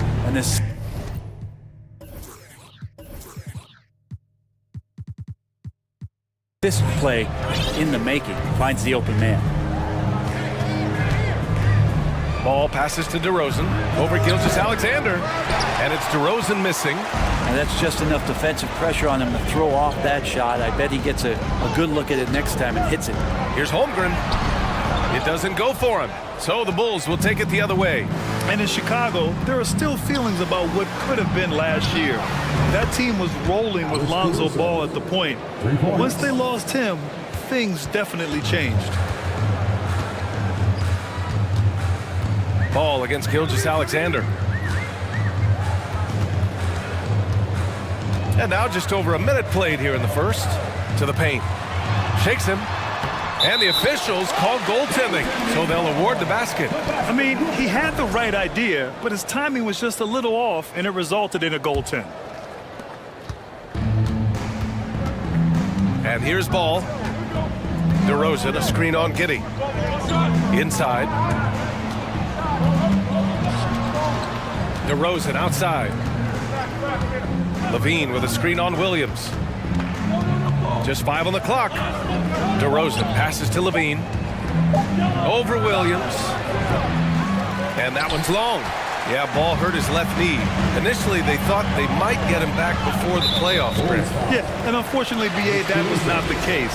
And when he's not out there, the ball movement isn't the same.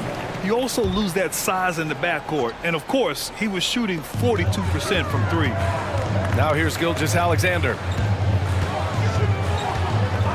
From downtown, fires in the triple. Gilgeous-Alexander's got 5. SGA entering the NBA as a very good shooter with the potential to become a great one. Here's Ball, and Ball throws it down. Wow! Always fun to see point guards who can elevate above the rim like that. Oh, a strong mindset and even stronger finish. Well, just seeking out weaknesses in the defense and then exploiting it. Now here's DeRozan. First quarter of ball, almost 2.5 minutes in. And the dunk by DeRozan. Yet now in his 30s, DeRozan still possesses that trademark athleticism. He loves throwing it down. Outside Gilgeous-Alexander.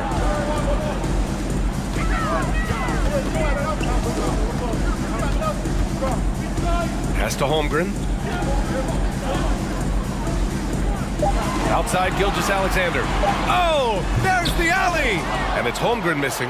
That could have been an easy pass and finish. Not really sure what went wrong. Yeah, you'd like to keep things a little more simple, and that was a play that didn't quite develop the way they wanted it. I don't think the defense does enough out there to bother him. I think that one's all on him. Just a flat-out miss. Well, we're starting to see the pieces fall into place in OKC. Their number 2 overall pick, Chet Holmgren, showing tremendous promise. And the chemistry he's developing with Josh Giddey and SGA makes them very, very intriguing. Now here's Levine. Well, he hasn't scored yet, but I'm sure that'll change. And so it's going to be a 3-second violation there on the defense. And I think Shai Gilgeous-Alexander, just another one in that long line of Kentucky Wildcats coming into the NBA that has carved out a pretty nice career so far in the league. Here's Ball. And that misses. That would have put him up. Oklahoma City has gone 2 for 4 from range to start things off. Over to the wing. Back to Gilgeous-Alexander. Fires from deep. Knocks down the long J. Gilgeous-Alexander's got 8. It has been fantastic watching Gilgeous-Alexander continue to improve. And I love BA also, along with his improvement, what we've seen in terms of his leadership and responsibility to this team. He shows a very strong work ethic, and this is why a lot of people are still excited about his growth and progress. And slam dunk by Gilgeous-Alexander. And Gilgeous-Alexander has that length to be able to extend up to the rim. Levine against Dort. And the dunk by Levine. A one-handed tomahawk. That's a guaranteed highlight, B.A. Check out the bench. They flew out of their seats after that. Now here's Gilgeous-Alexander. He's got 10. Dort looking more and more comfortable trying to find his shot. Here's Ball, trailing by 5. Levine finds Ball. DeRozan, a screen on Giddey. Kicks it to DeRozan.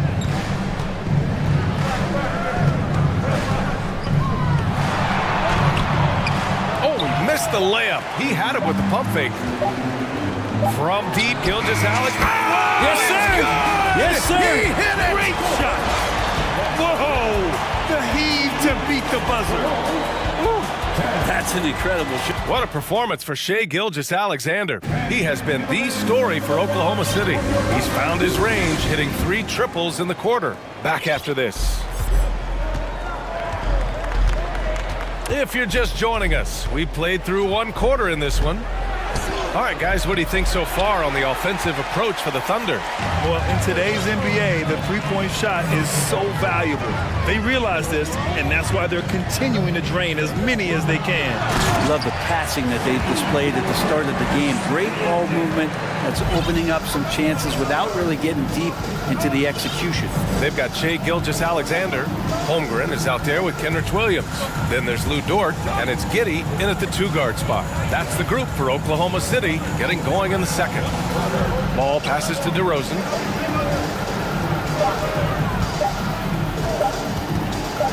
Over Gilgeous-Alexander, and they turn it over. Shot clock violation as the buzzer sounds. Nikola Vucevic is checked in for Chicago. Oklahoma City has gone 4 of 6 from three-point range thus far. Outside Gilgeous-Alexander. And slam dunk by Gilgeous-Alexander. Shai at 6'5" is such a tough defensive assignment, has great handle, and he can do some damage from anywhere on the floor. DeRozan, a screen on Giddey. There's Ball with a 3. And it's Holmgren with a rebound. Holmgren's got his 5th rebound in this one. Gilgeous-Alexander with a steal. Dort with it, picked up by DeRozan. Dort outside. And that one is hammered home. Those kind of dunks get your team going, and Lugens Dort applying the pressure. Oh, and the jam by Levine. That's the sauce right there. I mean, every night, Levine approaches the rim like it's a dunk contest. And let's send it over to Allie LaForce. Well, guys, Shai Gilgeous-Alexander, one of the deadliest drivers in the league. Coach Nick Nurse of the Raptors said, quote, his first step is unbelievable. It's hard for anybody to keep him in front of him, and once he blows by you, he can slow down, he can sidestep. He's got a lot of things going. Brian? Well, it's fun to watch, Allie. Thanks for that. And what a phenomenal replay of that impressive rejection.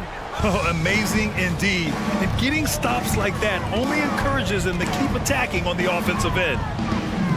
Pass to Holmgren. Gilgeous-Alexander against Ball. And slam dunk by Gilgeous-Alexander. I really don't think there's any way to slow them down.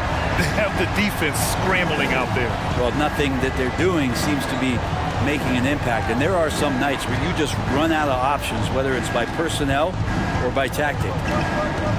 Picked by Vucevic. Down to 5 on the shot clock. Here's DeRozan. And the rebound goes to the Thunder. Holmgren's got his 6th rebound on the night. Grant, it's amazing how Holmgren transforms your defense when he's on the floor. Yeah, B.A. I mean, he really makes up for a lack of strength with length and tremendous timing. He has the lateral footwork to defend 1 through 5 as well.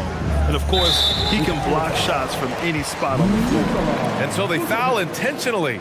I mean, I'm just not sure what he was thinking right there. I mean, he needs to get his head in the game.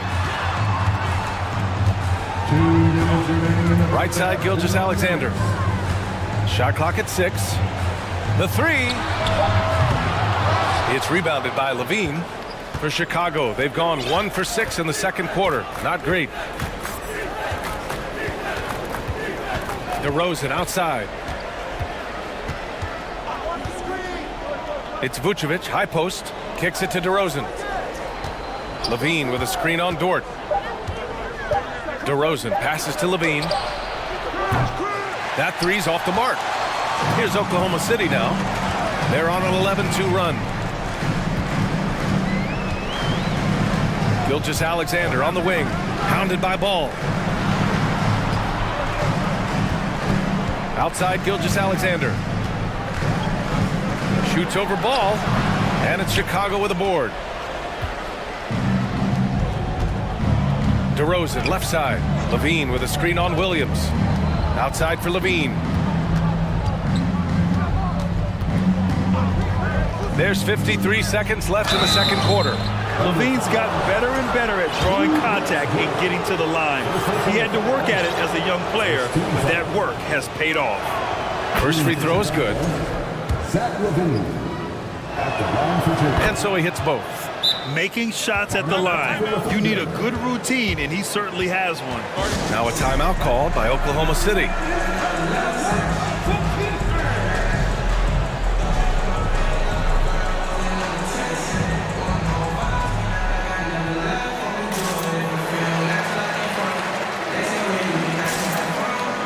Some changes for Chicago. Jones, he's checked in for DeMar DeRozan. Terry comes in for Levine. And it's Beverly in for Ball. Pass to Williams.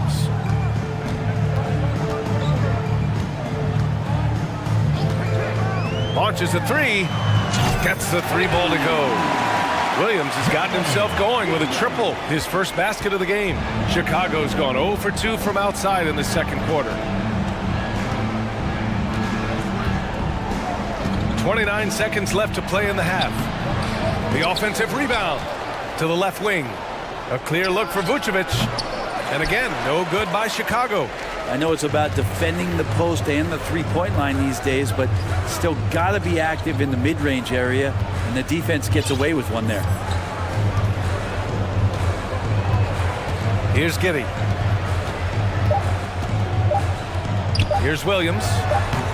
Oh, made it a tough look for him as the defense really pressed up on him. And so it's the Oklahoma City Thunder, a sizable 18-point lead. 14.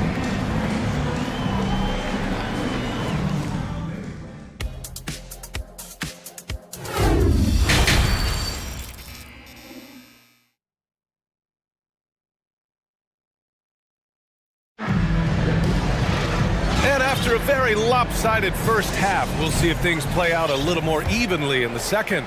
You know, Shai Gilgeous-Alexander has been exceptional here, guys. Through 2 quarters of play, he's been an excellent source of points. Yeah, he's shouldering the load right now and looking really comfortable while he's doing it. Second half underway. Here's who Billy Donovan's got on the floor. Nikola Vucevic is out there with Derek Jones. Then it's Patrick Beverly, then it's Alex Caruso, and it's Terry in at the 3. Well, Brent, comparing eras, a touchy subject. But how do you juxtapose the era of your father, Rick, in the 60s and 70s, to your era, and even nowadays? Well, I think between the rule changes, the adoption of the three-point line, and the skill and growth and all the technology and science behind players, that it's really, really difficult to look back 25 years ago and compare the game. Just the game itself, PA, let alone talking about players and their skills.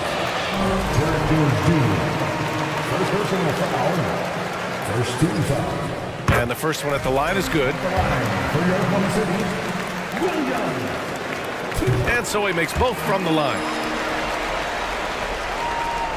Second half rolling along, about a minute played here.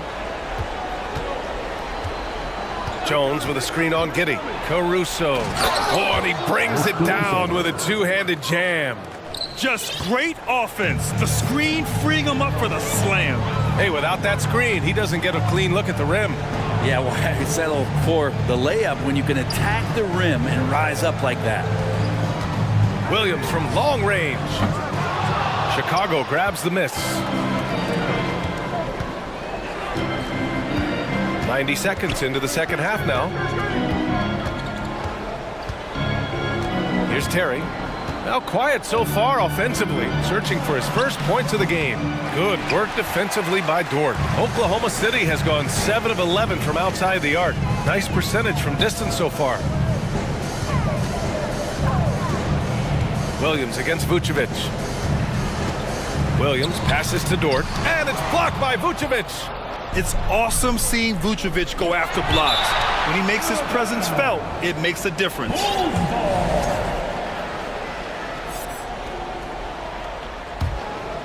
And we're just about 2 minutes into the final half of play now. Caruso, the pass to Jones. And the dunk to finish it off. A beauty. Leaping ability is off the charts. Not the biggest power forward, but outstanding at rising up off the ground. Dort outside. Takes it inside. And he says right back at you with a big dunk of his own. And you love it when Dort gets that kind of momentum and is charging towards the basket. Not many people want to get in his way. Vucevic, a screen on Giddey. Here's Caruso. Uses the glass to finish the layup. Caruso's got 6 points in the quarter. Now that play never gets old. The pick and roll will still be an offensive staple 100 years from now. Trust me. Whistle blows. Yep, that's going to be a travel. A different look for Oklahoma City. Holmgren, he's checked in for Williams. Williams comes in for Robinson Earl. And Gilgeous-Alexander is subbed in for Giddey. And a change for the Bulls. Lonzo Ball's checked in for Caruso.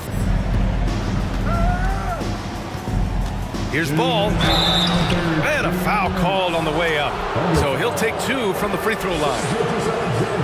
And Lonzo Ball, we know, prefers to set up his teammates and also play stifling defense. What we'd love to see is more consistency in scoring the ball.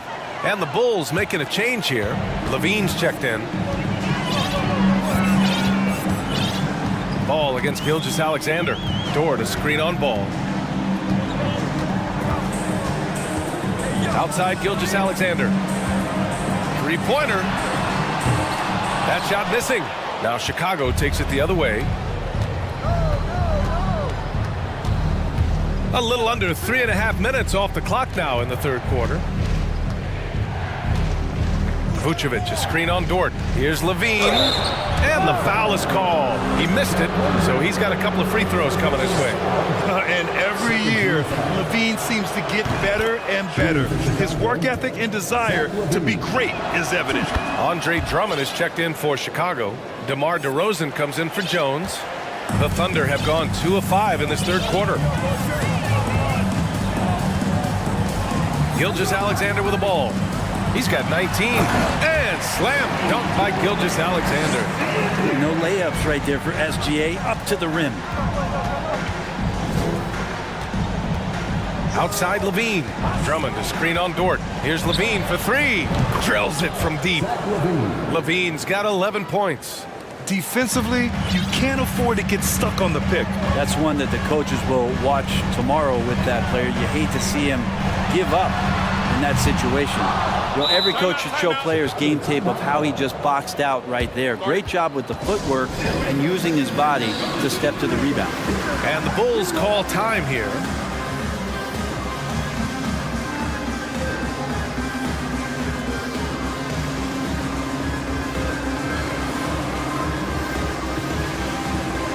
And the Thunder making a change here. Giddey's checked in. And the Bulls also making a change. DeSumu's checked in. The Bulls have got 5 of 6 shots to fall so far in the third. Beverly, the pass to Levine. And Levine throws it down. You have to love how persistent Levine is inside, enduring the contact and finding his shot. Williams with the screen. Here's Gilgeous-Alexander. And slam dunk by Gilgeous-Alexander. Come on now. This kind of powerful finish gets guys going. Yeah, especially when it's coming from your point guard. What a flush. Yeah, great read, calls his own number, and then sends it home.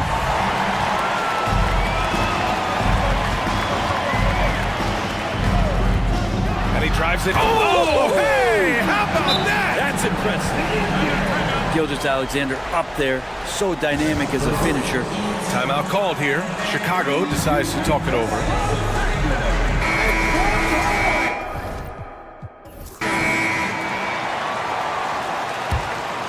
The Bulls have gone 6 of 7 and appearing confident in this half. Ball passes to Vucevic. Pass to DeRozan. There's Ball with a three. And as we end the third quarter, a double-digit deficit will make it tough to come back. It's the Thunder.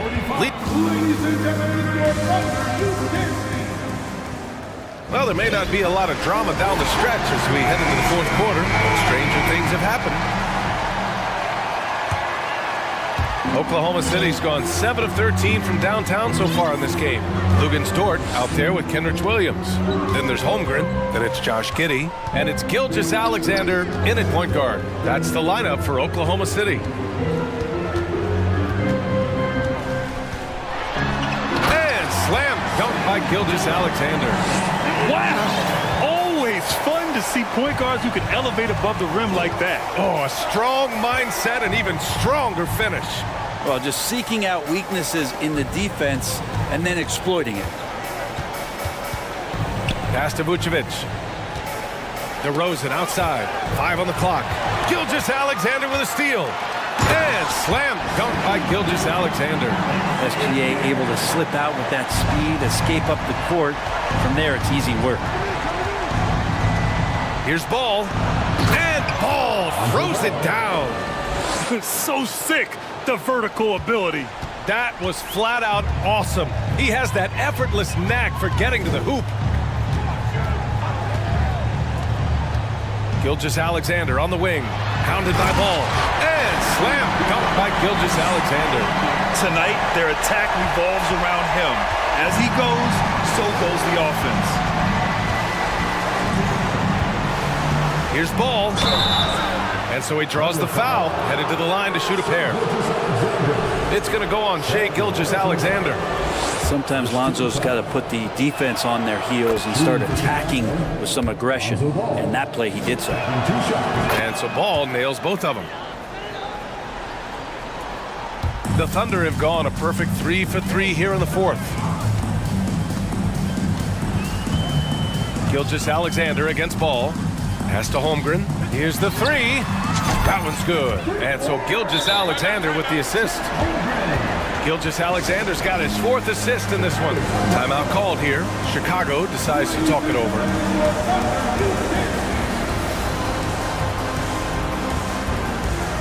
And now a moment to present the New Balance Player of the Game, Shai Gilgeous-Alexander. Think about this. He has owned this game from start to finish. Wow, so impressive. The defense literally looked helpless trying to stop him out there. He has been far and away the best player on the court, and it's not close. Hey, these fans love him so much, and when he gets it going, they respond. The crowd's energy fueled his performance. Time called here. The Thunder decide to talk it over.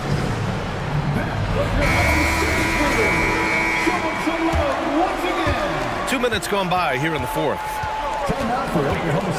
Out to the right wing. And he bangs it home with one hand. B.A., the one-hand dunk just looks so fluid. Yeah, absolutely. Even smooth when he's powering it home like that.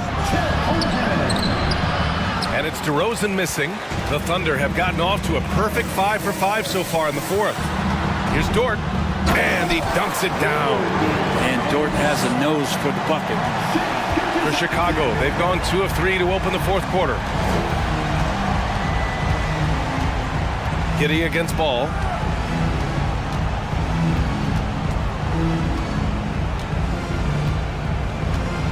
DeRozan up top. Shot clock at 5. The kick out to Ball. Crosses over. And he's going to the line for 2. The official saw contact while he was going up. That one on Giddey. And now we get a little perspective here on how the hustle game has been for the Thunder. You have to be a fan of the energy they've played with on the defensive end. Active hands and feet, and it's come up big a few times for them.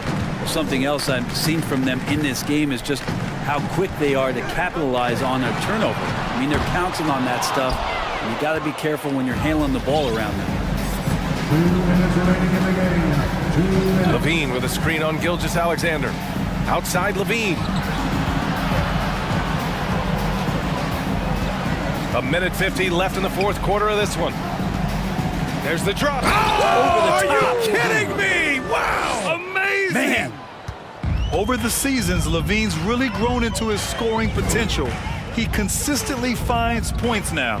Here's Gilgeous-Alexander, and slam dunk by Gilgeous-Alexander. It really feels like they're in control. They've got a big lead with time dwindling. Yeah, looking for a miracle worker out there is the opposing coaching staff. I don't know that they have one. This game seems to be well in hand. And a different kind of score. DeRozan attempted 741 mid-range jumpers last year, almost 300 more than anyone else. Oklahoma City has gone 1 of 2 from deep in this quarter. And this one hasn't been in doubt for a bit now. They came out on a mission, and you can bag up this win for the Thunder.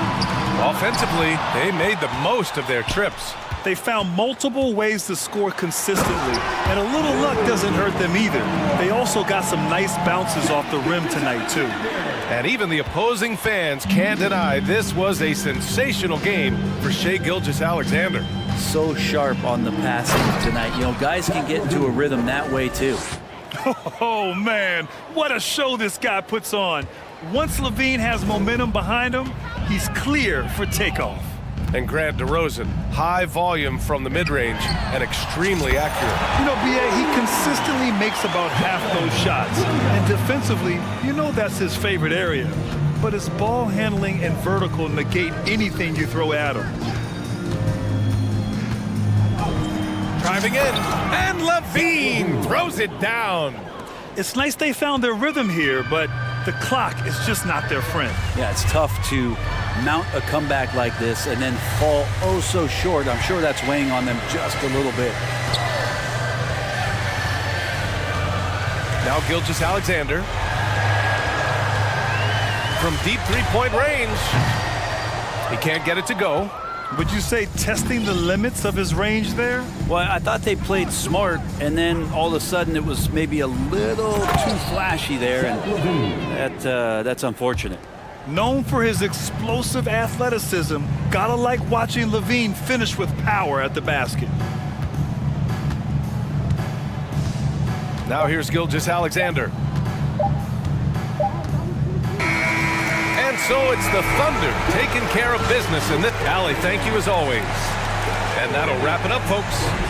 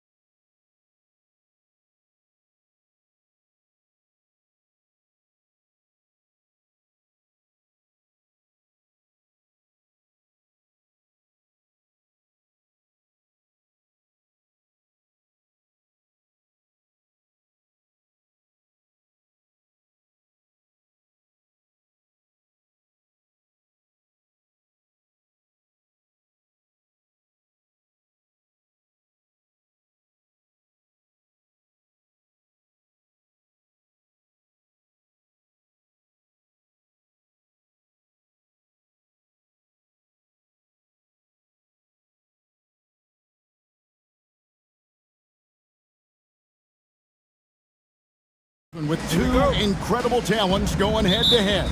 And we've been really spoiled with all of these guards that we get to watch. The league today has as much talent at the 1 and 2 as it ever has. Let's take a look at our starters for Sacramento. Big men on the floor for them, Barnes and Sabonis. The backcourt pair will be Fox with Herter, and it's Davis at the 3 slot. Boy, Fox, there may not be a quicker player with the ball in his hands. McCollum deciding where to go with it. Down low, Williamson. And Williamson throws it down. And not the prototype power forward, but he has tremendous athletic ability. Fox passes to Sabonis. That one's not going to go. Nice feed from Valanciunas. McCollum outside. Hits it from three-point range. And that range makes McCollum hard to defend because if you're too close, you know about his ability to go by you and get to his spots. For New Orleans, they've gotten their first 3 shots to go in for him to start off this game. And it's Harrison Barnes with the foul. That is his first foul of the game. First team foul. And the Pelicans with possession here. It's a 5-point game.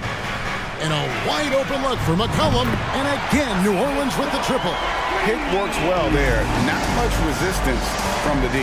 Yeah, that just comes down to a lack of effort. The defender has to do a better job fighting through the screen. Well, he is looking confident. Love how they're using him so far. Yeah, when he gets engaged this early in the game, it's bad news for the defense. He can roll this start throughout the rest of the game. Now here's McCollum. 6 points for him. To the inside. Here's Valanciunas. And the dunk by Valanciunas. And it's not everybody who needs hops to finish at the rim. Valanciunas just needs to be an arm's length of the bucket to throw it down. And I think back to when Sacramento Kings hired Mike Brown as their head coach, there was almost universal praise for that move. The finish was nice, but the setup was better. Yeah, GA, the pick working to full effect before the stuff. Yeah, you like the pick to set up the open shot, but when it leads to a dunk, okay, even better, we'll take it. And Williamson throws it down. Difficult to guard and pick and roll. Zion's combination of mobility and quickness along with that strength just so lethal. Barnes finds Sabonis, and it goes down 2 points. And Richard, when it comes to Mike Brown, it's easy to understand why he was such a popular hire. Yeah, you're talking about a guy with a ton of NBA experience, and he has taken a team to the finals.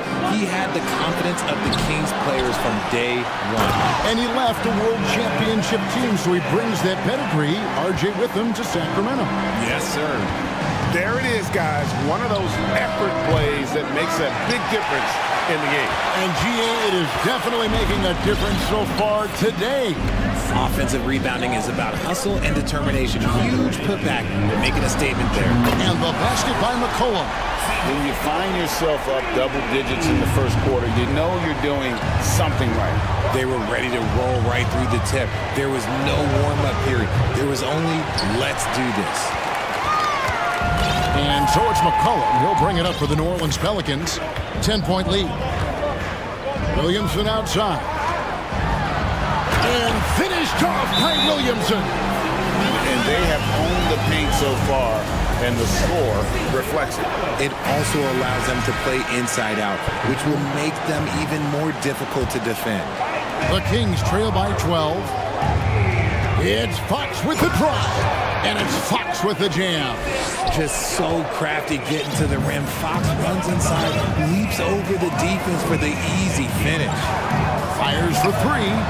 And another 3 for New Orleans.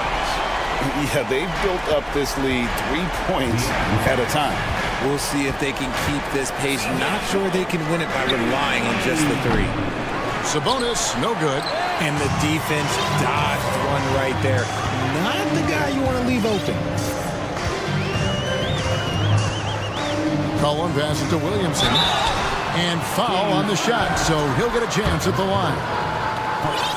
An absolute beast in close. Once Williamson has this kind of positioning, you pretty much have to foul. Taking Both good from the line that time. Timeout called by the Kings. C.J. McCollum really making a difference here. They have to come up with a new wrinkle defensively because he is killing them from deep. The Kings trail by 15. Herter kicks to Davis. Now here's Herter. He's guarded by McCollum, and it's thrown down hard with both hands. Strong move to the 10, trying to get his guys going. Hard not to get motivated, GA, right when your teammate makes that kind of play. And that could be the spark they needed to make a little run as they try to even this thing up. And a bit of a battle here for the ball. The official signals a jump ball here.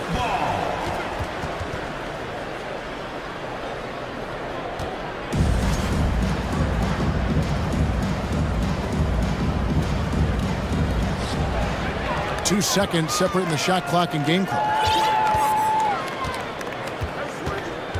Fox against McCollum. Valanciunas with a screen on Fox. Sabonis with the steal. Stolen by McCollum.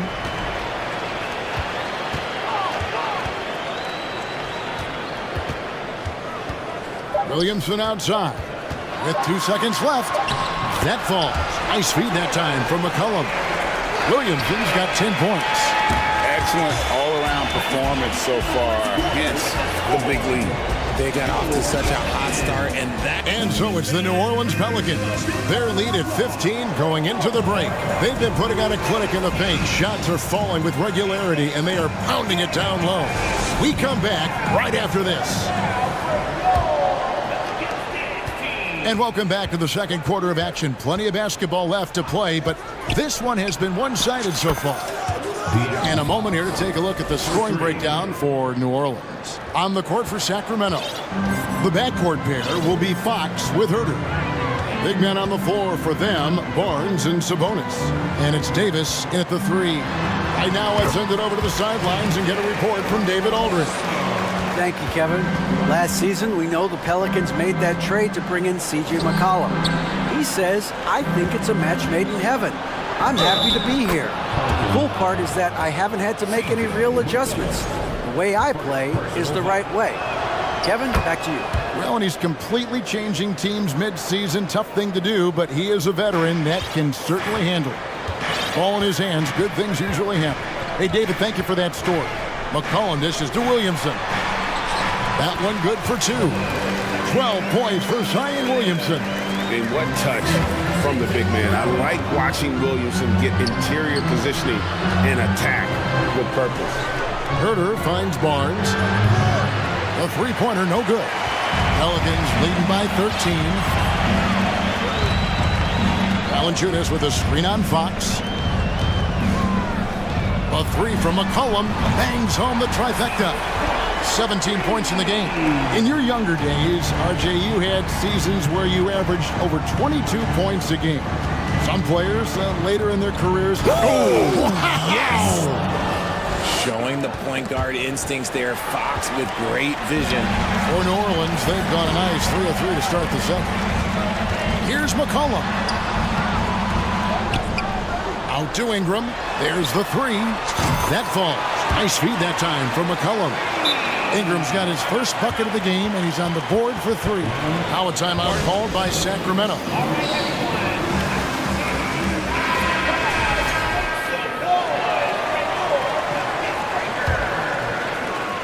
And it's Fox with the ball for the Sacramento Kings, trailing by 17. A monster night for Fox. You can call him a point guard. I call him a scoring guard because that's what De'Aaron brings. Valanciunas sets a screen for McCollum.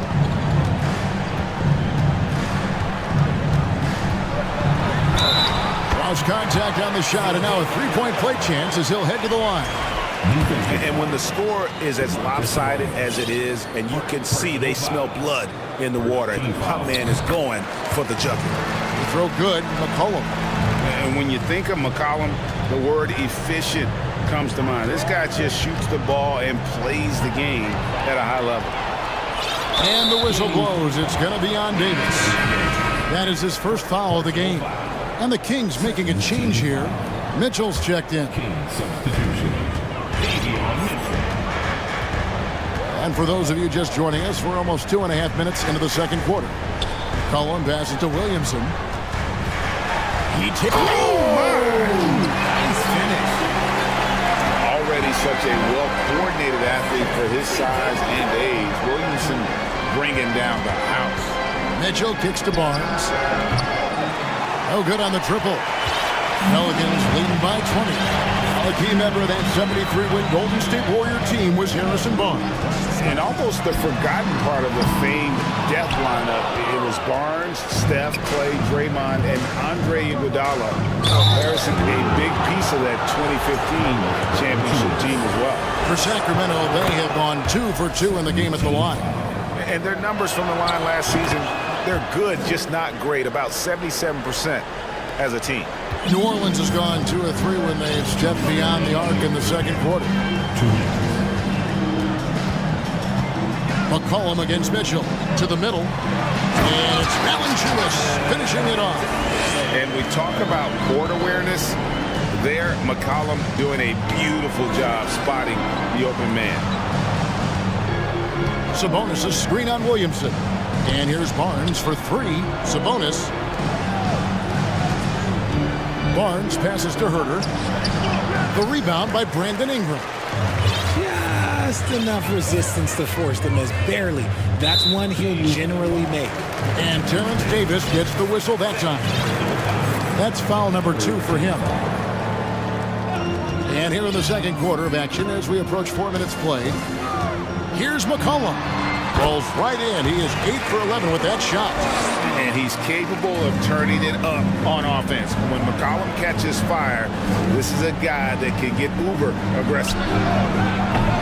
Herter, no good. Pelicans leading by 22. 56 seconds left in the first half of basketball. And it's Ingram missing. Sacramento's gone 1 of 4 from three-point range in the second. Not a whole lot dropping out there for them. And stolen by Williamson. Williamson is screen on Davis to the paint and stolen by Barnes. Davis dishes to Barnes. And the rebound goes to the Pelicans. 3-second difference between shot clock and game clock. And now we've got the intentional foul. Yeah, not sure what that was about. I mean, talk about a brain cramp. It's his first trip to the line. Both free throws, good for Ingram. Timeout called by the Kings. C.J. McCollum really making a difference here. And whatever the D has thrown at him, he's had an answer. His offense is coming naturally to him because he keeps things simple. You hear that, people? Keeps things simple. A big group substitution here for Sacramento. Alex Len's checked in for Sabonis. Murray comes in for Harrison Barnes. Monk's checked in for Kevin Herter. And it's Fox in for Mitchell. Flashing that creativity is so much fun watching Fox carve up defenses like this. Williamson is screen on Fox. Down low. And there's Williamson on the assist by McCollum. Williamson's got 16. When you allow good scorers to get uncontested shots at the rim, no wonder you're losing. That's a great position. All right, David, thank you. Your Pelicans, 51. The Kings, 27.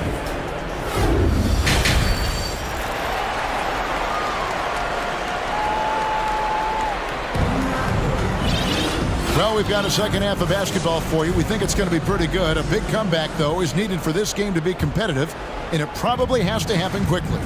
You know, C.J. McCollum has been exceptional here, guys. Well, with a double-double in hand through 2 quarters, you can just imagine what his stat line will look like at the end of this one. But I don't think that that's the most important thing to him. Sure, putting up big numbers doesn't hurt, but he's all about getting the win over everything else. We've got Larry Nance.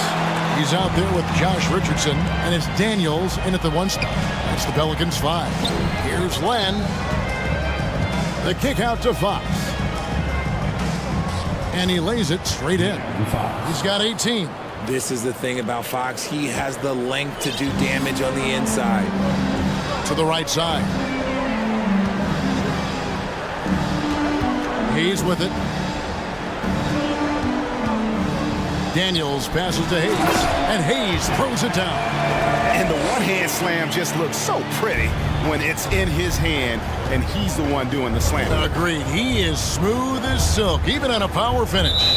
And so it looks like the Kings will retain possession here. Great instincts from him to get a hand on that pass and tip it out. Yeah, I think he was hoping to maybe even get the steal, but I agree. He's still got a good outcome. Fouled beyond the arc, and he almost hit the shot. He'll go to the line for 3. Many scouts felt Murray was the most NBA-ready of all the draft prospects last year. He understands what he does well and plays to that. He can control the pace. It's hard for defenders to speed him up, and he gives you versatility at both ends.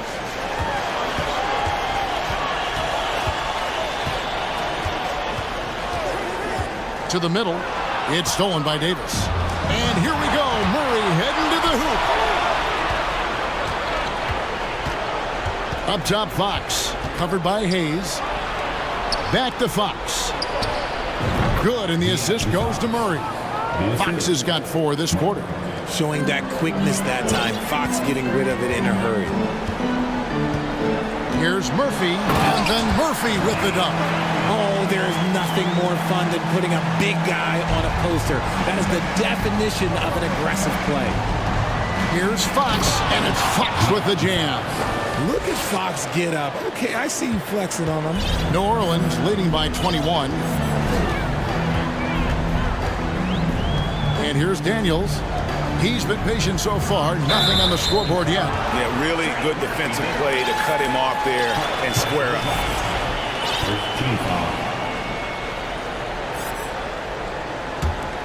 The Kings trail by 21. Puts it up from 12. And it's Daniels with the rebound. New Orleans has got 2/3 of their three-pointers to fall tonight. They're 6 of 9 overall. And Malik Monk is going to pick up the foul. That is his first foul of the game. Davion Mitchell's checked in for Fox. The Kings with the crowd. All right, everyone. I can hear you now in the crowd. Make some noise for your Pelicans breaker. And some changes here for the Kings. Sabonis, he's checked in for Len. Barnes comes in for Murray. And Kevin Huerter subbed in for Davion Mitchell. Here's Nance. 2 free throws coming up, and they call the shooting foul. It's going to go on Sabonis. Pelicans shooting their 6th and 7th free throw attempts tonight. No good on the free throw. Second personal foul. And he sinks the second. Well, we're into the third quarter, just over 2.5 minutes played. Davis with it, and it's Richardson picking him up. Here's Huerter. The turnaround jumper. Count it. Huerter's got 7 points. Yeah, great execution there. The turnaround, such a difficult shot to defend. Daniels kicks to Nance. Pass to Richardson. So it's Richardson with the jam. And he wasn't about to do anything that would get him in trouble there. Nope, up and in with a one-hand finish, the most basic possible. Here's Davis. That shot misses, and it's the Pelicans taking it the other way. Richardson the pass to Hayes, out to Nance. Back to Hayes. Sabonis grabs the board. The Kings have gone 4 of 7 to get things started here in the second half. Here's Barnes. There's the pass to Sabonis. Takes a 3. Barnes can't get it to go. Pelicans leading by 22.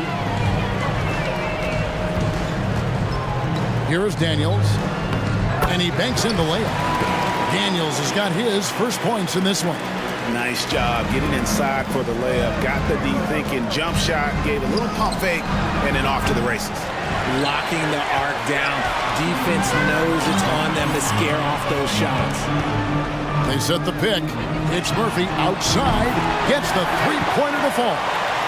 Murphy's got 7 now in this quarter. pick works well there. Not much resistance from the D. Yeah, that just comes down to a lack of effort. The defender has to do a better job fighting through the screen. There's the drive.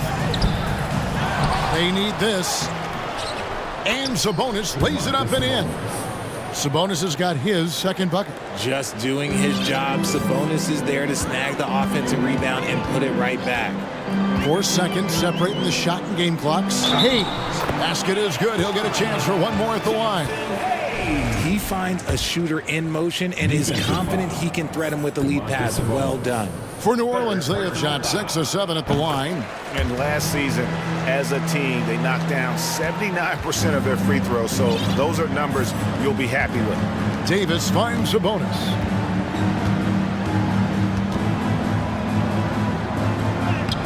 Got him with the pump fake, but couldn't finish. Three-pointer, Daniels. No good on the last second attempt there. And so it's the New Orleans Pelicans. Incomplete. And let's go back to a terrific pass that we're calling tonight our State Farm assist of the game. And he sliced the D wide open with his feet. They had no chance to prevent that basket. That's an unguardable pass, flat out. Give him credit for possessing that type of vision. And 1 quarter to go in a game that to this point has not been an evenly fought contest. And now we present our New Balance Player of the Game, C.J. McCollum. And his focus, guys, has been laser sharp. And his touch from the field, flawless. And the teammates have worked hard to get him the ball in some good position. And boy, has he rewarded them with a spectacular shooting performance. Great call to keep running all those sets for him. He doesn't take over games like this very much, but it's always possible. And when he does, here at home, these fans love it. On the court for Sacramento. Big man on the floor for them, Barnes and Sabonis. The backcourt pair will be Fox with Herter. And it's Davis in at the 3 spot. And slams it home and gets some camera time on the end of it. He did. He spent a while up on that rim, didn't he?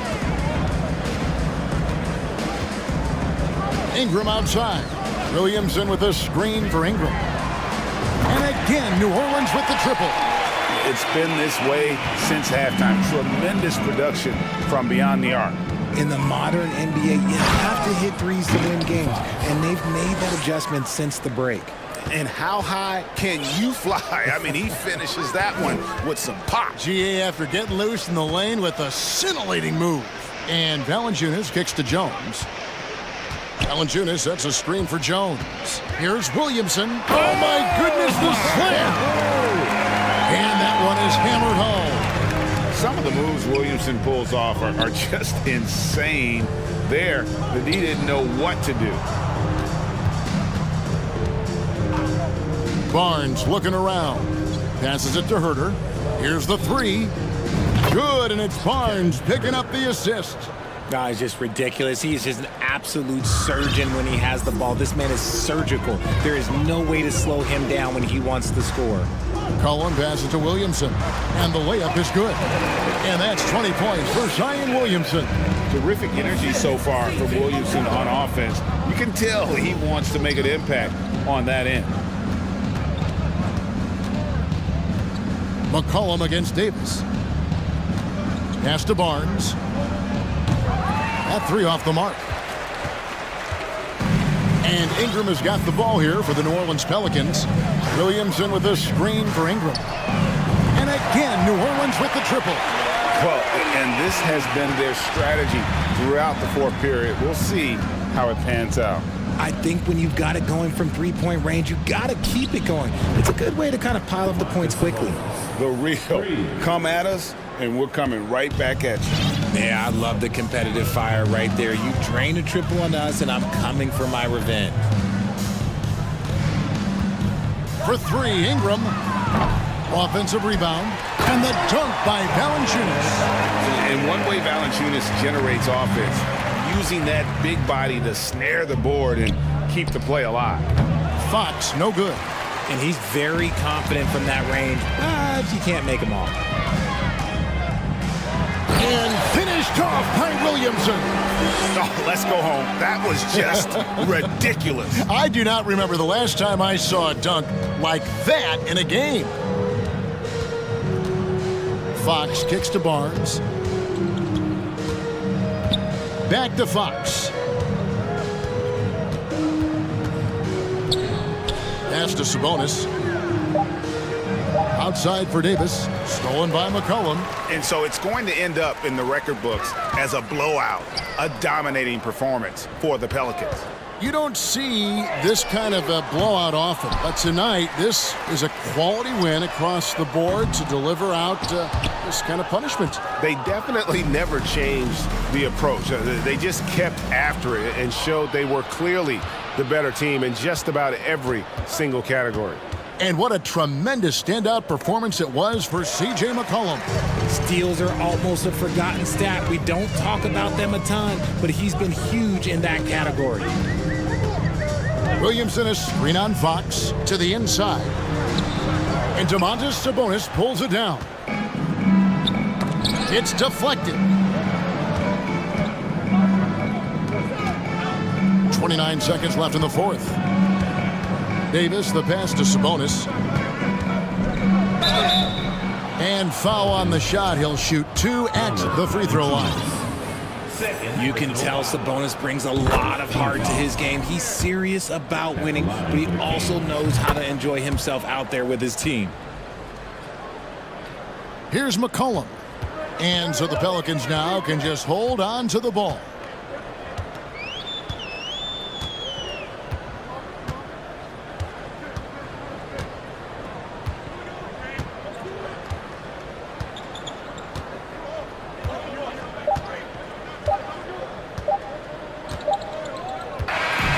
So we see New Orleans taking the W here.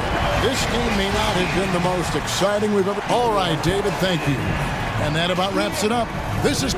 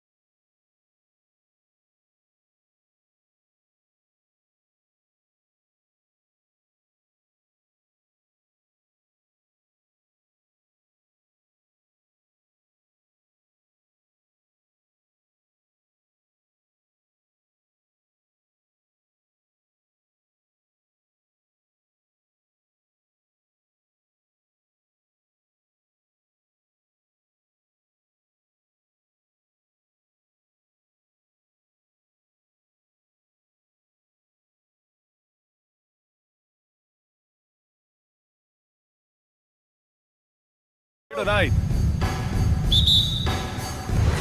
And so off the tip, it's Oklahoma City. So here's the Clippers starting group. At small and power forward, it's George and Leonard. Norman Powell out there with Russell Westbrook. And it's Plumlee in at the pivot spot, manning the middle. And Doris, both of these teams prefer to operate at a slower pace. It's more about half-court offense than getting out in transition. Which means necessarily, BA, that the winner tonight is likely going to have to execute at a high level. That means, is your spacing good? Do you have the appropriate motion? Are you setting quality screens? How effective can you be generating good shots in the half court? Now here's Gilgeous-Alexander. Pass to Holmgren. Back to Gilgeous-Alexander. 6 to shoot. Here's Holmgren. Fires the 3. And the shot's off. 1 for 2 in this one. Leonard against Dort. Fires from 14. Shot by Leonard, no good. Couldn't quite line that one up. Just got to shake it off and move on to the next one. Boy, guys, it wasn't too long ago that the Los Angeles Clippers were the worst team in the league, but boy, have times changed. The Clippers are now an attractive organization for some stars. Back to Gilgeous-Alexander. Pass to Holmgren. Going inside, and that comes off the assist by Gilgeous-Alexander. Holmgren's got 5 points. Well, the passing ability on display for SGA. Shai Gilgeous-Alexander getting it done. George finds Leonard. The fadeaway. No good on the shot. Now Oklahoma City takes it the other way. I mean, a true transformation of the Clippers. They were that team that stars avoided. They were, BA, but I think that started to change back in 2011. The trade of CP3 to the Clippers, it started this new era. Then the ownership change helped it even further. And in one summer, let's remember, they signed both Kawhi and Paul George. Unreal transformation. Now here's Gilgeous-Alexander. Now, if you're just tuning in, we've played about 2.5 minutes here in the first. Pass to Holmgren. Outside for Gilgeous-Alexander. The three-pointer off the mark. The Clippers have gone 1 of 4 to begin this one. Westbrook with it, and it's Giddey picking him up. Westbrook, the pass to Leonard. And he got the whistle on the way up. And they're not happy with the call here. Coach has given the signal. He's going to use his challenge. Probably a good idea in such a close contest. And even with the coach's challenge in place, we've seen so many of these personal foul calls still disputed even after the video review. The previous play is under gray area in a lot of these calls. But at least we have the option to take a second look, so the officials can be sure they get it right.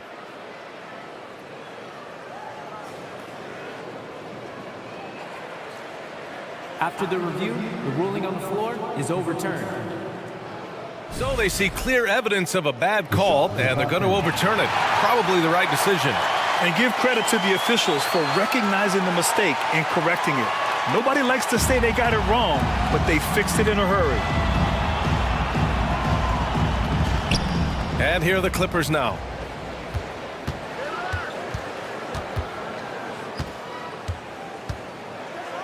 Good work there as it goes. Kawhi Leonard, if you allow him to get to his spots, it's an easy score. In the painted area, that's easy money. Gilgeous-Alexander against Leonard. And slam dunk by Gilgeous-Alexander. Oh, nice one-handed jam there, BA. Hey, little exclamation point. Boy, when the conversation turns to the young stars in the NBA, I think it's hard to leave Shai Gilgeous-Alexander off this list. This is a 6'6" point guard who can do it all. Now, Paul George is an exceptional athlete and demonstrating his insane dunking skills there. Get this guy in the dunk competition. Are you serious?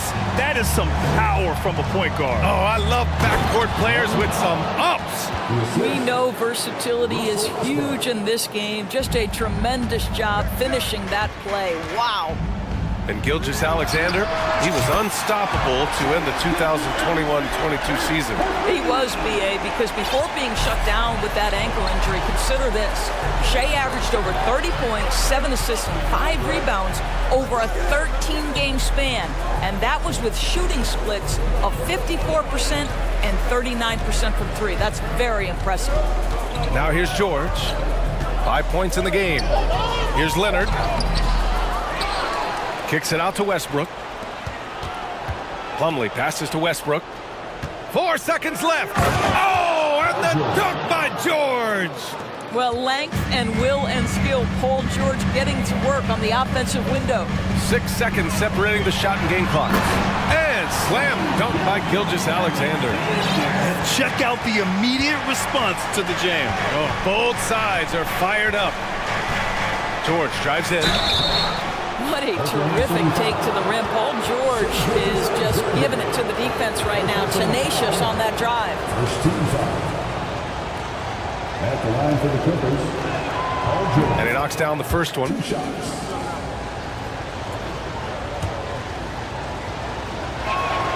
George hits them both. An efficient night from the line. This is a guy who puts in the work and it pays dividends. Here's Gilgeous-Alexander. 9 points in the game. It's Giddey on the wing. 1 second left. What a performance for Shai Gilgeous-Alexander. He has been the story for the Thunder, hunting for opportunities, leading to 9 points in the quarter.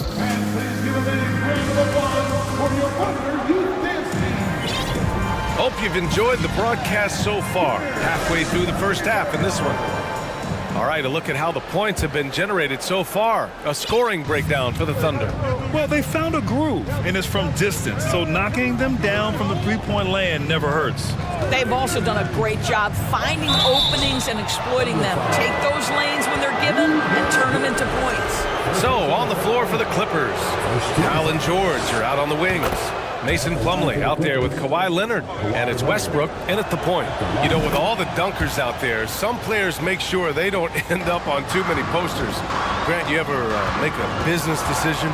Yeah, B.A., I made a few business decisions through my career. Look, as a competitor, you want to make sure that you can play defense, give it your all, contest at the rim when you feel that you can.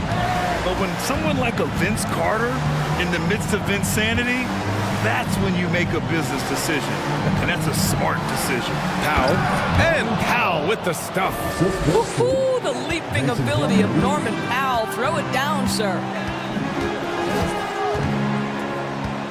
Leonard against Gilgeous-Alexander. Pass to Holmgren. 4-3. And that comes off the assist by Gilgeous-Alexander. Gilgeous-Alexander's got his 5th assist in this one. George outside. And we played just over a minute of basketball in the second quarter. He's got it. 4 for 4 now. He's automatic. Paul George playing through the contact right there. You like somebody who's willing to navigate traffic. Since KD left Oklahoma City in the summer of 2016, the Thunder have not won a playoff series, Doris. That's exactly right, B.A. They had a few playoff teams, but they were all bounced in the first round. I think that is what led this organization to basically hit the reset button. Now they want a title caliber team, not a team stuck in the middle.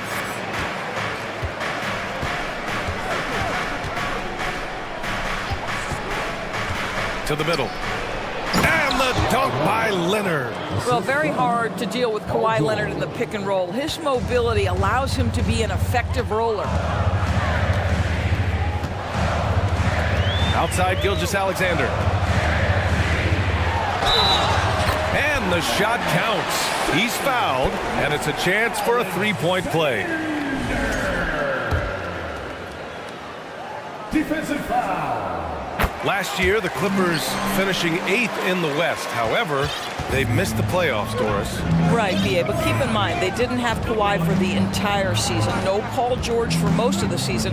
In fact, I thought Ty Lue did an incredible coaching job getting that team to the 8th spot. They just went on to lose 2 tough games in the play-in tournament. And once more this half, they find a way to get great position inside. Pass to Williams. Back to Gilgeous-Alexander with the drive. And slam dunk by Gilgeous-Alexander. Such a smoothness and ease to the way Shai Gilgeous-Alexander plays. What a pretty drive. Makes it look easy. Here's Leonard. Tipped. Kicks it out to Westbrook. And finished off by Westbrook. Wow! Always fun to see point guards who can elevate above the rim like that. Oh, a strong mindset and even stronger finish. Boy, it's incredible how much explosive scoring ability can come from the lead guard position. That is a big-time play. 6 on the shot clock. Pass to Holmgren. Ooh, coming through again. Shooting 5 for 7 now. Boy, wide open teammate. Really pretty pass by Lou Dort. No hesitation there. Westbrook finds George. And here in the second quarter of action as we approach 4 minutes played. And it's blocked. And a fast break now for the Thunder. Williams with it. Picked up by Plumlee. Here's Holmgren. And he throws it down. What a terrific lead pass. Well, known for being a terrific passer, he shows you right there. Case in point. Pass to George. Gilgeous-Alexander with a steal. Here's Dort. Uses the glass on the layup. And now it's a 9-point Thunder lead. Boy, you've got to have a tight handle to make that kind of move. Lou Dort, show off. Time called here. Los Angeles decides to talk it over.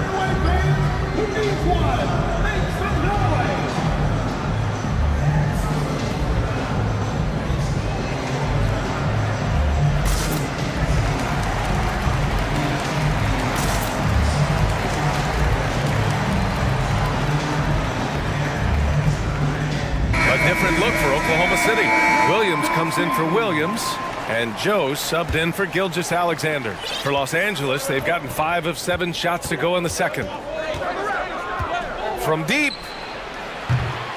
No good there. So Oklahoma City will take it the other way. Outside Covington. Fires for 3.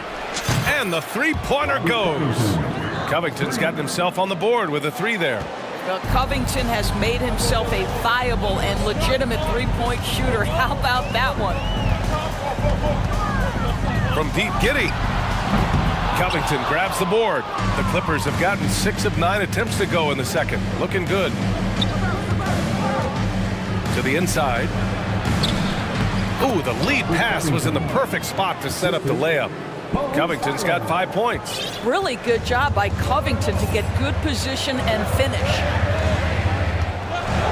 Dort outside. Outside Giddey. Pass to Holmgren. With 1 on the clock. Ooh, he released it in time, but it's off the mark. And so a close game as we wrap up the first half of play. Thunder out in front.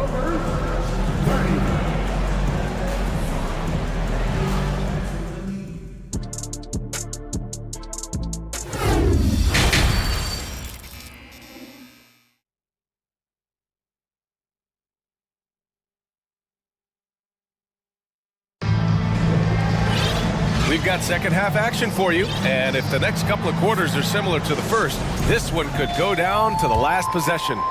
The Clippers trail.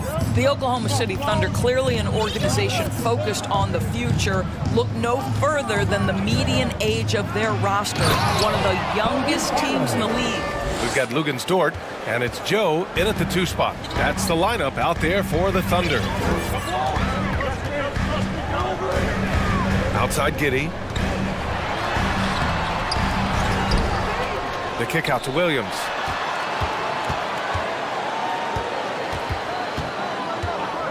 Shot clock at 6. Here's Williams. They shoot again. Williams' shot is good. And the Thunder lead by 4. You're fighting to keep the possession alive, something this guy does so well. Right, so having a young team like the Thunder must have its advantages and disadvantages, huh, Doris? Unequivocally, the upside your guys have brings energy, potential, and obviously their lack of experience can hurt when you take on more veteran teams. But the key for this organization is player development. Can you build habits, can you build culture, and can you build a winner? Oh, not the defensive effort they need to cut into the lead. Boy, good call. You have to at least try to protect the rim. They're just too slow to react. You can't afford to sleepwalk through possessions. What's going on out there? What a beautiful stroke from range. Defensively, you've got to try to take him out of his comfort zone. Williams passes to Giddey. He takes it in. Oh, and makes it with the kiss. Giddey's got 4 points in the quarter. Well, that's about confidence and composure on the interior. Josh Giddey does stand 6'8", makes that a little easier. Highland, no good on the three. The Thunder have gone 3 of 5 from the field in this third quarter.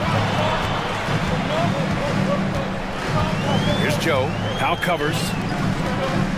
Williams from long range. Rebound by the Clippers. George with it. 11 points in the game. And now we've got an intentional foul. You don't want to stop the clock right there. I'm not quite sure what he was thinking.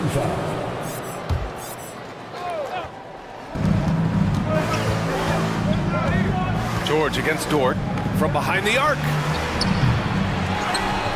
Kicks it to George. Morris, a screen on Giddey. Clock at 6. Goes back up. That one's good from Morris on the assist by George. Well, at a healthy 235, Marcus Morris is pretty good at throwing his weight around, especially on the glass. Now a timeout called by Oklahoma City.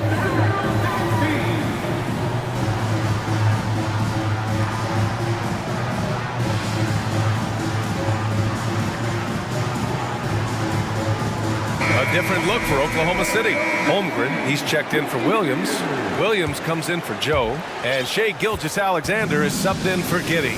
Plumlee's checked in for Los Angeles. Kawhi Leonard comes in for Paul George. Here's Gilgeous-Alexander. He can't get that one to fall. The Clippers go the other way with it. Morris, right side.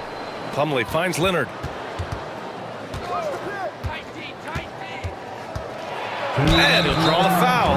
He'll head to the line for 2. You can see the kind of savvy Kawhi Leonard plays with. This guy makes the defense commit and gets himself to the foul line. The free throw drops for Leonard. At the line for the Clippers. And Leonard drops them both. Thunder with a lead. Williams, a screen on Leonard. Here's Gilgeous-Alexander. Rebounded by Kawhi Leonard. Los Angeles has gone 3 of 6 from deep so far. For the lead. And the layup is up and in. Leonard's got 10 points. This is a small forward who, because he's 230 pounds, can hold his own down in the low post. That is nicely done. Plenty of daylight on that shot. You want to run your offense through him. A reliable scoring option. Morris, a screen on Gilgeous-Alexander. Pass to Plumlee. Lets the 3 fly. Here's Highland. Gilgeous-Alexander defending. The Thunder with the rebound. Holmgren's got his 4th rebound in this one. Gilgeous-Alexander on the wing. Here's Holmgren. He's checked by Plumlee. Pass to Holmgren. 5 to shoot. Back to Gilgeous-Alexander. And slam dunked by Gilgeous-Alexander. Shai Gilgeous-Alexander attacking and in rhythm on the offensive end. The Clippers have gotten 4 of 7 shots to drop in the third. Here he goes. Oh, and he got fouled on his way up. He'll head to the line to shoot 2. Heady play to stop that easy layup right there. I mean, make him earn it at the line. Giddey's checked in for Oklahoma City. That's also good, so he hits both free throws. Now a timeout call by Oklahoma City. An unusual skill set for his size. Holmgren can initiate offense from every level on the floor. I mean, his versatility is unbelievable.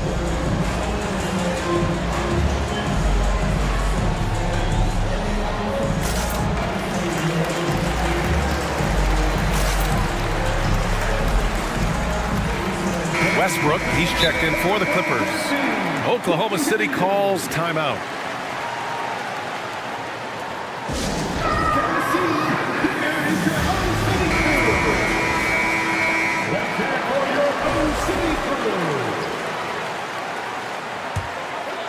Here's Gilgeous-Alexander. 19 points in the game. Pass to Holmgren. The three is up. They get it back. Outside Giddey.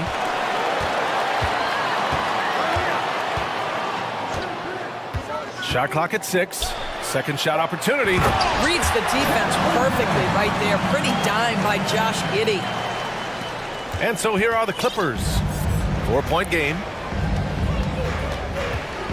Plumlee a screen.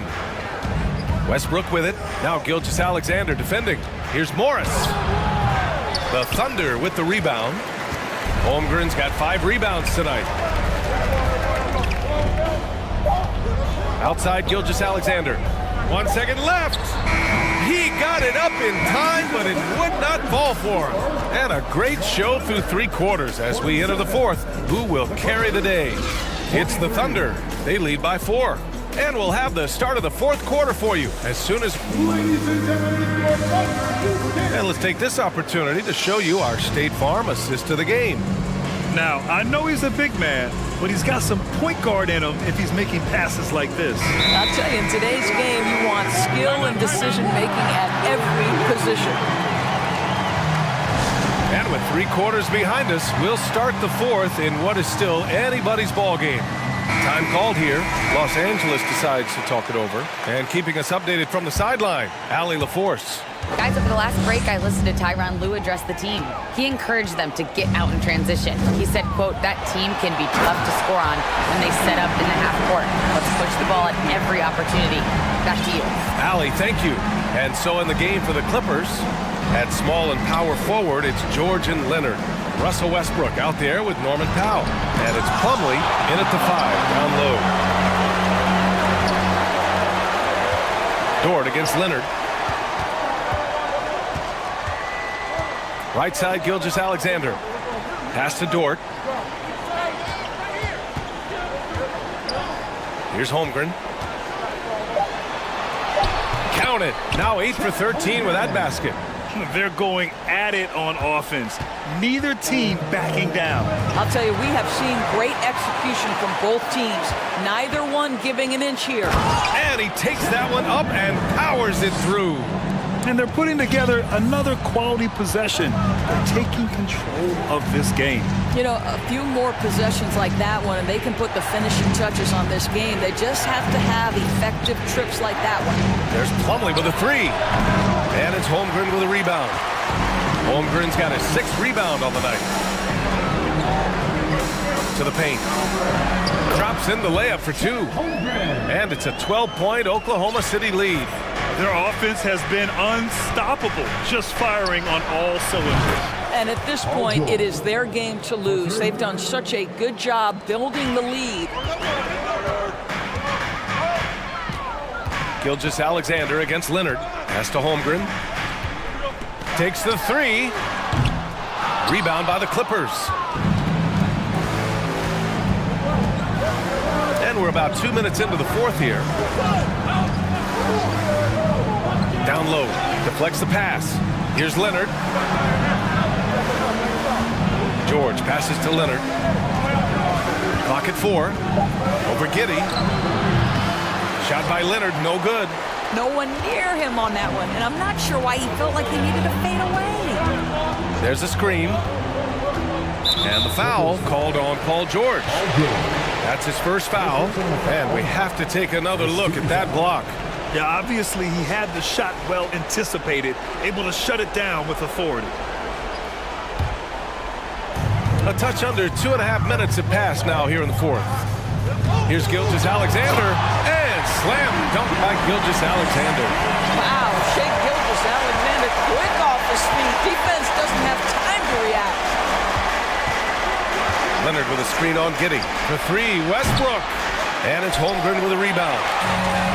Holmgren's got rebound number 8 here already in the game. Outside Giddey. We're in the final quarter play here. 3 minutes in. And he lays in the alley-oop pass. And the Thunder lead by 13. Well, you have got to be impressed with Josh Giddey's awareness of where his teammates are at all times. Westbrook finds Leonard. And the dunk by Leonard. Putting some extra juice on that tomahawk, fellas. No one is going to stop that. Man, when he's coming in with that level of force, that's just too much right there. From deep three-point range. And Gilgeous-Alexander missing. I know that he has the ability and confidence to sink that shot. But better luck next time, maybe. And for most guys, I think you only want to take that shot if you've hit a few in a row. That is absolutely a heat check. Outside Gilgeous-Alexander. And he's going for the oop here. Oh, George with a steal.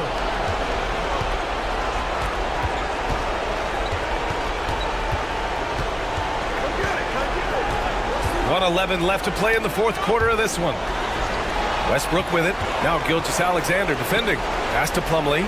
Launches it. The shot won't fall. So Oklahoma City will take it the other way. Here's Holmgren. Outside Gilgeous-Alexander. From outside the arc. And it's Holmgren missing. There's 42 seconds left to play in the fourth quarter. And stolen by Leonard. Oh, and the fast break for the Clippers. Puts up a three. It's rebounded by Oklahoma City. Now Gilgeous-Alexander.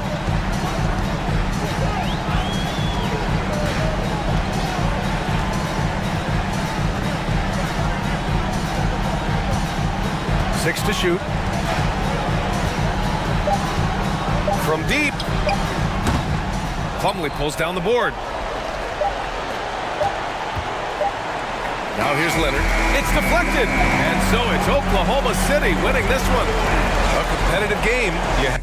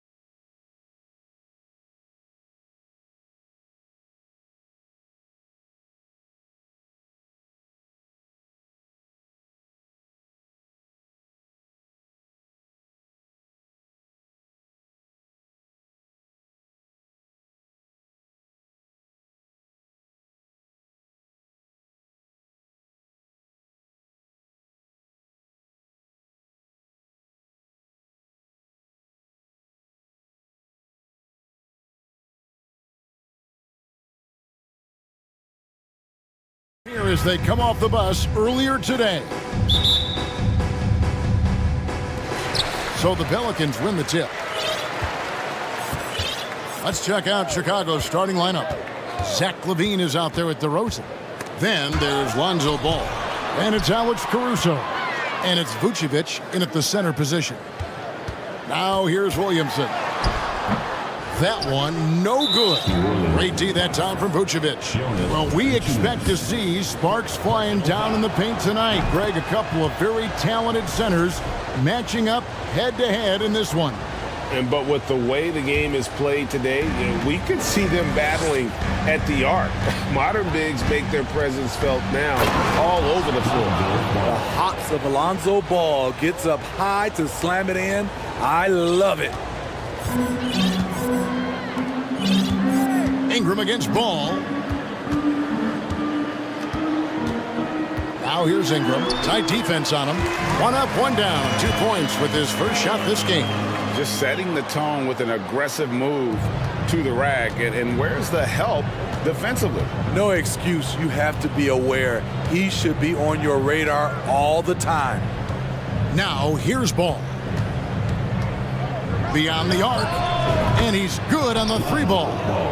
Ball's got 5. Reliable three-point shooting is so important. Lonzo works hard to deliver that for the team. Ingram passes to Williamson, and Williamson throws it down. Clearly, he's one of the best there is in the business when it comes to making that lead pass. And you look at the way Ingram can get off his shot.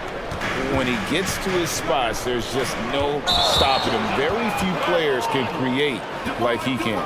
Oh, great defense there. Anticipated the play and got there first.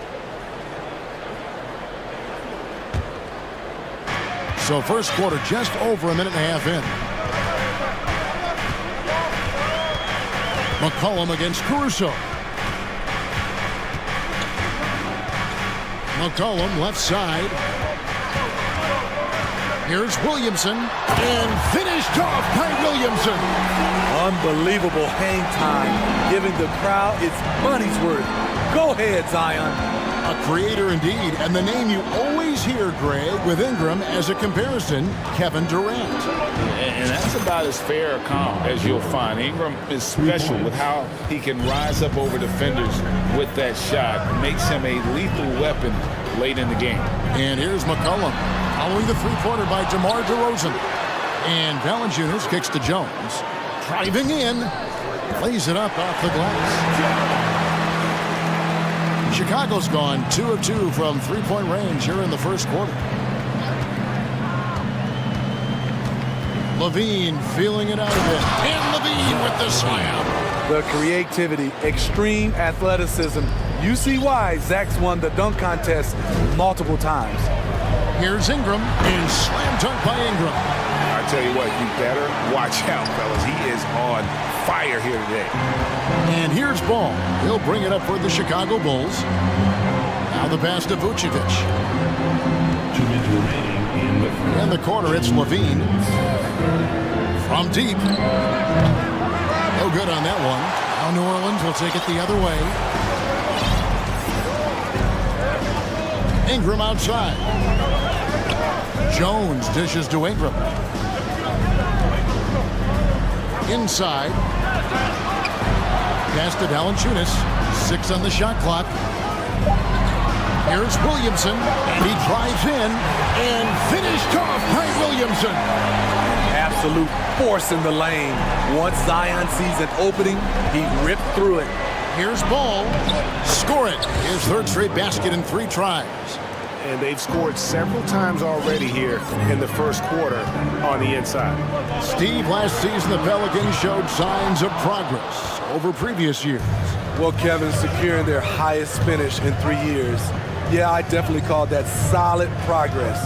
And I think this team could be on track to only get better. Now LaVine, after Brandon Ingram missing on that last three-pointer. Outside, LaVine. His three-pointer's off the mark. The Pelicans have gone 6 of 9, shooting it well. Ingram against DeRozan.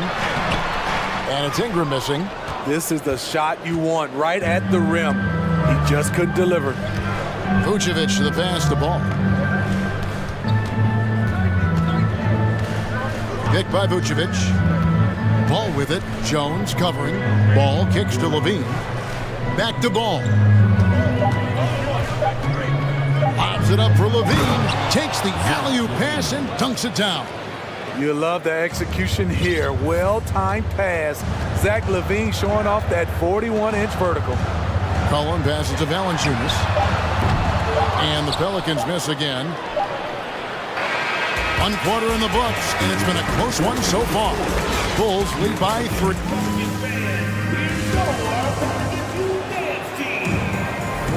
And close game underway so far. We'll see if either of these teams can jump out in the second quarter. And guys, what's your take on the Bulls so far? Well, they've been aggressive from the beginning, particularly on the offensive end. And that has helped them build an advantage here, playing with good focus and good energy. So on the floor for Chicago to start the second quarter. You've got Alex Caruso. Zach Levine is out there with DeRozan. And it's Vucevic, and it's Ball in at the point guard. Here's Williamson following the score by DeMar DeRozan. Williamson kicks to Ingram. Plays it up and banks it in. Ingram's got 6. You can't let Ingram get established down there. When he does, he burns you from it. Ingram against Ball. That one goes in for him too, making it look easy. He's now 4 for 4. And really, it's been a major aspect of their offense in the early stages here. Their success working the ball inside and getting points from close range. And the shot is good. The Chicago lead has been cut down to 3 points. Nice bucket there from Williamson. After spending almost a decade in Portland, McCollum has adjusted well to playing in his new surroundings. You know, GA, he's a fantastic player when he's out on the floor. Missed a lot of games over the last 3 years. But when he's feeling right, he is a nightmare to defend. The wide open look here for DeRozan. Offline with his 3. The Pelicans shooting fantastically in this game. 62% from the floor. Here's McCollum. That's in, and he found his range with that one. Now 1 for 2. Beating past the D. Once CJ decides to drive, he holds nothing back. Outside, Ball. Jacks up a 3. Pelicans pull it in. Executing to perfection right now offensively. I mean, in total sync. Good luck trying to stop him now. McCollum. Here's Williamson, and Williamson throws it down. Next level strength and athleticism. Zion making his presence felt on the offensive glass. And it's Ball penetrating. This is it to Vucevic. In the corner, it's Levine. Caruso against McCollum. It's DeRozan top of the key. From 15 feet away, and Valanciunas pulls it down. And so it's Ingram who brings up the ball for the New Orleans Pelicans.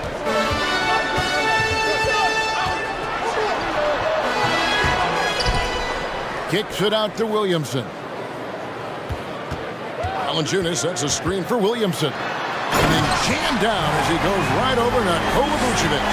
They just can't get stops against this guy. Zion too strong and too athletic. Caruso, the pass to DeRozan.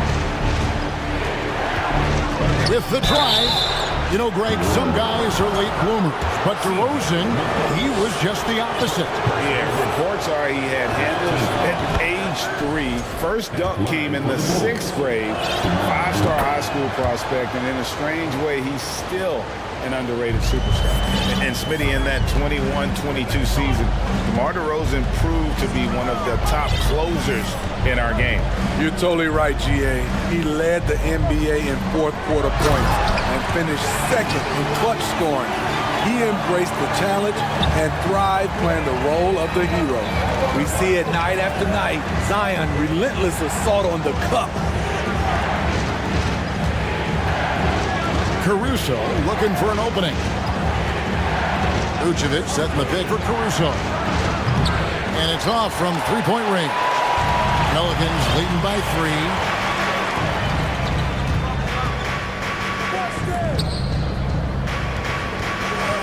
Cullen passes to Williamson. Outside, Jones. Williamson a screen on Levine. Jones drives in, and Jones sends it home. Never a bad idea to run the old pick play. You're right. And if it produces a slam like that, you'll probably see more of them. Especially if the defense is going to allow you to do it. Have to switch on that play. And Chicago has possession. The Pelicans make their last shot. Here's DeRozan, and the dunk by DeRozan. When DeRozan gets to the rim like that, you know how it's going to end. Ingram outside. It's all in by the Bulls. Vucevic has got his 4th rebound with that last one here tonight. The shot and game clock separated by 4. DeRozan for 3. C.J. McCollum comes up with the rebound. Jones dishes to Ingram. To the inside, Williamson. There's that rare combination of power and athleticism. Hard to stop Zion without fouling. First trip to the free throw line for him in this one. At the line for your Pelicans, Zion Williamson. That free throw good from Williamson. And both free throws good for Williamson.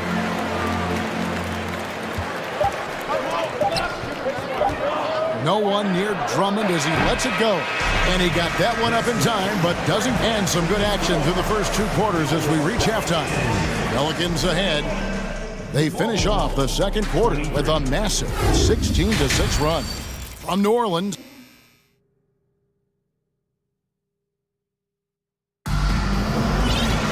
And we're halfway through this one. Plenty of basketball left in a game that's been fairly even so far. You look at Zion Williamson, guys. In this game, he has been everywhere.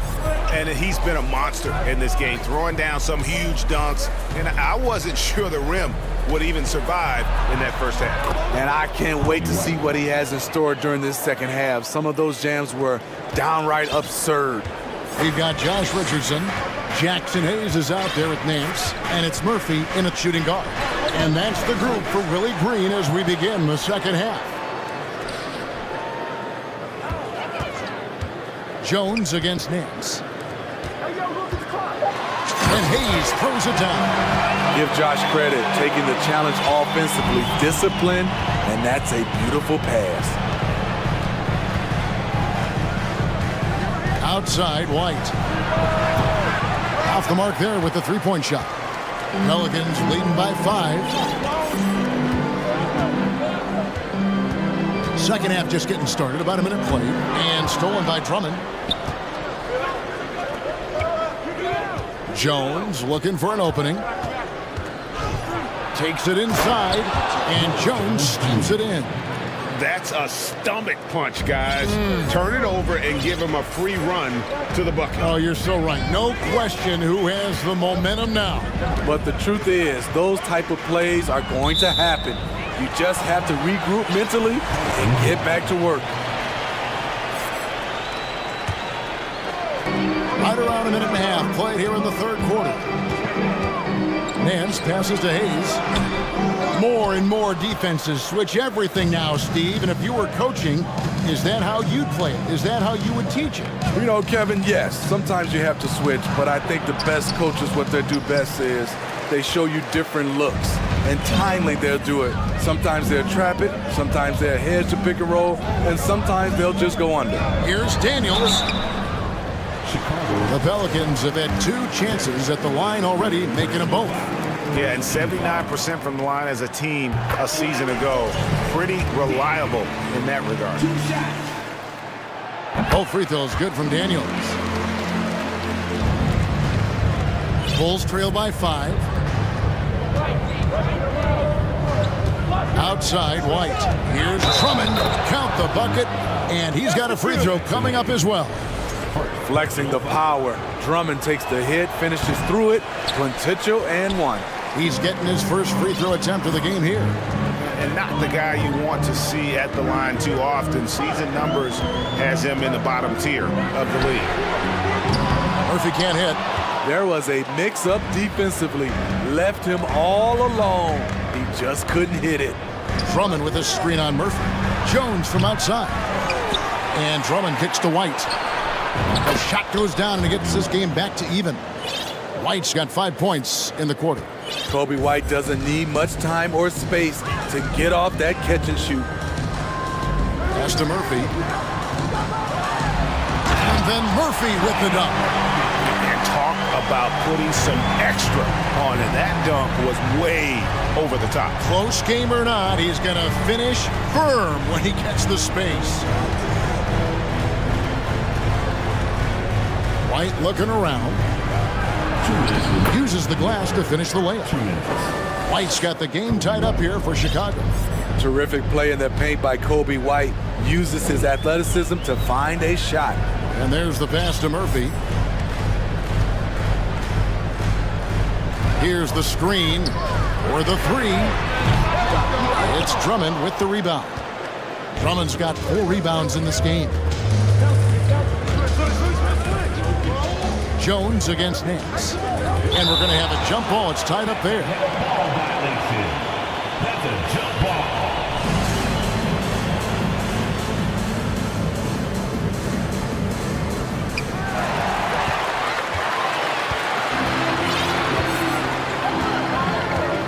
Nance a screen on Beverly. Daniels kicks to Nance. Into the lane. And the jam by Larry Nance. I tell you what, Nance plays with a force every night. Explosive, tough, fearless. Smitty, the talented Larry Nance has a very complete game, doesn't he? He does. He does a little bit of everything for this team. Scores, rebounds, passes, defends. Kevin, he's such an excellent role player. Oh, why, thank you very much. He can really fly, and you combine that, Craig, with some nice penetration, too, and you've got 2 points. They set the pick. Clock at 6. Murphy with the ball. Jones covering. Murphy can't hit. Not sure if that's the shot you were looking for, but it's a fairly clean look. Almost have to take it. And Drummond kicks to Terry. Driving in, and he drops in the layup off the glass. Terry's got his first points of the game. And some kind of switch must have been flipped at halftime because both teams are getting after it. I would have loved to hear the coach's speech because they really took heed to it. Like you said, both teams playing at a different pace. Hayes with the screen for Nance. Back to Hayes, and Hayes throws it down. A big man with a big finish. Got it off in time. Missed. Third quarter comes to a close, and a battle brings it to a tie. And a chance right now to show you our State Farm assist of the game. Yeah, a terrific, unselfish play right here. Set up his teammate, and how about the setup this way? At his position, traditionally, his job is to shoot the basketball. Give him credit for keeping his eyes up and just taking what the defense allows.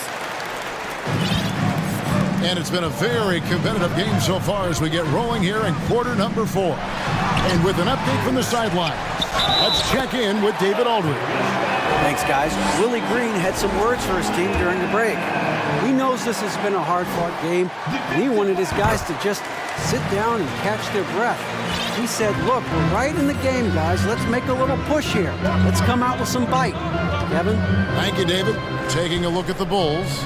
All out there with Alex Caruso. Then it's Zach LaVine. Then it's DeRozan. And it's Vucevic in at the pivot spot, manning the middle. And then LaVine with the jam. No denying Zach LaVine's hops. Flies right up and sometimes over the hoop to jam it in. Knocks it loose. Outside, Jones. Vucevic against Valanciunas. McCollum outside. Shooting foul. And yep, we thought we might see it. And the coach's challenge has been triggered on the personal foul call.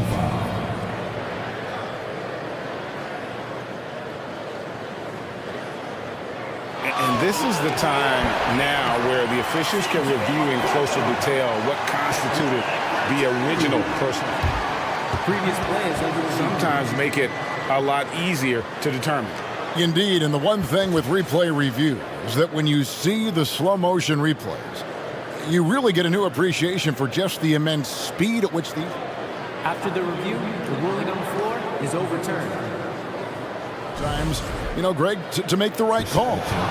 And the announcement on the review is that the foul was called in error.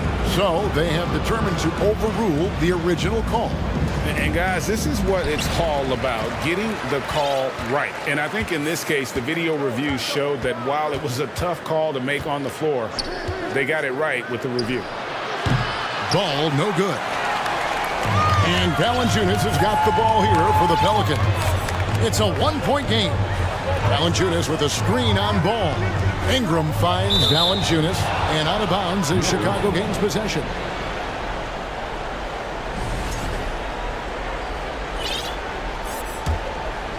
The Bulls shooting it very well tonight, around 57%. Ball, the pass to Levine. That falls. Nice feed that time from Ball. Ball's got 3 assists in the game. And there's the foul. We'll go on Alex Caruso.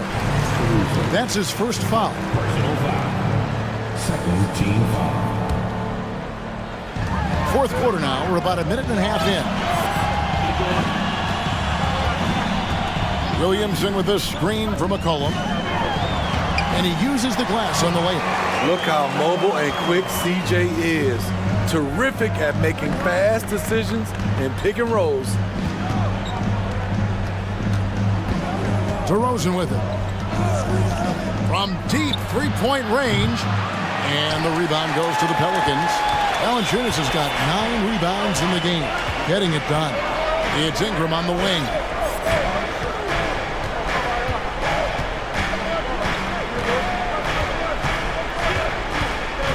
Williamson up top. And he... Okay. Delivering as much punishment as he receives. Zion is a scary sight coming at you.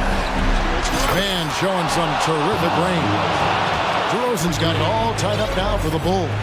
He lives for moments like this because he wants to be the guy to hit the clutch shot. Williamson dishes to Jones. Williamson is screen on Caruso. And it's good, 2 points. And the Pelicans lead by 2. Fearless player have to respect Ingram's willingness to take big shots. Ball kicks to DeRozan.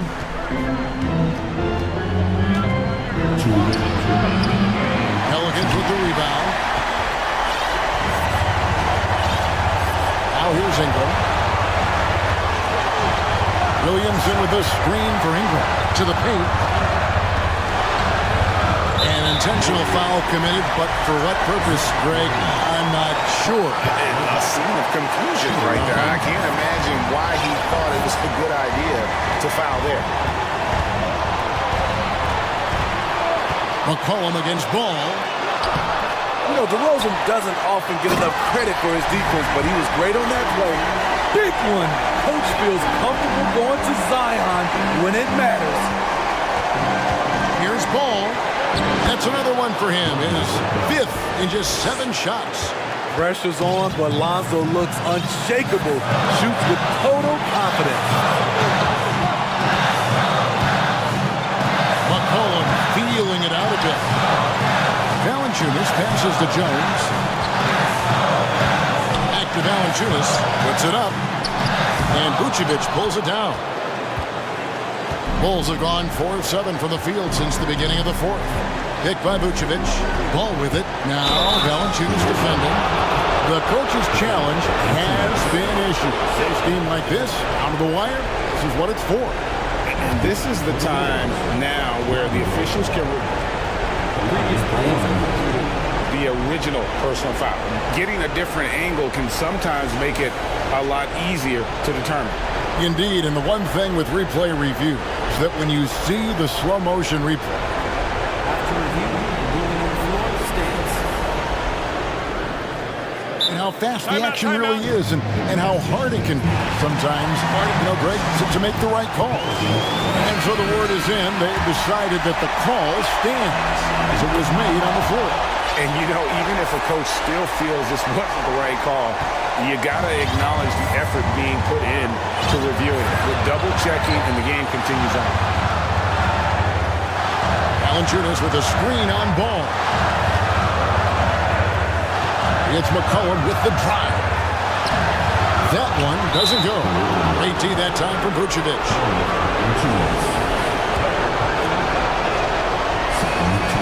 He drops the first one, and that will put them up by 2. And this team loves Lonzo. They want him taking important shots.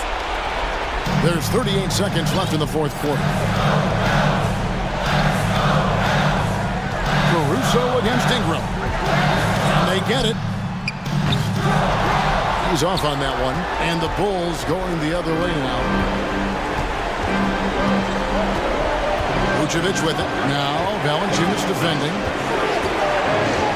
And Vucevic kicks to Levine. Vucevic is screen on Jones. Levine dishes to Vucevic. Well, credit them for maintaining that aggression, even being up this much. They don't want to leave no chance for a comeback. Just focus on playing the right way. That was just a cold-blooded play there from Valanciunas. Not fazed at all by the situation. Chicago calls timeout. They're in front by 3. Just 2 seconds left in the fourth quarter.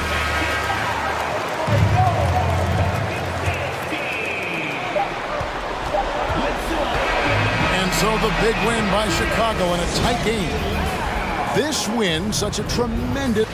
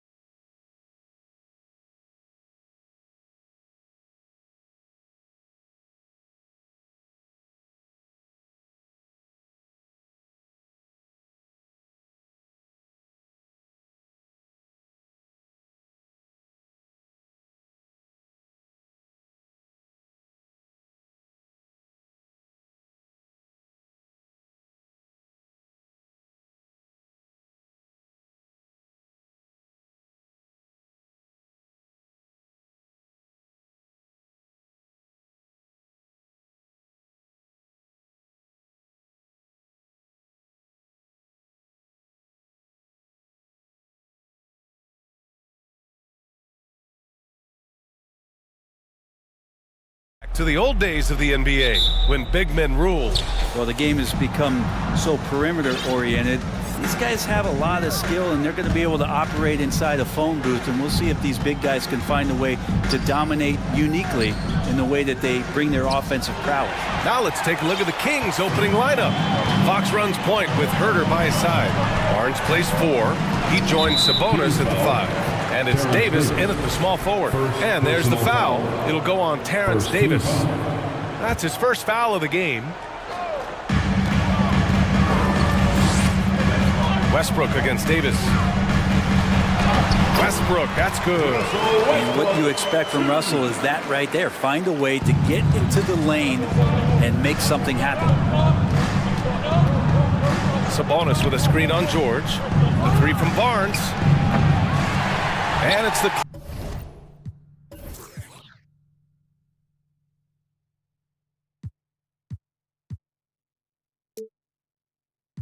Clippers with the rebound. You think about a rough moment in Kawhi Leonard's career that had to have come around 2021, that season-ending injury in the playoffs that kept him out of the entire 22 season. And George launches it from deep, and he can't get that one. So Sacramento will take it the other way. Fox with the ball, and it's Leonard picking him up. Outside Herter. Barnes the screen. Three-pointer. Knocks it down from distance. Well, we're glad, though, that Leonard took the time to fully recover, Brent. At BA, you have to prioritize your health as a player.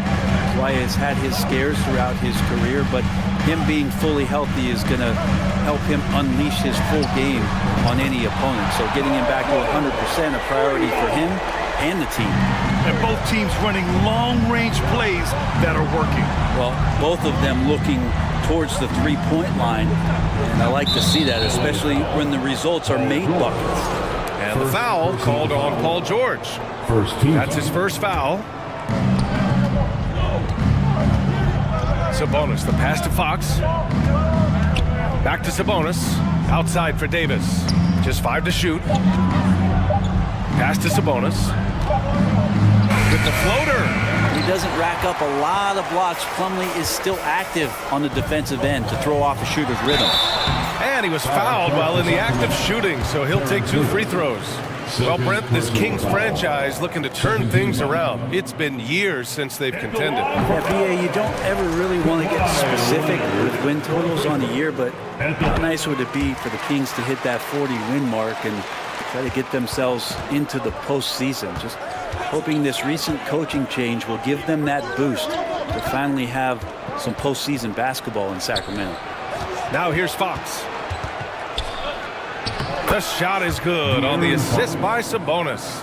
And it's such a strong part of what Sabonis brings to the game. Quality passing. Here's Westbrook. And the shot goes in. When you're trying to stop a guy like this, you have to match his intensity level.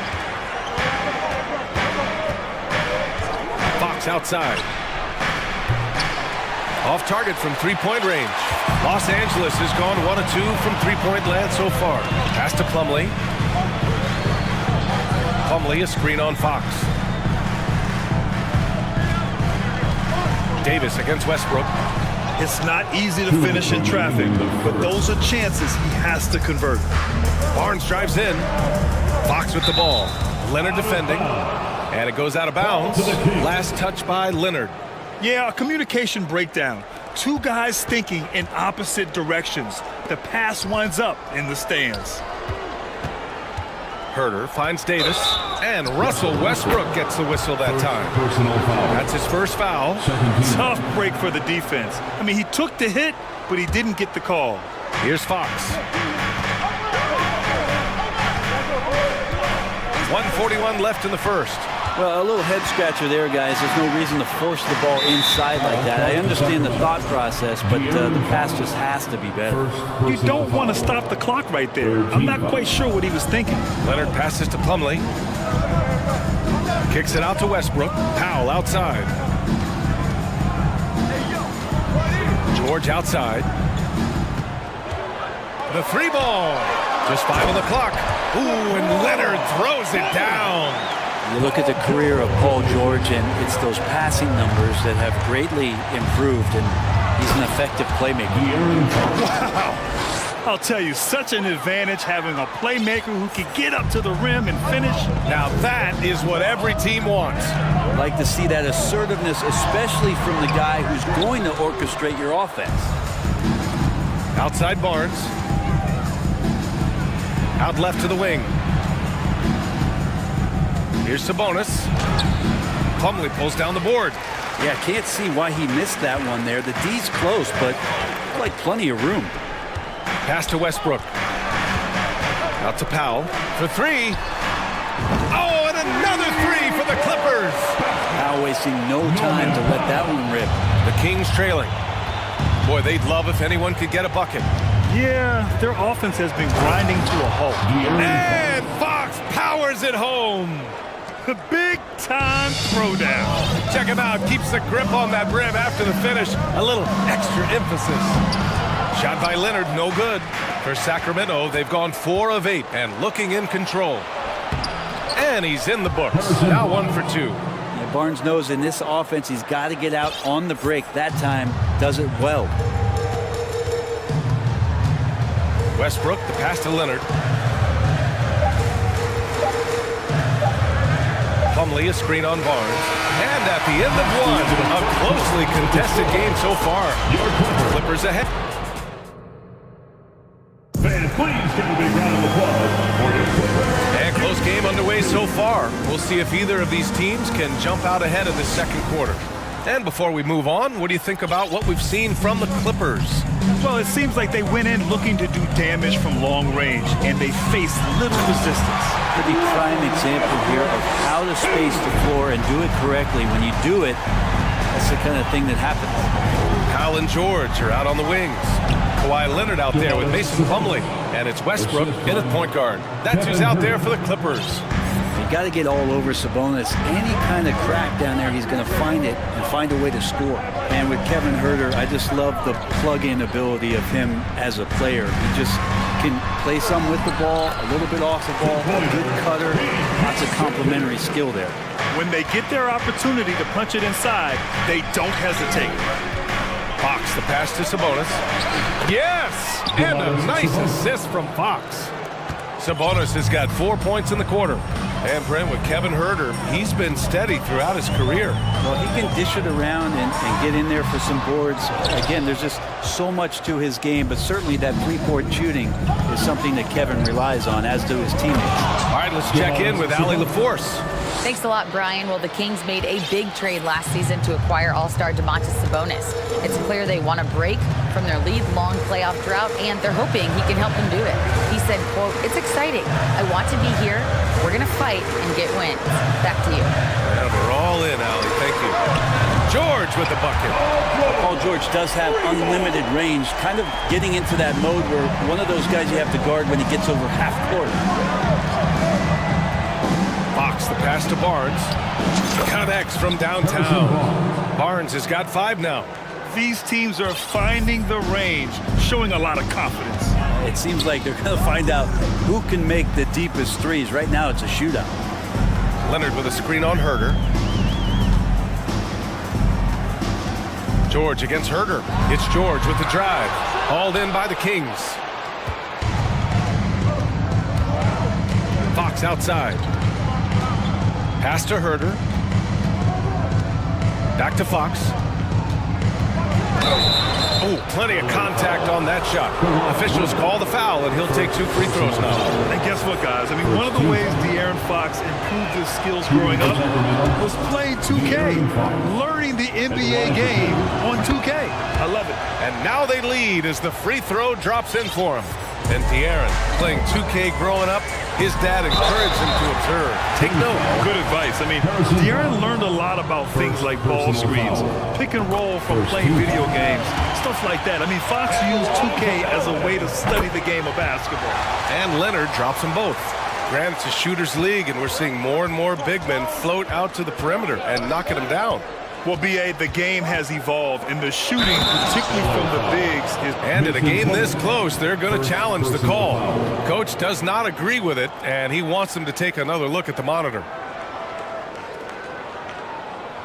People were worried that this would slow the action down. But with so many close calls in every game, the NBA was The previous play is under review. in 2019. You know, one thing this does for a coach is let his players know he's got their back.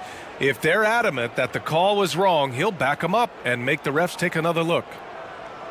After the review, the ruling on the floor is overturned.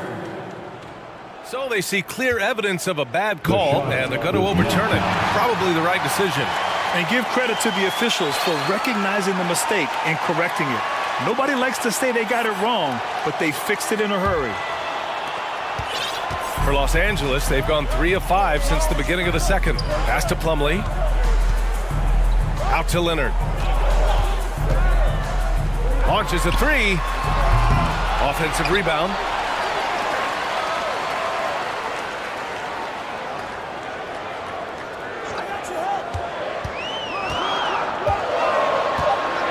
Tries again. Ooh, excellent D there from Barnes. For Sacramento, they've gotten off to a sensational 5 for 5 start in the second quarter. The last couple of seasons, the Clippers have shot the lights out from deep, Brett. Oh, man, they've been unbelievable. Over 41% back in that 21 season. That led the NBA. So we got a nice collection of shooters on this Clippers team, and it helps when you have Paul George and Kawhi Leonard play to create great shooting opportunities. So lots of guys that can hurt you from deep. So it'll be 2 free throws. He was fouled in the act of shooting. And for Westbrook, you talk about playing with a controlled intensity, and when he does that, he's unstoppable. And he can't hit the second. For Sacramento, they've gotten each of their 6 shots to fall here in the second. And it's Fox with the jam. Oh, my! That's why we have those breakaway rims. Dude, he risked pulling the whole thing down to the floor right there. Powell passes to George. Drives to the hoop. And George with the jam. How about the handles of a guy like Paul George at his size being able to rip around and has total confidence in his ability to score. Herder passes to Barnes. Outside for Davis. Barnes with a screen on Westbrook. Back to Barnes. Oh, and a vicious dunk by Barnes. And Barnes making that dunk look really easy. Los Angeles has gone 1 of 2 from deep in the second quarter. Davis against Westbrook. Pass to Leonard. There's 39 seconds left in the first half of basketball. Got it. 2 for 5 now. And that's just nasty right there, guys. He has a tremendous crossover. Foul charged to Sacramento. Monk, he's checked in for Herder. Well, still a few years out, but the Clippers have to be excited about moving into their own arena in 2024. So much innovation has gone into the design of the building, and it just looks incredible. 34 seconds left in the second. Outside Mitchell. Pass to Monk. We've got 22 seconds left to play in the second quarter. And that one drops for him. Yeah, here's a list of things I don't want to do, and right at the top is guard that guy. Morris, he's checked in for Paul George. At the line for the Kings, Malik Monk. At the foul line for 1. Here's Highland.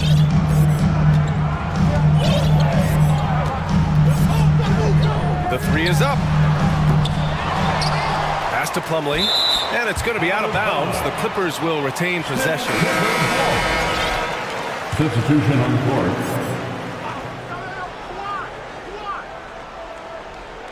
Unable to get the ball in bounds, and they got called for a 5-second violation.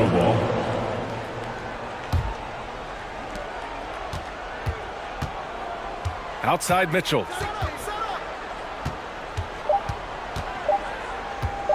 A clear look for Murray. What a play! He drains it at the buzzer! And the first half comes to a conclusion in a game that's been very close so far. 35. The Kings on top, up by 5. And we'll be right back after halftime to get the third quarter underway.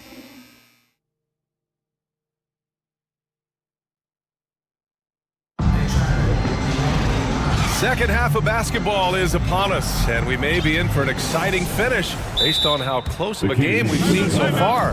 Boy, it's been one outstanding game from De'Aaron Fox. He's been on the attack, playing hard and going right to the rim. Yeah, nice job of carving his way to the inside with some ease. Not much resistance out there. Timeout called. Sacramento. The Clippers trail. Taking a look at Sacramento. Mitchell and Monk there, the backcourt. Murray out there with Davis. And it's Lynn in at the 5. And the Kings shooting a legendary 79%. Their offense is just on a tear. And the layup is good off the glass. Lynn's got his first points of the game. Well, 7'1", 250 plus pounds. He's just so good at pushing through contact, is Alex Lynn. Here's Highland. Outside Covington. Now the Kings in transition. A chance here to catch up with Allie from the sideline. Thanks, Brian. Well, De'Aaron Fox is a competitor. He said, I want to win. I know there's more that I can do. Just trying to create a spark, some type of energy.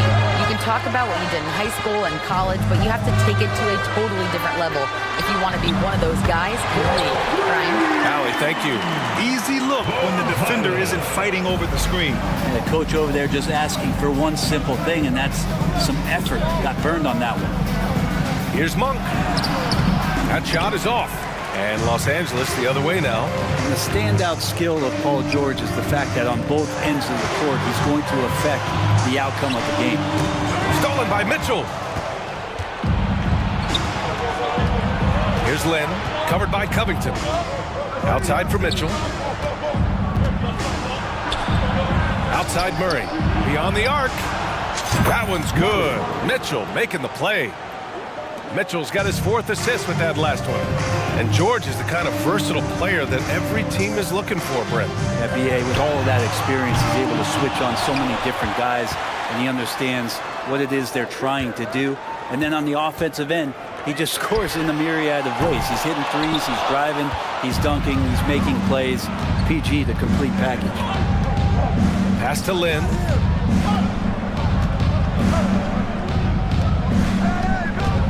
Fires from the wing. Mitchell misses. Clean look from mid-range. Coach will probably want to run that play again. George against Monk. To the inside. And stolen by Murray. Monk against George. And it's Monk missing. The Clippers have gotten only 1 of 4 shots to fall in the second half. Morris, a screen on Mitchell. Foul charged to Sacramento. Davion Mitchell. First personal foul. First team foul. Oh, they pick off the pass. He saw the pass coming a mile away. Was perfectly positioned to intercept it. And the Kings call time here. Here they are, your Clippers breakers.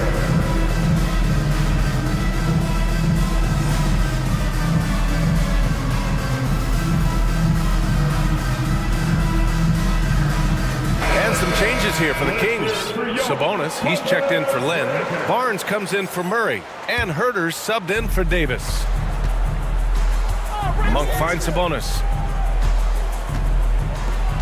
Takes a 3. And Monk is good for 3. Monk's got 6 points. Yeah, Sabonis, a very capable passer, so if he sees a ready shooter, the guy's going to get it. For 3, Covington. Hauled in by the Kings. Well, the D really getting away with one there. No one on him, and that's going to be good 9 out of 10 times. Sabonis, the pass to Herter.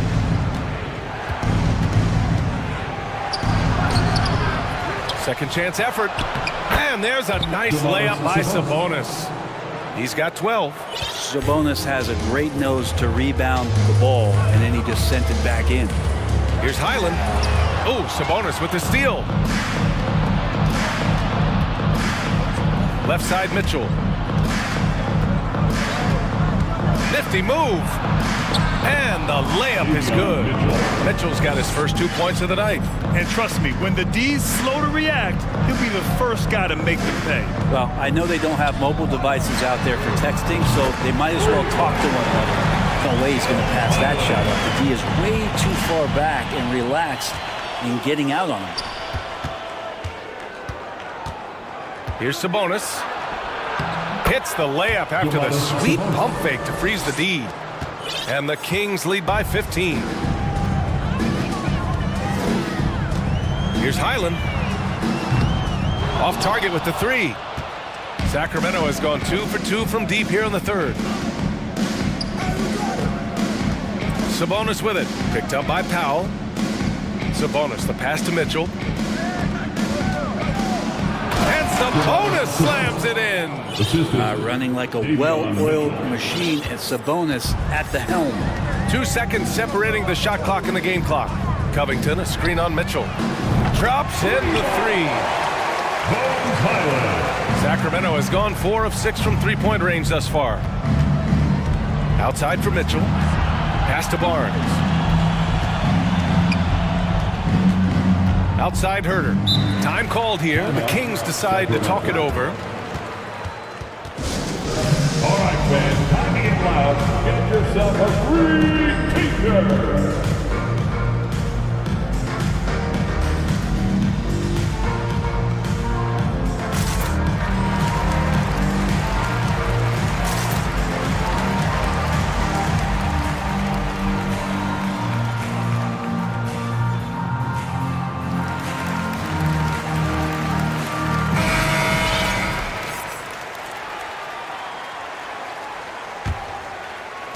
There's 6 seconds left in the third quarter.